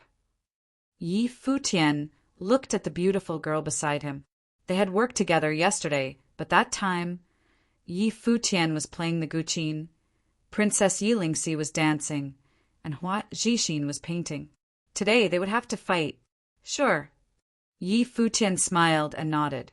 Seeming to feel something, he looked up at the black-winged eagle in the air. As expected, he saw a pair of smiling eyes. He felt wronged. This beauty had come to him. It wasn't his fault. Thinking of what happened last night, Yi Futian instantly felt unsettled. How could she leave halfway through? Thinking of Fox's sexy moves yesterday, Yi Futian was very depressed. Hua Ji was so cruel, and he must not fall for that trick again. "Miss Jixin, this is not needed. We don't want to fight against you," the Qin clan youth from before said. His name was Su Mu and was a 9-star Glory Plane musical sorcerer. He was very talented. Other than Bai Qiu, no other Qin clan youth had a higher talent than him. "It's all right. We are here to fight, so there's no need for politeness. Hua Jixin's voice was so soft, and she felt so weak that no one could bear fighting her. If that's the case, then I'm sorry. Sumu didn't say anything more. Hua Jixin was in the 8-star glory plane. She looked weak, but she was one of the popular contestants of the Fenghua banquet. How could she be weak? If they fought one-on-one, Sumu didn't have the confidence to easily win against Hua Jixin, despite being in a higher plane. Guqin's spirits appeared with a flash. The various musical sorcerers began playing at the same time.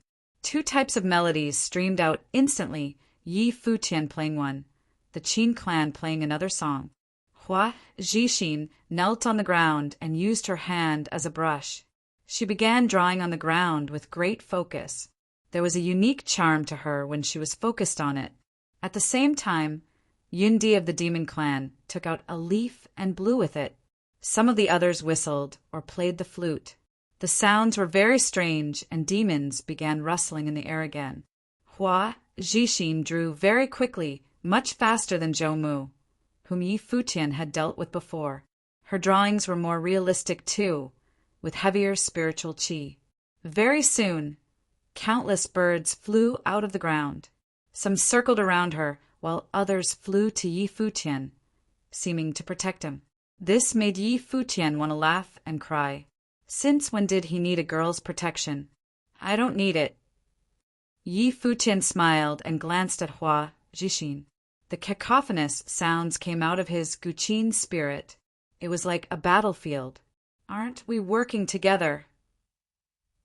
Hua Jixin looked up and smiled too.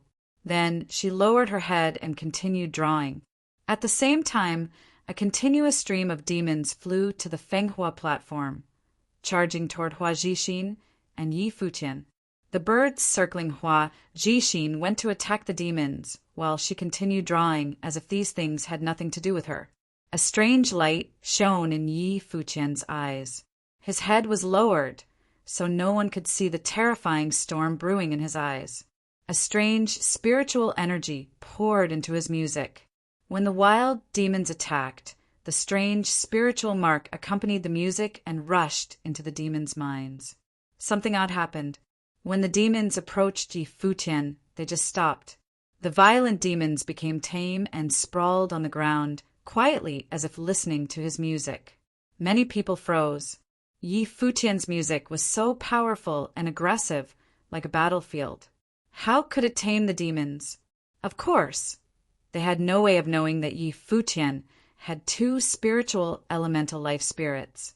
Other than being a musical sorcerer, he was also a beast master, rather than a beast tamer. Hua Jixin's gaze went slack too, but then she continued drawing. Knowing that Yi Futian was okay, she summoned the birds back to her side and focused on the demon clan. Su Mu and the Qin clan were playing quietly. What had just happened was a bit odd, but this didn't disrupt their playing. Their music gradually intensified. The artistic conception was similar to Yi Futian's and could bring people into a battlefield. Following that, there seemed to be arrows whizzing across the battlefield. They shot toward Yi Futian with amazing power, as if it could pierce one's mind. This time only Su Mu attacked. Though the others were playing, they didn't seem to want to attack Yi Futian together. Yi Futian played by himself.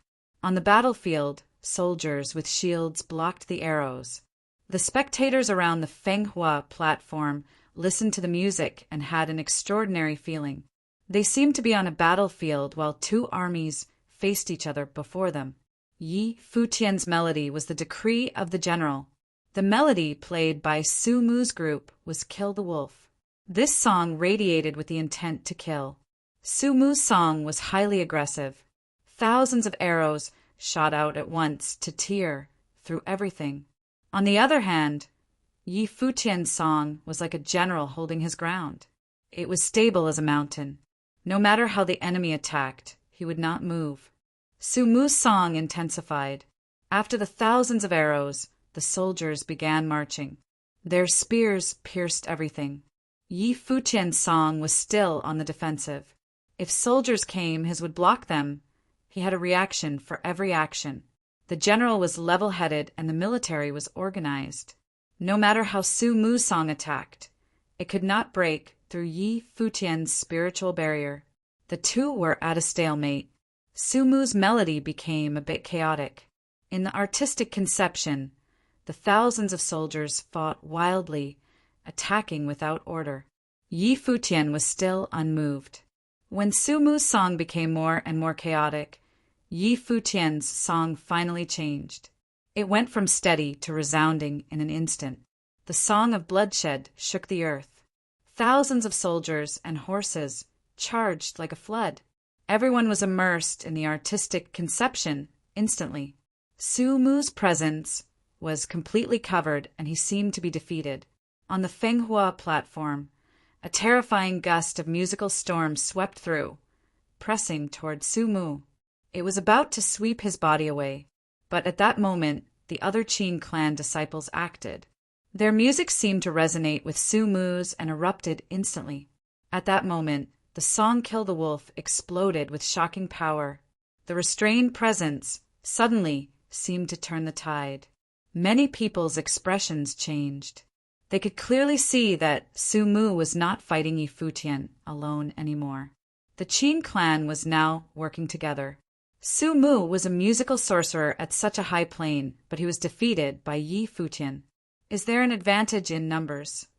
Yi Futian smirked slightly, and he stood up slowly. The Guqin spirit followed and floated before him. Yi Futian began walking forward. The music still grew stronger, wildly pressing forward.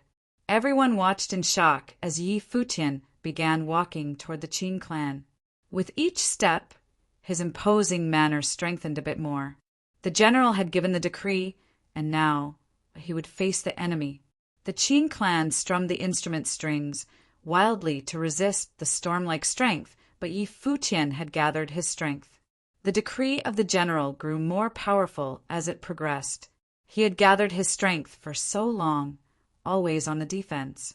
When the general gave the decree, everything was already set and could not be turned back.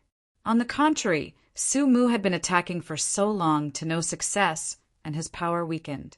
Yi Futian obviously wouldn't give him the chance for a breather. Everyone watched as Yi Futian walked toward the Qin clan.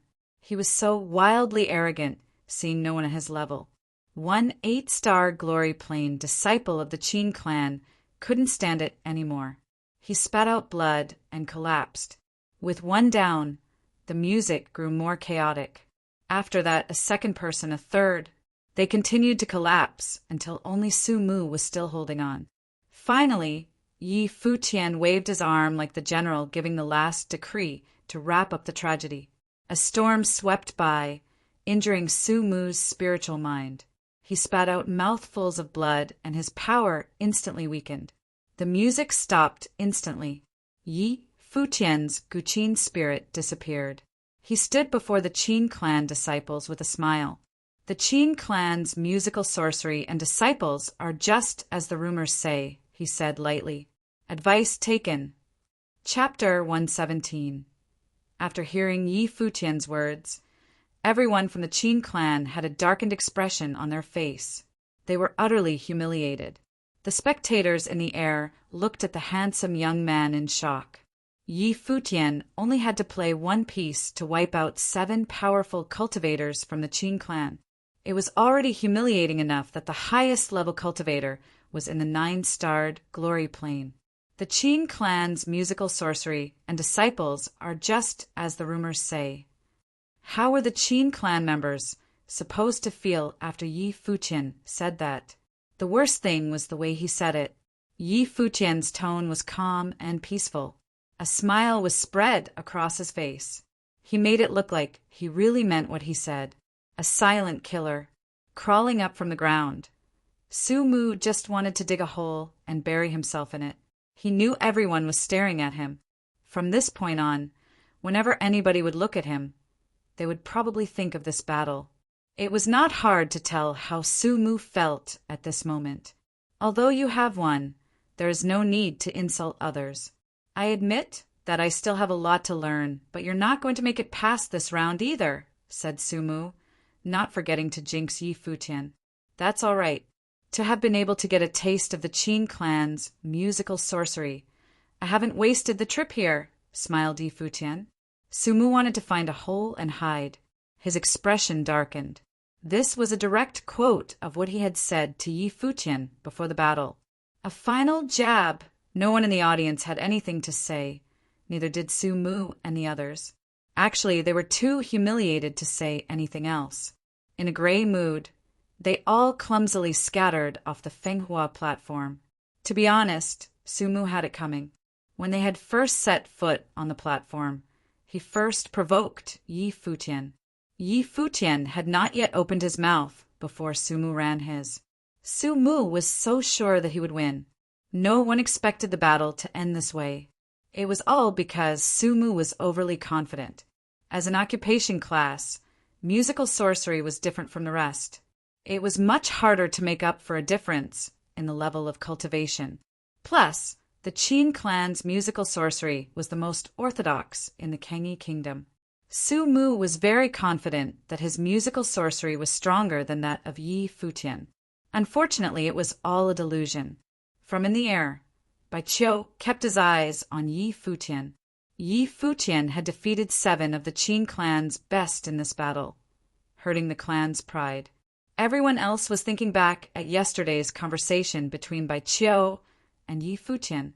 So, this was the reason why Yi Futian rejected the offer to enter the Qin clan. If he was already able to defeat the members of the Qin clan, what was there to learn from them? At the thought of this, many people turned to look at Baiqiu. If Yi Futian got the chance to battle against him, Baiqiu would definitely try violently to get revenge on Yi Futian to reclaim the pride lost in this battle. Not far from Yi Futian, the battle between Hua Zhixin and the Demon Clan had also come to an end. The delicate figure remained quietly standing while the 3 cultivators from the Demon Clan, Yundi included, had been defeated. Hua Zhixin and Yundi were both named as strong contenders for the Fenghua rank. Both of them were extremely gifted. However, Hua Zhixin was of a higher cultivation level than Yundi. Thus, the audience was not too surprised at this result, but it did give them a strange feeling that Yundi had lost in both battles. In the first round of battles, he met the freak, Yu Sheng, and now Hua Zhixin. All they could say was that this young prodigy from the Demon Clan was simply too unlucky. Yi Futian, Hua Zhixin. Pass, the elder announced the results. Prodigy, Yundi, had been eliminated quicker than anticipated. To this, spectators could only let out a sigh. Yundi had not even gotten the chance to be considered by the emperor. Yi Futian and Hua Zhixin met eyes and shared a smile. Then, they left the Fenghua platform separately. The battle between those in the glory plane had concluded. Only 5 people had passed and received candidacy to be considered by the emperor for the Fenghua rank. These 5 were Yu Sheng, Lin Yueyao, Hua Jiu, Hua Zhixin, and Yi Futian. Unexpectedly, there were 3 beauties among them. People had also noticed that Yu Sheng, Yi Futian, and Hua Jiu were a group. Yi Futian and Hua Jiu seemed to be a couple, while Yu Sheng and Yi Futian seemed to be extremely close as well. They were just like brothers. Yu Sheng had previously yelled at Baiqiu in anger for Yi Futian, telling him to shut up. Now, all 3 of them have become a candidate for the Fenghua rank. It was pretty difficult not to take notice of them. It did not seem like they were from the Kengi Kingdom's imperial city because otherwise they would have received lots of attention early on. So, which prefecture of the Kengi Kingdom were they from? Quickly, the people threw their questions aside. The battles between the Dharma Plane participants had begun. Only 5 people in the Glory Plane had passed, but there should be more to do so in the Dharma Plane. After all, they were in a higher plane, so they should higher cultivation. The battle between the Dharma Plane cultivators was extra thrilling. The more heated the battle got, the more certain people began to stand out. For example, young Lord Yi Wuchen. With an arrogant, cold demeanor, no one could get past the sword in his hand. What's more, he had not yet released his life spirit. Otherwise, he would have been even more frightening. Not even the prodigy-level Dharma plane cultivators could withstand his sword. Besides Yi Wuqian, there was also Zhuo Qianfan and Yu Jiang from Kengi College, as well as Bai Qiu from the Qin clan. All of them were strong contenders for the Fenghua rank. Naturally, their performance would not be too shabby. They were all very outstanding and all passed, receiving candidacy for the Fenghua rank.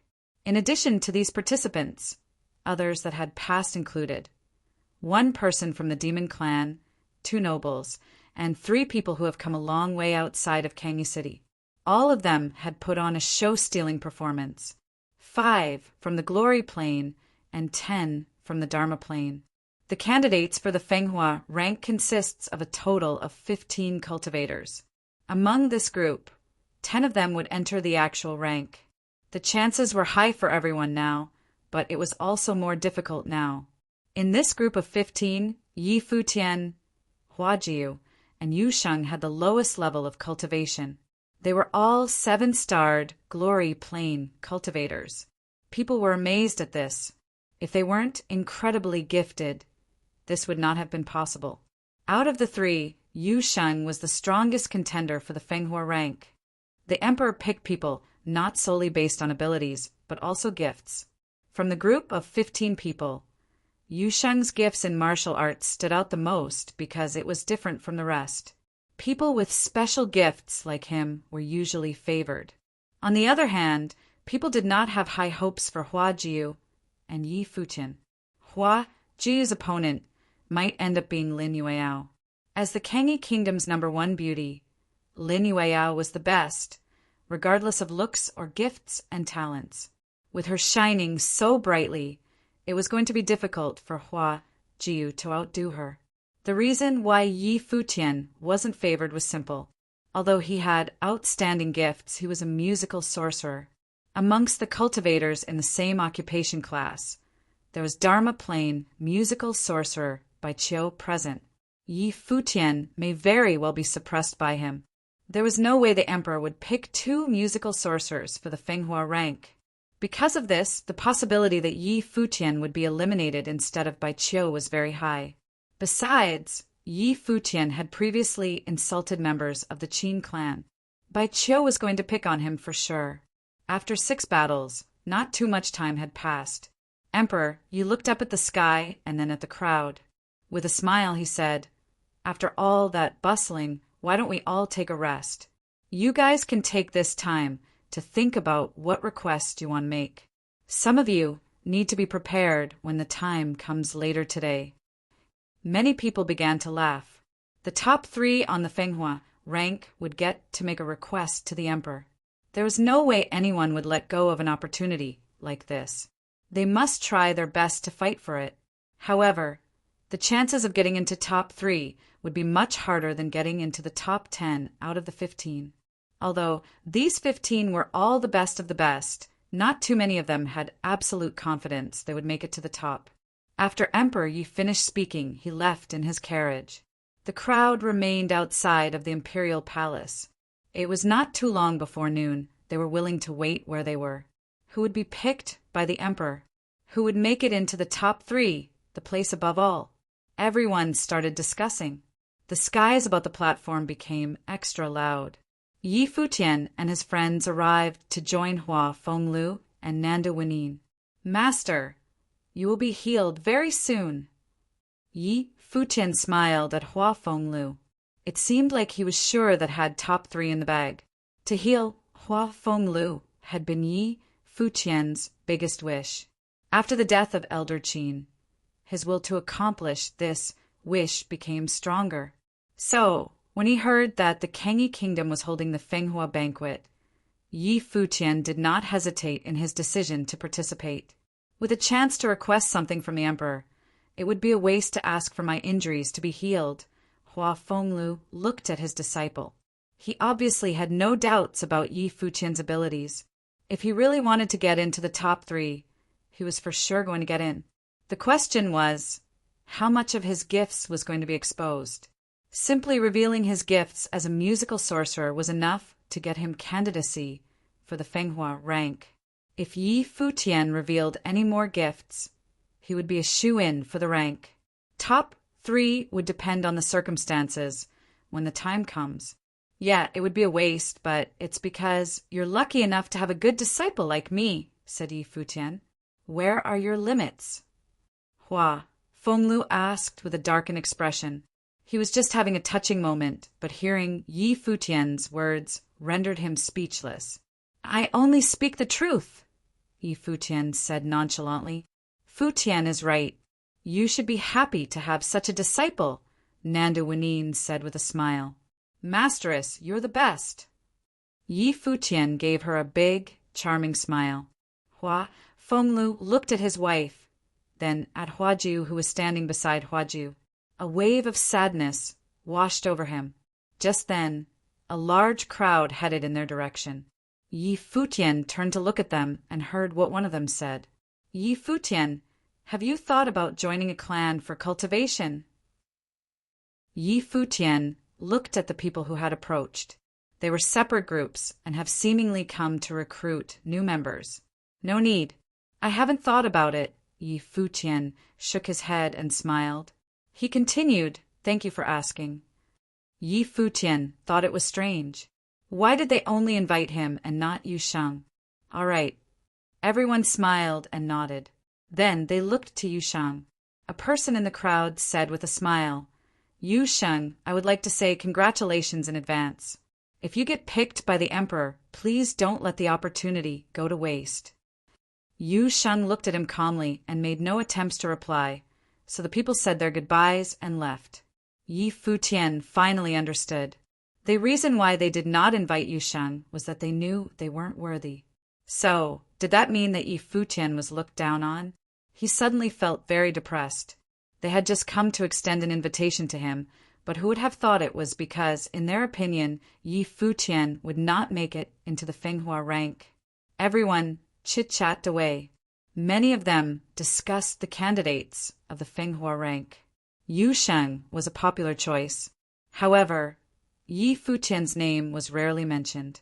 Yi Futian glared at Yu Sheng. Yu Sheng looked back at him, feeling wronged. It's not my fault. Chapter 118. Time went by bit. It was getting close to noon. There were countless people in the vast space surrounding the Fenghua platform. They were all discussing the Fenghua rank. Soon, the Fenghua banquet would enter the most critical moment, when the emperor decided the candidates of the Fenghua rank. Everyone was waiting for this to happen. Young Lord Yi Wuchen was the cream of the crop with amazing swordsmanship. Zhuo Qianfan of the Kengi College was incontestably talented. They were both in the second Dharma plane. How amazing would their fight be? Wang Yu, the pride of the Wang family, had always been pursuing Lin Yueyao, the #1 beauty of Kengi Kingdom. Would he be able to display his brilliance today and win the lady's heart? Yu Xing seemed undefeatable in the glory plane. Would he or Lin Yueyao be stronger? How would the 3 beauties of the glory plane, Lin Yueyao, Hua Zhixin, and Huaju, fare against each other? Yi Futian had defeated 7 strong opponents of the Qin clan. Next, there was a high possibility that he would face Bai Qiu's revenge. With Yi Futian's skills in the 7-star glory plane, would he be a threat to Bai Qiu, or would he be humiliated? Would the talents from outside the imperial city be able to shake the brilliant geniuses of the city? All of this would be revealed shortly after. As time passed, the 15 people came to the Fenghua platform. Yi Futian gazed at the crowd, eyes sweeping past Bai Qiu and Yu Jiang, the genius of Kengi College. He hadn't forgotten about what happened at the banquet last night. The nobles and lords returned to their seats beside the emperor's seat. They looked to the 15 figures, also anticipating what was to come. Lord Wuchen's talent is unparalleled. He will definitely be part of the top 3 of the Fenghua rank, a clan member said to Lord Yi. Your Wang Yu is highly talented as well. He may have a chance. Lord Yi chuckled. The Wang clan elder smiled. Glancing at a youth beside the Fenghua platform, he said, That boy's cultivation is unorganized. I don't know what he's thinking every day, and he's chatting even now. At the moment, Wang Yu was standing next to the beautiful Lin Yueyao while saying something. They seemed to be chatting and attracted many jealous gazes. Perhaps only someone like Wang Yu was qualified to approach Lin Yueyao. Clan leader Wang, you must be lying. If he gets the Lin family girl, you'll probably dislocate your jaw from laughing, someone else said. The Wang elder laughed as well. If Wang Yu really could win Lin Yueyao, it would definitely be a great thing. While they were conversing, the royals arrived and sat in their seats. Looking at the sun, the emperor announced, "Let us begin." The Kangyi College elder walked onto the Fenghua platform. There were no bookmarks this time. Instead, the elder gazed at the 15 stars in the air and said, "Listen carefully." The people nodded. 15 gazes fell upon the elder. "There are no rules in the final round," the elder said. "Anyone who wishes to perform can step onto the Fenghua platform. You can display your talents however you wish. Everything will end when no one else wishes to continue. In the end, the emperor will personally name who will enter the Fenghua rank, depending on your performance." After the elder finished, he stepped off the platform. Everything hereafter was for the 15. They could do whatever they wanted without any restrictions. Many looked to the 5 in the glory plane. Of them, Yi Futian's trio wouldn't fight against each other. This way there was no more leeway. Would they challenge those of the Dharma plane? Those who remained until now were all abnormally talented. Even Lin Yueyao probably had no confidence against the Dharma plane. Lin Yueyao's gaze fell upon Hua Jixin and Yi Futian's group. She was the highest of the glory plane, but challenging those below her was not as impressive. The atmosphere was strange, and no one stepped onto the Fenghua platform. "I'll fight the first battle," Hua Ji whispered to Yi Futian. "Okay." Yi Futian smiled gently. He and Hua Ji were both unpopular, but he believed in Hua Ji as a full elemental spiritual sorcerer. Her talent was much better than what others imagined.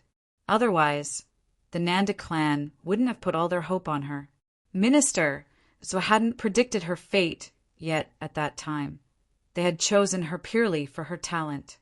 Hua Ji's body flashed. She descended onto the Fenghua platform like a fairy. She looked up into the air, and everyone's gazes sharpened. She was looking at the number 1 beauty of Kangyi, Lin Yueyao. Everyone thought that the emperor didn't name Hua Ji because she was overshadowed by Lin Yueyao. However, the one she wanted to challenge first happened to be Lin Yueyao. Hua Ji didn't speak, but Lin Yueyao seemed to understand. Her clothes fluttering, she flew down and landed on the platform. The 2 beauties wanted to complete the battle they didn't have the chance to before. "Your plane is a disadvantage," Lin Yueyao murmured. She was at the 9-star glory plane, while Hua Ji was 2 planes lower. "Let's start," Hua Ji said softly. After that, light flashed behind her. She had released her life spirit. This was Hua Ji's first time releasing her life spirit. She had inherited her mother's, but it was even more beautiful. It was a crown, elegant and holy. It radiated with dazzling light. When the crown rested on Hua Ji's head, there seemed to be invisible spiritual ripples all around her. Even Lin Yueyao, standing far away from her, could feel her own spiritual strength tremble. The spiritual qi around Hua Ji seemed to erupt. Wind wrapped around her, and the wood elemental spiritual qi transformed into the lock of 1,000 vines. It covered the sky and extended forward. She instantly glowed with holy light like a fairy. When they saw this, everyone realized that they'd underestimated Hua Ji's talent. She was stronger than what they'd thought. Lin Yueyao felt threatened too. A similarly beautiful glow appeared behind her. She released her life spirit. It was a beautiful demon, the purple gold rock. Lin Yueyao's mount was a purple gold rock as well. The elders of her clan had captured an arcana-level purple gold rock for her, so she could understand her life spirit better. That was how powerful a big clan was. Beautiful golden feathers appeared on Lin Yueyao's body. A similar wind wrapped around her body. She also knew wind sorcery. Two beautiful figures shot into the air. They hovered above the Fenghua platform, captivating everyone. The lock of 1,000 vines curled toward Lin Yueyao. Her golden wings flashed sharply like daggers. They flapped, continuously slicing the vines curling at her. Boom! The wings shook and Lin Yueyao flew toward Huajiu at an extreme speed. She also cultivated martial arts. Her life spirit gave her amazing power and speed. Hua Jiu mainly cultivated spiritual sorcery and didn't study martial arts. Fighting Hua Jiu from the distance was not a smart choice. Seeing Lin Yueyao approach, Hua Jiu remained calm. Water, elemental, spiritual qi gathered around her. Poof, poof! Golden blades continuously popped out of Lin Yueyao's wings. With the wind spell's help, she charged at Hua Jiu. A dazzling light flashed past Hua Jiu's eyes. An invisible spiritual strength burst forth. The golden daggers slowed down and exploded into spiritual qi before Hua Jiu. At the same time, Lin Yueyao used the attack's protection to approach Hua Jiu. Her wings really transformed into blades now. Once she got close, Hua Jiu would be in trouble. Hua Jiu reached forward. A terrifying spiritual wave rippled out like a storm, sweeping forward. Lin Yueyao's terrible speed reduced too, and even paused temporarily in the sky. Her life spirit seemed to shake violently. Golden lightning tore through everything. The purple gold rock's shadow appeared on her body. She broke free from the restraint and continued forward. There was rumbling, and a water spell suddenly erupted before Lin Yueyao. It instantly swept toward her body. This spell wasn't offensive, but it seemed to stick to her, making it impossible for her to advance. Powerful attacks were useless against water spells. Her wings and lightning beat upon the watery prison and just passed right through. I seal. Hua Jiu's powerful spiritual strength erupted again, and the watery prison turned into ice. Lin Yueyao was instantly frozen inside. There were rustles again. The lock of 1,000 vines swept toward Lin Yueyao's ice-sealed body and buried her within. But things didn't stop here. Countless golden swords appeared in the air. Supported by the wind spell, they hovered quietly in the air, aimed at Lin Yueyao. With a loud boom, the ice seal and lock of 1,000 vines all exploded. Lin Yueyao burst free with a beautiful flash. But at the same time, a gust of strong spiritual strength fell onto her, making her stop again. The golden blades transformed into real lightning. They descended in an instant, landing before Lin Yueyao's beautiful figure. But then they stopped without stabbing down. Lin Yueyao's eyes went blank. The countless hovering daggers right before her eyes felt unreal. Then she looked up at Hua Jiu. "You lost," Hua Jiu said softly. Her voice was still calm and indifferent, but all the strong talents around the Fenghua platform were frozen on her. She had used the spiritual power to guide all the elements. As a spiritual sorcerer, Hua Jiu had made everyone overlook her terrifying talent of the other elements. Now, she displayed her talent in wind, metal, water, and wood. The first battle of the Fenghua banquets, last round, had shaken everyone. Lin Yueyao, #1 beauty of the Kengi Kingdom, was defeated. Chapter 119. It was yet another battle full of surprises. #1 beauty of the Kengi Kingdom, Lin Yueyao, was thought to be a shoo-in for the Fenghua rank. When she entered battle with Hua Jiu, who was at a lower level, everyone thought it was going to be a no-brainer. But things never turn out as expected. Hua Jiu revealed her outstanding gift. As a spiritual sorcerer, she incorporated the use of sorcery of various elements and defeated Lin Yueyao, blow by blow. She was so quick, Lin Yueyao did not even have time to demonstrate her powers. Just like that, the person who was a shoo-in for the Fenghua rank was now Jiu, not Lin Yueyao. Yi Futian watched the beautiful figure on the Fenghua platform. A smile reached his eyes. At age 12, the young girl entered Qingzhou Academy and revealed her shocking talents. 3 years later, she became a female legend at the academy. After arriving in the city of Donghai, she entered Donghai Academy and became a legend there as well. Today, she was finally able to shine at her brightest, although it was not in the Nanda Nation, but at the Kangyi Kingdom's Fenghua banquet. Many important figures gave Hua Jiu a look of admiration. Under the calm and collected use of sorcery, Hua Jiu was able to defeat Lin Yueyao without giving her a chance to prove her worth. Appearance aside, this girl was way more cultivated in terms of combat than Lin Yueyao. The sharp golden swords turned into spiritual qi and dissipated. Lin Yueyao blinked a couple of times. It seemed that she had only just broken out of her daze. She actually lost to Hua Jiu, a lower-level cultivator. "I have been defeated." Lin Yueyao smiled bitterly and flew away from the battle platform. Taking a deep breath, Lin Yueyao calmed herself. This defeat made her more clear-headed. She had always been the center of attention, with countless people praising her into the skies. She had finally been defeated. However, the Fenghua banquet had not yet ended. She still had a chance to redeem herself. This round was a free-for-all. No rules. Even if you lost a battle, you still had a chance to prove yourself. "Yueyao, you were just a little careless. Don't take this defeat to heart," Wang Yu yelled from the skies above. His voice was anything but quiet. Everyone heard him. Many have thought that Wang Yu was only saying that because he was chasing Lin Yueyao. Although it was true that Lin Yueyao had underestimated her opponent, but the reason for her defeat was far more complicated than simple underestimation. Lin Yueyao did not reply. Wang Yu saw that he had been ignored and turned his attention below to Hua Jiu, who was getting ready to depart. "Wait," a voice said coldly. Wang Yu began to descend on to the Fenghua platform. Hua Jiu lifted her head to look at Wang Yu with her beautiful eyes.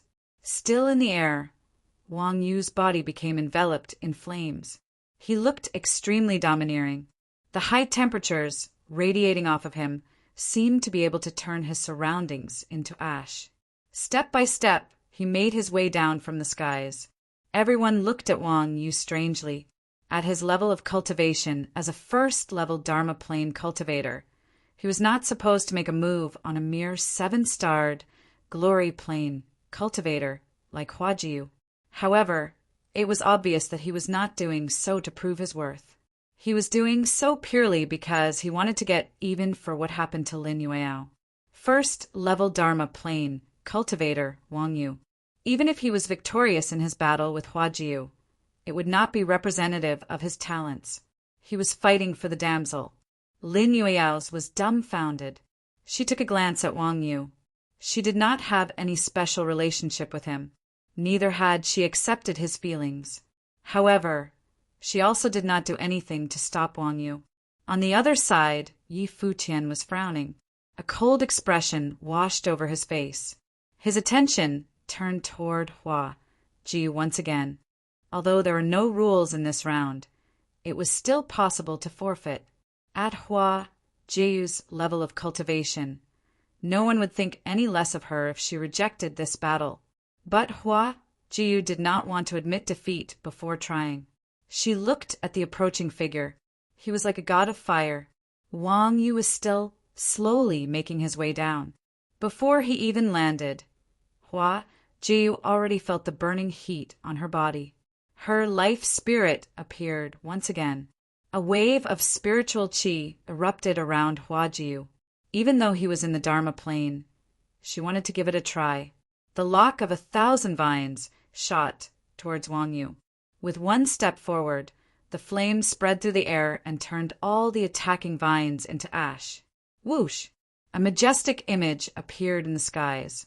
A pair of flame wings appeared on Wang Yu's back. Every flap was accompanied by a gust of hot air. The temperature was extremely high. Hua Jiu was located right under the flames and felt like she was about to be set ablaze. Realization of Dharma. Everyone was entranced by the large pair of flame wings. It was Wang Yu's realization of Dharma. He continued to descend, getting closer and closer to Huajiyu. It was as if he were doing this on purpose. In order to get even for Lin Yueyao, he was going to make things difficult from Huajiyu. Fox, forfeit. Yi Futian took a step forward and screamed to Hua Jiu, standing in the Fenghua platform below. Hua Jiu looked at Yi Futian. She knew that there was no way she could win this battle. It was pointless to continue. Just as Hua Jiu was about to open her mouth, Wang Yu flapped his enormous wings, and he was carried straight towards Hua Jiu, getting extremely close to her body. I admit defeat, Hua Jiu said calmly. Whoosh! The frightening flame wings brushed right above her head. The hot air rushed across her face, burning the chiffon veil, dissipating into nothing. Right away, her beautiful face filled everyone's vision. Everyone focused in on her face. Seeing her beauty, their eyes were frozen on Hua Jiu. No one knew how to describe this face. Her face that was once veiled was perfect, flawless. Even Wang Yu was dumbfounded. This was obviously not what he had expected. Even though everyone already knew that Hua Jiu was a beauty, no one expected it to be of this caliber. She was breathtakingly beautiful. Many people turned to look at Lin Yueyao, and they realized that even the Kengi Kingdom's #1 beauty was lacking in comparison to Hua Jiu. This meant that Hua Jiu had defeated Lin Yueyao in terms of talents and looks. Then, could Lin Yueyao still be considered the #1 beauty? Lin Yueyao was also looking at Hua Jiu. For the first time, she realized that even she could be inferior to another female. Even she had to admit that there was nothing to be said about Hua Jiu's beauty. Lin Yueyao suddenly remembered what she overheard Yi Futian say to Hua Jiu as they brushed shoulders outside Kengi College. At the time, she thought it was simply something Yi Futian said to make his girlfriend happy.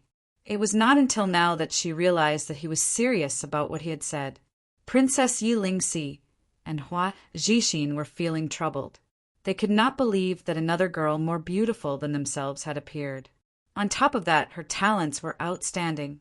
Sorry about that, Wang Yu said. Withdrawing his proud attitude, he gave Hua Jiu a quick nod. Hua Jiu stared at him with a cold demeanor. Her gaze was cold and icy. Fox, come back. A voice called out to her. Hua Jiu turned to look at Yi Futian, nodding her head lightly. Her body lifted into the skies in a flash. Back on the Black Wind Eagle's back, Hua Jiu walked up to Yi Futian. Disappointment filled her beautiful eyes. Her head hung low as if she had done something wrong. It's fine. Yi Futian petted her head lightly. Hua Jiu looked up at Yi Futian with puppy dog eyes. Seeing how close the two were, dozens of jealous gazes were immediately directed at Yi Futian.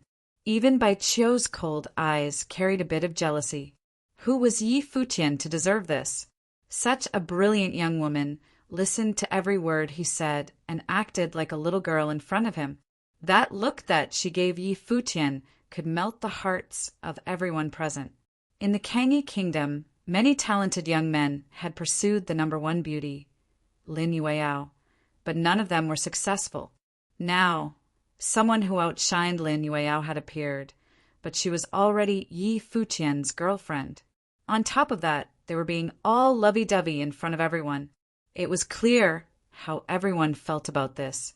Naturally, Yi Futian did not care about how the others were feeling. All he knew was that he wasn't feeling to swell. He was in an extremely bad mood. Hua Jiu defeated Lin Yueyao, and someone actually tried to make a move on Hua Jiu to get even for Lin Yueyao. Even her veil was burned. Obviously, Yi Futian was in a horrible mood. After consoling Hua Jiu, Yi Futian stepped forward with his fists clenched. A loud sound was emitted. His attention turned to Wang Yu, who had returned into the skies. Yi Futian's gaze was cold. You have a death wish, said Yi Futian. Without using wind sorcery, Yi Futian descended straight down from the sky onto the Fenghua platform in a flash. The platform shook as he landed, another one in anger for a damsel. Everyone looked at Yi Futian, trying to mimic Wang Yu. Did Yi Futian have the abilities to do so? They watched as Yi Futian's gaze focused on someone in the sky. His eyes shot daggers at Wang Yu. With a cold demeanor, he ordered, "Get your ass down here. Now." Everyone was shocked. This guy really was crazy. Yi Futian was only in the 7-starred glory plane. Wang Yu was a cultivator in the Dharma plane. No matter how you looked at it, they were people of different levels. Wang Yu frowned, his eyes cold as well. Then he let out a smirk. Trying to mimic him? Was Yi Futian even worthy of doing so? Wang Yu walked forward, ready to head down when a figure stepped out in front of him. It was the musical sorcerer prodigy of the Qin clan, Bai Qiu. "Our problems have yet to be settled," said Bai Qiu. He was afraid that once Yi Futian and Wang Yu battled, Yi Futian wouldn't have the guts to step on to the Fenghua platform again. If so, how was he supposed to get revenge for what Yi Futian did to the members of the clan yesterday? Yi Futian looked at Wang Yu, then at Bai Qiu. "Then let's go, one at a time." Chapter 120. Around the Fenghua platform, everyone's eyes were on Yi Futian, a bit shocked at his confidence. Wang Yu, the pride of the kingdom, and in the Dharma plane. Bai Qiu, the most talented of the Qin clan's younger generation, and a musical sorcerer in the Dharma plane. Yi Futian, a musical sorcerer in the 7-star glory plane. Compared like this, there was no way for Yi Futian to sway the other two. No matter how talented he was, the difference in plane was too much. He had to cross into the Dharma plane. Those in the Dharma plane could realize the Dharma and were frighteningly powerful. Their abilities had a qualitative change from the glory plane. Just then, Bai Qiu descended slowly onto the Fenghua platform. There was still a cool smile on his handsome face. "Even though it's not impressive for me to defeat you, we have to settle the matter from before," Bai Qiu said to Yi Futian. "Of course." Yi Futian smiled. He completely agreed. "Then let us begin." Bai Qiu sat down with crossed legs, extremely charismatic. His Guqin spirit appeared and hovered before him. It was considerably more realistic than Yi Futian's Guqin spirit. It was like a real Guqin. The life spirit developed as the cultivator grew stronger. Yi Futian sat across from Bai Qiu, and his Guqin spirit also appeared. His aura had changed from before as well. His handsome face was calm and solemn. It was as if only the Guqin was in his eyes at the moment. Some girls looked at Yi Futian, and they had to admit that Yi Futian and Huaju matched in terms of looks. Even the handsome and charismatic Bai Qiu wasn't as attractive as him. A string of notes sounded. Bai Qiu played first. It was just a note, but everyone could feel a shocking boom on the Fenghua platform. They all looked over. Bai Qiu's movements were graceful.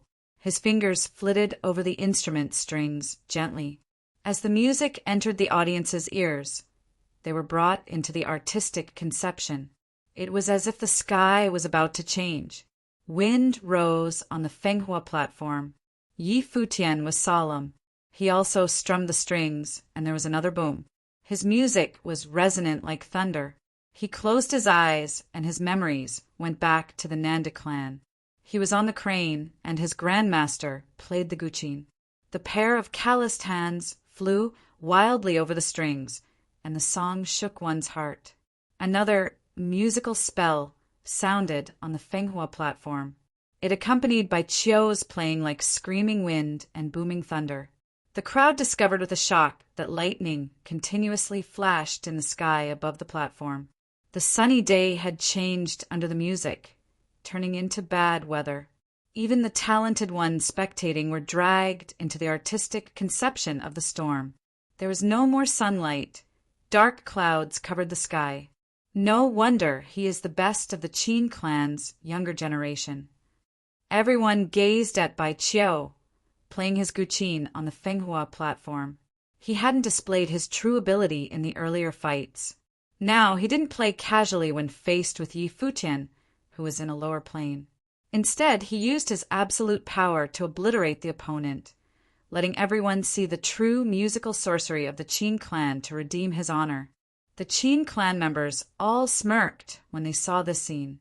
There was no place for Yi Futian if Bai Qiu was there. Above Yi Futian, dark clouds covered the sky and the wind howled. The lightning was terrifying. Crack! A dazzling bolt of lightning streaked directly toward Yi Futian. Everyone's hearts trembled. Could Yi Futian, playing his guqin with his eyes closed, withstand this attack? His fingers quickly strummed the strings. The music intensified continuously like a sharp sword in the thunderstorm, wanting to slice through all restraints. Then there was a terrifying streak of purple light.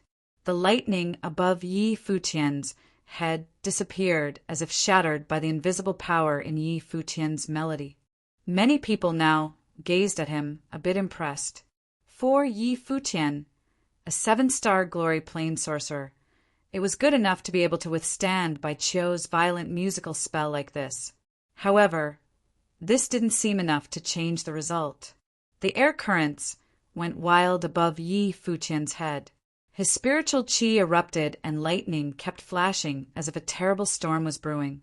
It felt as if Yi Futian was a small boat in the thunderstorm. He could run into danger at any time and be crushed to bits. Yi Futian didn't seem to feel this.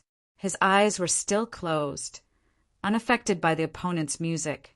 His melody continued to rise and a storm rose around him, going against the current. When lightning struck, it would be swallowed by this windstorm. However, Yi Futian knew that there was still a big difference between his spiritual energy and Bai Qiu's. In his life palace, the life spirit eye of the storm released terrifying spiritual energy. This power slowly seeped into Yi Futian's mind, transforming into his own spiritual energy. This allowed his music to carry a terrifying artistic conception. The Eye of the Storm was the life spirit given by Emperor Yi Qing. The spiritual storm it contained was very frightening, but he couldn't use much of the power. At this moment, a destructive windstorm erupted from the void to shatter Yi Futian. His hands moved even faster. The spiritual energy kept blooming, rising with the intensifying melody. His own spiritual energy seemed to want to empty itself into the music. Thus, a frightening sight appeared above Yi Futian. There was a burst of music that seemed ready to destroy the world, but another gust of power swept through. The two powers clashed, and the entire Fenghua platform was enveloped by the destructive windstorm. Many people shuddered inwardly. They stared at the seated Yi Futian in shock. How could he withstand this strength? Another burst of resonant music sounded. It wanted to pierce through the storm, not bowing down to fate. This music! Many people trembled when hearing Yi Futian's music. He was far from Bai Qiu's plane and was repressed, but the power his music displayed and his past determination gave many an indescribable feeling. Bai Qiu's brows knitted. He'd wanted to use his absolute advantage to crush Yi Futian, but it wasn't working. His fingers flew across the strings, and the storm grew even more terrifying. It seemed to want to flatten the world. Attacks swept through continuously, destroying everything and out to kill Yi Futian. At this moment, Yi Futian was completely immersed in his music. This scene was reminiscent of what happened at the Nanda clan. He thought of his grandmaster's tragic but powerful performance. In his life palace, the spiritual energy of the Eye of the Storm continuously transformed into Yi Futian's consciousness. It increased his spiritual energy, and there seemed to be no limit for his song. It kept rising. The unparalleled power destroyed everything. The crowd realized with a shock that the increasingly wild thunderstorm in the sky wasn't defeating Yi Futian. Instead, it showed signs of breaking down. Above Yi Futian, a corner of the chaotic music windstorm scattered. As if sunlight shone down, there was light. Is this why he was confident? The spectators were shocked. Earlier, they had thought that there was no way for Yi Futian to be named by the emperor. Now they weren't so sure. The emperor might take note of him just for this melody and add him to the Fenghua rank. However, this was unbearable for Baiqiu. Countless gyukins hovered around him. They seemed to be playing in unison, and the light of the musical spells endlessly fell upon his guqin spirit. In an instant, an even more terrifying musical windstorm pressed toward Yi Futian. At the same time, he rose to the air and floated toward Yi Futian. In a moment, he was above Yi Futian. He sat in the air as if he was high and mighty. Baiqiu's hands flew furiously over the strings. The windstorm covered the sun, and endless lightning bolted toward Yi Futian. Yi Futian's fingers moved just as fast, almost at his limit. A bright sound pierced through everything and went toward Baiqiu, hovering above him. The two faced each other directly and clashed violently. The audience only felt that both of them were swallowed by the windstorm. The unstoppable power swept toward Yi Futian's body. With a boom, Yi Futian's music stopped. His body continued to be forced backward. However, at the same time, another beam of music charged into Baiqiu's mind. He shook, and his music stopped abruptly too. The windstorm above the Fenghua platform disappeared. Sunlight shone down, and everything went back to normal, but the results were clear. Yi Futian had still lost, though no one could blame him. This battle was impressive enough. Many gazes fell upon Yi Futian's handsome face. His eyes opened slowly. The black eyes were clear and bright, not frustrated at all by his defeat. His bright smile was like sunlight, nothing like the repressiveness and chaos from earlier. This Yi Futian was a completely different person from before. He had wanted to try with his grandmaster's piece, but the difference in playing was still too much. They were both musical sorcerers, and it was difficult to cross such a wide gap. However, he wasn't disappointed. In his last battle with Zhoumu, his musical spell wasn't enough to defeat him. Now he could use his music to cross 3 planes into the Dharma plane and still force Baiqiu to this extent. He had improved a lot. "You should be proud that I treat you so," Baiqiu said nonchalantly, though his heart was pounding. Yi Futian smiled subtly at Baiqiu. Then he stood up and smirked. He turned around and gazed in the emperor's direction. Bowing, he said, "Your Majesty, when I registered at the Kangi College, I wrote that my occupation is a musical sorcerer. In actuality, I only cultivate musical sorcery to better myself. It is not my expertise. Please forgive me." Chapter 121. After Yi Futian had spoken, many people were dumbfounded. Their gazes were frozen on the handsome young man. He only cultivated musical sorcery to better himself? In the battle just now, Yi Futian's musical sorcery was able to push the Qin clan's brightest pupil, Dharma plane prodigy, Baiqiu, to such limits. Now he was telling the emperor that he only cultivated musical sorcery to better himself and that it was not his expertise. Baiqiu's expression darkened. Up to this point in the battle, there was nothing he could say he was proud of. He wanted to get sweet revenge on Yi Futian for what he had done, but by the looks of it, his efforts were nowhere near good enough. What was the meaning of what Yi Futian had just said? From far up in the skies, Hua Feng Lu dry coughed. On the black-winged eagle, Hua Ju sat there just blinking her eyes, while Yu Sheng sat wide-eyed. He looked at Baiqiu with pity, but forget about everyone else. Even the emperor was not prepared for Yi Futian's utterance. He faltered momentarily and then looked at the handsome young man on the Fenghua platform. With a smile, he said, "That's fine. Then you may battle with the skill of your expertise." "Thank you, Your Majesty." Yi Futian bowed to the emperor. After that, he turned to look at Baiqiu with a smile. "I would also like to see what your expertise is," Baiqiu said with a darkened expression. He placed his hands on the guqin, and the music started once again. If he couldn't defeat Yi Futian, then all pride would be lost. The moment Bai Qiu's fingertips met the guqin, thunder and lightning filled the sky. The winds and the clouds shifted.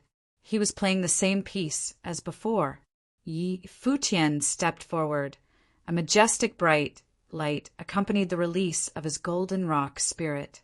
In a split second, everyone's eyes were drawn back on to Yi Futian as they watched in shock while the life spirit appeared behind him. Twin spirits. A shiver went down everyone's spine. Yi Futian previously battled as a musical sorcerer and revealed his guqin spirit. Now his golden rock spirit has also been unveiled. Twin spirits. The audience finally understood. Not only had they underestimated Huajiu, they had also underestimated Yi Futian. Yi Futian, Yu Sheng, and Huajiu, the seven-starred glory plane trio, were mysterious newcomers. It seemed like they were destined to stir up trouble at the Fenghua banquet. Yu Sheng and Huajiu had already revealed their true talents. Now it was Yi Futian's turn. His musical sorcery was able to force Bai Qiu to attack at full power, but he told the emperor that he only cultivated musical sorcery to better himself. He wasn't solely a musical sorcerer. After that, he released a second life spirit. Bai Qiu, who had already begun to play, was also shocked. His cold eyes swept over to Yi Futian. Bai Qiu was supposed to have the advantage, fighting Yi Futian as a Dharma plane cultivator, but Yi Futian had stolen his spotlight from the very start. Thinking about this, Bai Qiu released his realization of Dharma. Gyukins appeared in the air, and when he played, all the gyukins harmonized. A wave of frightening energy washed over the platform. The airflow became wild. The sound of the gyukins metamorphosed into sorcery. Lightning struck down on where Yi Futian was, but he ducked quickly, and it struck onto empty space. He's so fast. Everyone looked towards the figure in the sky. Yi Futian's wings fluttered behind him. Wind sorcery wrapped around his body, making him even faster. He reached out his hand, and the metal spiritual qi immediately formed into a golden rod, which Yi Futian wrapped his hand around. Yi Futian took one step forward, and a force of invisible energy erupted from him. More flashes of lightning struck at him, but this time, Yi Futian did not duck to avoid it. Instead, he waved the rod forward, and the bolts of lightning disappeared with a loud bang. Yi Futian stood stable like a mountain, his aura growing stronger by the moment. The music continued frantically. The storm was taking form. At the same time, the sound of the guqin continuously crept into Yi Futian's ear, wanting to drag him into the mood of the music. The sky was dark, but lightning lit it up intermittently. Bai Qiu's music contained the double attack abilities of spirit and sorcery.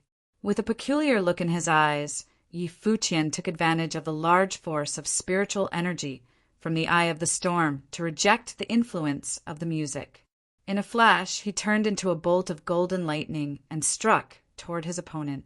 As a musical sorcerer, it was only natural for Yi Futian to understand the weakness of musical sorcerers. Musical sorcerers were able to completely overpower powerful cultivators who cultivated only martial arts and not the element of spirit. More powerful musical sorcerers were also able to utilize their music to release attacks with sorcery. However, their weakness was very obvious: close-range combat. What would happen if someone got too close to a musical sorcerer during battle? But of course, it was not an easy task to get close to a musical sorcerer. Seeing that Yi Futian was closing in, Bai Qiu continued to play. The music formed a storm and headed for Yi Futian, wanting to destroy everything in its target location. However, Yi Futian moved in a curved line, perfectly dodging the attack. He did not try to meet the storm head-on. Bai Qiu's fingers moved unbelievably fast. They moved across the guqin wildly. The attack of sorcery, formed by the music, suddenly changed directions. Attacks of the spirit element were able to cover all directions, but those of sorcery were not. Everyone watched as the attack continuously changed directions. Yi Futian, who was zipping through the air with the help of his large golden rock wings, kept waving the long, golden rod around. There was an odd rhythm to his movements. Around him, a large force of power seemed to be gathering slowly. He is collecting power. The spectators watched Yi Futian's every action. While dodging Bai Qiu's attacks, he was simultaneously collecting power. His shining figure in the skies gave off a mystical feel. The force around him was getting stronger by the minute. Naturally, Bai Qiu had also taken notice. But what of it? Under the continuous spiritual attacks from his music, how much longer was Yi Futian going to last? Just then, Yi Futian's soaring body halted. The storm charging at him was destroyed, stricken by the rod. Yi Futian floated over Bai Qiu arrogantly. The frightening force of power revolved above Yi Futian, causing him to look majestic and imposing despite his not quite large physique. Clouds filled the skies while thunder and lightning harmonized. Crazy winds turned into sharp blades that cut through the air and flew towards Yi Futian. The rod in his hand danced. The incredible force of power destroyed the incoming storms without rest. His wings fluttered, and with a step forward, the rod swung down hard, splitting the storm in two. The power in his attacks, this scene sent shivers down everyone's back. The storm had been destroyed by a single swing of the rod. It was as if all the power in the world belonged to Yi Futian. His golden body shined bright. Instead of moving forward, Yi Futian traveled downward towards Bai Qiu, following the way created by the rod. This time, there was no more dodging, no more changing directions. Yi Futian was going to face Bai Qiu's attacks head-on. He had gathered enough power for genesis of the 9 heavenly attacks. Anyone who got in his way would die. Wild winds roared in the skies as the thunder dragon spirit growled. Its power was shocking and powerful that it would be enough to collapse the sky. The long rod danced, and the force got stronger. Everything on earth was at the mercy of Yi Futian. Using the force of power, the second attack of the 9 heavenly attacks was administered. The skies were undisturbed as Yi Futian wiped out the storm. Once again he descended, getting closer to Bai Qiu. The look in Yi Futian's eyes was extremely odd. The spiritual energy in his mind kept getting disturbed. However, with the help of the strong spiritual energy and will, he was able to control the force. When he attacked with the 9 heavenly attacks, there was an explosion of spiritual energy. His spiritual will had also leveled up. Bai Qiu's expression changed. His music revealed a hint of distress. How was it that such powerful musical sorcery still could not stop Yi Futian's advance? Bai Qiu watched the figure approaching himself slowly. His expression did not look too good. The force of power gathered around Yi Futian grew stronger. In fact, it was so strong that it could crush everything in its way. Bai Qiu's fingers danced across the guqin, and a wave of spiritual qi exploded. But at the same time, Yi Futian moved. With the help of the incredible force, the rod swung down once again, wiping out everything. The air was about to explode. The long rod struck down towards Bai Qiu's attack spell without any obstacles. Wind sorcery enveloped Bai Qiu and carried him away in retreat. His music lost its flow. As Bai Qiu retreated, the golden rod escaped from Yi Futian's hands and bolted towards him in a flash. Seeing this, Bai Qiu withdrew his guqin spirit immediately and sped up his retreat with wind sorcery. At the same time, he had to create a defense spell.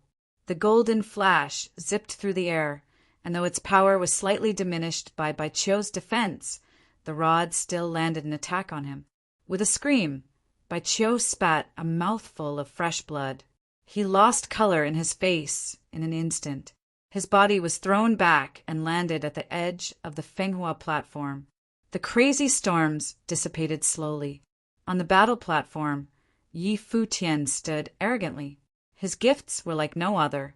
Right now, everything was silent, but deep down, everyone was shaking in disbelief. Yi Futian, a 7-starred glory plane cultivator, had defeated Dharma plane prodigy Bai Qiu. His ferocious silhouette and domineering aura had been imprinted in everyone's mind. The members of the Qin clan looked pale. Bai Qiu was the representative of the Qin clan's young generation, but he was just defeated by Yi Futian, who was in a plane 3 levels lower than himself. Oh, the humiliation. Prodigy? Number one of the younger generation Qin clan members? Candidate for the Fenghua rank? Xinxia from Kangyi College watched everything unfold from up in the skies. Her heart was anything but at ease. She thought back to when she had guided Yi Futian to the pretest site. At the time, she had pointed to Bai Qiu and told Yi Futian that he was a Dharma plane prodigy from the Qin clan and one of the top contenders for the Fenghua rank. When Bai Qiu had asked for Yi Futian to be his musical attendant, her opinion was that Yi Futian was extremely lucky to be thought of so highly by him. She had even purposely revealed her own level of cultivation with hidden pride. It was hilarious to think back at everything in the past now. Xinxia had already been eliminated, while the 3 of them shined the brightest. No one felt at peace. Just then, everyone saw Yi Futian watch Bai Qiu as he climbed up from the side of the Fenghua platform. Yi Futian smiled and asked, "Do you still want me to be your musical attendant?" Hearing his question, many people looked over at Bai Qiu.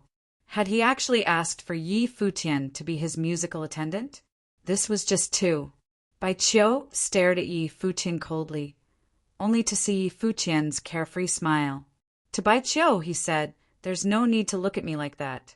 Even if you continue to cultivate in the Qin clan for another 1 or 2 years, you won't be able to surpass me." Spectators were reminded of what Bai Qiu had said after Yi Futian's battle yesterday, and the arrogance in his eyes when he said it. Looking at him now, all they felt for him was pity. The happenings of this year's Fenghua banquet was probably going to be something Bai Qiu would remember for the rest of his life. Chapter 122. It was indeed unforgettable. Bai Qiu was the most popular contender for the Fenghua rank. He was proud and confident. Seeing that Yi Futian was talented, he wanted the youth to become his musical attendant. In his opinion, Yi Futian should have taken this chance. Later, they continuously clashed, and he wanted to solve it all at the Fenghua platform. He stopped Wang Yu from going against Yi Futian because he wanted to personally humiliate him. In the end, Bai Qiu was defeated. The Dharma plane genius of the Qin clan, the most popular contender for the Fenghua rank, had lost to someone in the 7-star glory plane. Tragic wasn't even enough to describe it. Can Bai Qiu still enter the Fenghua rank? Many of the spectators thought. Then they looked towards Yi Futian. They'd all underestimated him, but he had his eyes on the Fenghua rank. They even felt that it was very possible for Yi Futian to enter the top 3 of the Fenghua rank. This battle had been too shocking. "This guy is crazy," Princess Yilingxi said beside the throne. She smiled at Yi Futian. She couldn't believe that the youth who had played the guqin with her that night was actually so powerful. This is confidence. Emperor Yi chuckled, a pleased look flashing past his eyes. Everyone knew that Yi Futian had been right. If nothing extraordinary happened, Bai Qiu would never be able to surpass Yi Futian, let alone in 1 or 2 years. He'd never be able to erase this humiliation. Dragging his injured body, Bai Qiu took a step toward the sky. His entire presence felt decadent. The pride of the kingdom, so arrogant and confident before, had lost all spirit after this fight. Yi Futian looked up at the sky to Wang Yu. His eyes glinted, and he said coldly, "Get down here." Wang Yu from the Dharma plane dared to take revenge on Huaju because she defeated Lin Yueyao. He was flirting with death. He wants to challenge Wang Yu after defeating Bai Qiu? The spectators shuddered. He really was taking them on 1 by 1. He was at the 7-star glory plane, but he looked down on all these geniuses from the Dharma plane. Wang Yu's brows furrowed. He had seen Yi Futian and Bai Qiu's fight, and he was surprised by how strong Yi Futian was. If Bai Qiu hadn't stopped him, he would have been the one down there. He would have underestimated Yi Futian. Now he had witnessed Yi Futian's aggression, and he became more serious. Blazing wings spread open, filled with the wild aura of fire. Wang Yu sped down and hovered in the air before Yi Futian. Yi Futian opened his arms. The metal elemental spiritual qi gathered once again, transforming into a golden staff. He stepped forward, instantly creating an explosive burst of power.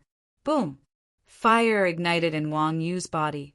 He was bathed in the firelight, and the Dharma wings flapped. Wild wind blew as he pounced at Yi Futian, not giving him time to gather his power. He'd witnessed the earlier fight, so he knew that Yi Futian's battle technique grew stronger as time went on. He must defeat Yi Futian before he gathered his power. The golden wings of the rock glowed behind Yi Futian. With the help of the wind spell, he rose up and spun in the air. Wind kept beating down as invisible power gathered and strengthened around him. Below him, countless flame dragons snapped at Yi Futian, wanting to seal off the air. They curled toward Yi Futian's flying body, the blazing heat burning him. Yi Futian's spinning body sped up. His power was shocking, and everyone watched as the two kept rising upward. Just as the flame dragons were about to catch up to Yi Futian, a beautiful arc streaked past. Rather than rising, he smashed downward with his staff, Genesis. With one hit, the flame dragons were all destroyed. The staff also continued, rumbling, toward Wang Yu. The man didn't dodge. He released his life spirit, a terrifying flame bird. His body seemed to burn. Countless flame bird apparitions charged at Yi Futian with horribly hot flames. The golden staff swept through everything and crashed into Wang Yu's body. Wang Yu transformed into a frightening flame bird. His hands were like sharp claws, breaking the staff directly. There was a burst of horrifying power.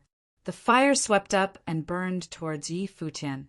Yi Futian used the powerful reverberations to bounce back and soar in the air. Everyone watched as a shocking strength coursed through him, and he dove down again. However, Wang Yu was the pride of the Dharma plane, and he was skilled in close-contact fighting. He didn't fear this at all. His giant wings flashed, and countless flame birds circled around him. The rich flames swept through the air. His wings flapped, and all the flame bird seemed to charge at Yi Futian. They collided again. Everyone watched the two figures in the air with terror. Flames filled the void, and Yi Futian's body seemed to burn. Wang Yu was skilled at close-contact combat and didn't fear Yi Futian's power. The spectators shuddered. Yi Futian might not win this fight. At this moment, Yi Futian grew stronger. He cast down the third strike of the 9 heavenly attacks. The moment the two collided, a terrifying gust of air currents spread in all directions. The two came to a deadlock and then separated. Yi Futian was still higher up. He stabilized himself, and the strong power around him was still terrifying. This power is too much, the spectators thought. They stared at the two figures in the air, their hearts trembling. Yi Futian was too powerful to be able to fight in close contact with a Dharma, plain, mandate sorcerer skilled in combat. Wang Yu stared at Yi Futian. "What other tricks do you have?" he asked coldly. Yi Futian looked down on him. Inside, his blood began rumbling as the Imperial Tactics was activated. Rays of dazzling light streamed out of every part of his body. Then the majestic power grew stronger.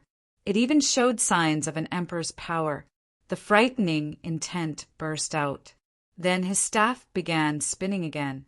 He went through each of the 9 heavenly attacks. Each one required extreme cooperation of his spiritual intent to display the true power of 9 heavenly attacks. Yi Futian used to only be able to perform the first 3. But after the fight in Donghai City, the mysterious emperor's intent passed a special technique to him, changing his body. With the cooperation of the Imperial Tactics, the 9 heavenly attacks could shine even brighter. Everyone witnessed as his grandeur intensified. The power of the 3 earlier hits was amplified on his body. A gust of animosity burst forth and Wang Yu's expression changed. Boom! Brilliant fiery wings flapped. Wang Yu moved up, charging at Yi Futian. He had felt danger. However, the moment he charged, Yi Futian looked over. His wings flapped, and there was a burst of sound. Yi Futian rushed toward Wang Yu in a shockingly imposing manner. The fourth strike of 9 heavenly attacks swept through, creating a flurry of afterimages in the air and flattening everything. The flame bird charging at Yi Futian was all shattered. Wang Yu's expression turned more uncomfortable, but his eyes shone with terrifying sharpness. He continued charging at Yi Futian. The various afterimages of the staff transformed into one. It became a staff that struck down. Wang Yu felt the unstoppable strength come down on him, and his face paled. Then the spectators heard a pained cry. The golden staff had broken through everything and crashed against Wang Yu, smashing him to the ground. However, it was not over. Yi Futian's wings flapped, and he followed. The golden staff continued striking, each one beating Wang Yu's body. He cried out continuously as he was forced down from the sky. After suffering countless hits, Wang Yu crashed onto the Fenghua platform with a loud boom. Blood spurted from his mouth, and his face had lost all color. There wasn't an ounce of strength in his body. Everyone was dazed. They looked from Wang Yu's fallen body to Yi Futian, still standing in the air above him. They could sense that Wang Yu would be unable to participate in the later fights. Yi Futian couldn't truly disable him, but at the very least he was unqualified for the Fenghua rank now. Does it feel good to take revenge for others? Yi Futian asked coldly. Wang Yu had bullied Fox because of Lin Yueyao. Since this was the case, Yi Futian would follow his lead. Everyone was speechless. Wang Yu had used his Dharma plane to bully Huajiu for Lin Yueyao. They couldn't say anything against Yi Futian, who challenged him for his girlfriend Huajiu. Plus, Yi Futian had used his 7-star glory plane abilities to challenge a Dharma plane and make him lose completely. In the air, Lin Yueyao looked down at Yi Futian, feeling unsettled. Yi Futian had already defeated the 2 strong cultivators of the Dharma plane. He was practically unmatched and unbeatable, even overshadowing Yushen's earlier performance. Everyone could practically see his name in the top 3 of the Fenghua rank. They looked toward the emperor and saw that he was smiling. The emperor's eyes were calm and no one knew what he was thinking. But he must appreciate this kind of talent. Take him away. The strong cultivators of the Wang family looked uncomfortable. One waved his hand, and people walked onto the Fenghua platform to help Wang Yu down. They'd thought that he would shine brightly today, but unexpectedly he disgraced them. There was nothing wrong with pursuing girls or being furious about love. However, it was embarrassing to lose to the boyfriend of the one he bullied. Many looked to Yi Futian. He didn't seem ready to back down. At this time, he raised his head slowly and looked toward the Kengi College students. His gaze fell upon Yu Jiang. Smiling brightly, Yi Futian said, "Your turn." As soon as he spoke, Yu Jiang's gaze hardened, but it was not only him. All the strong cultivators in the air focused their gazes there. Was he going to challenge all the strong ones in the Dharma plane?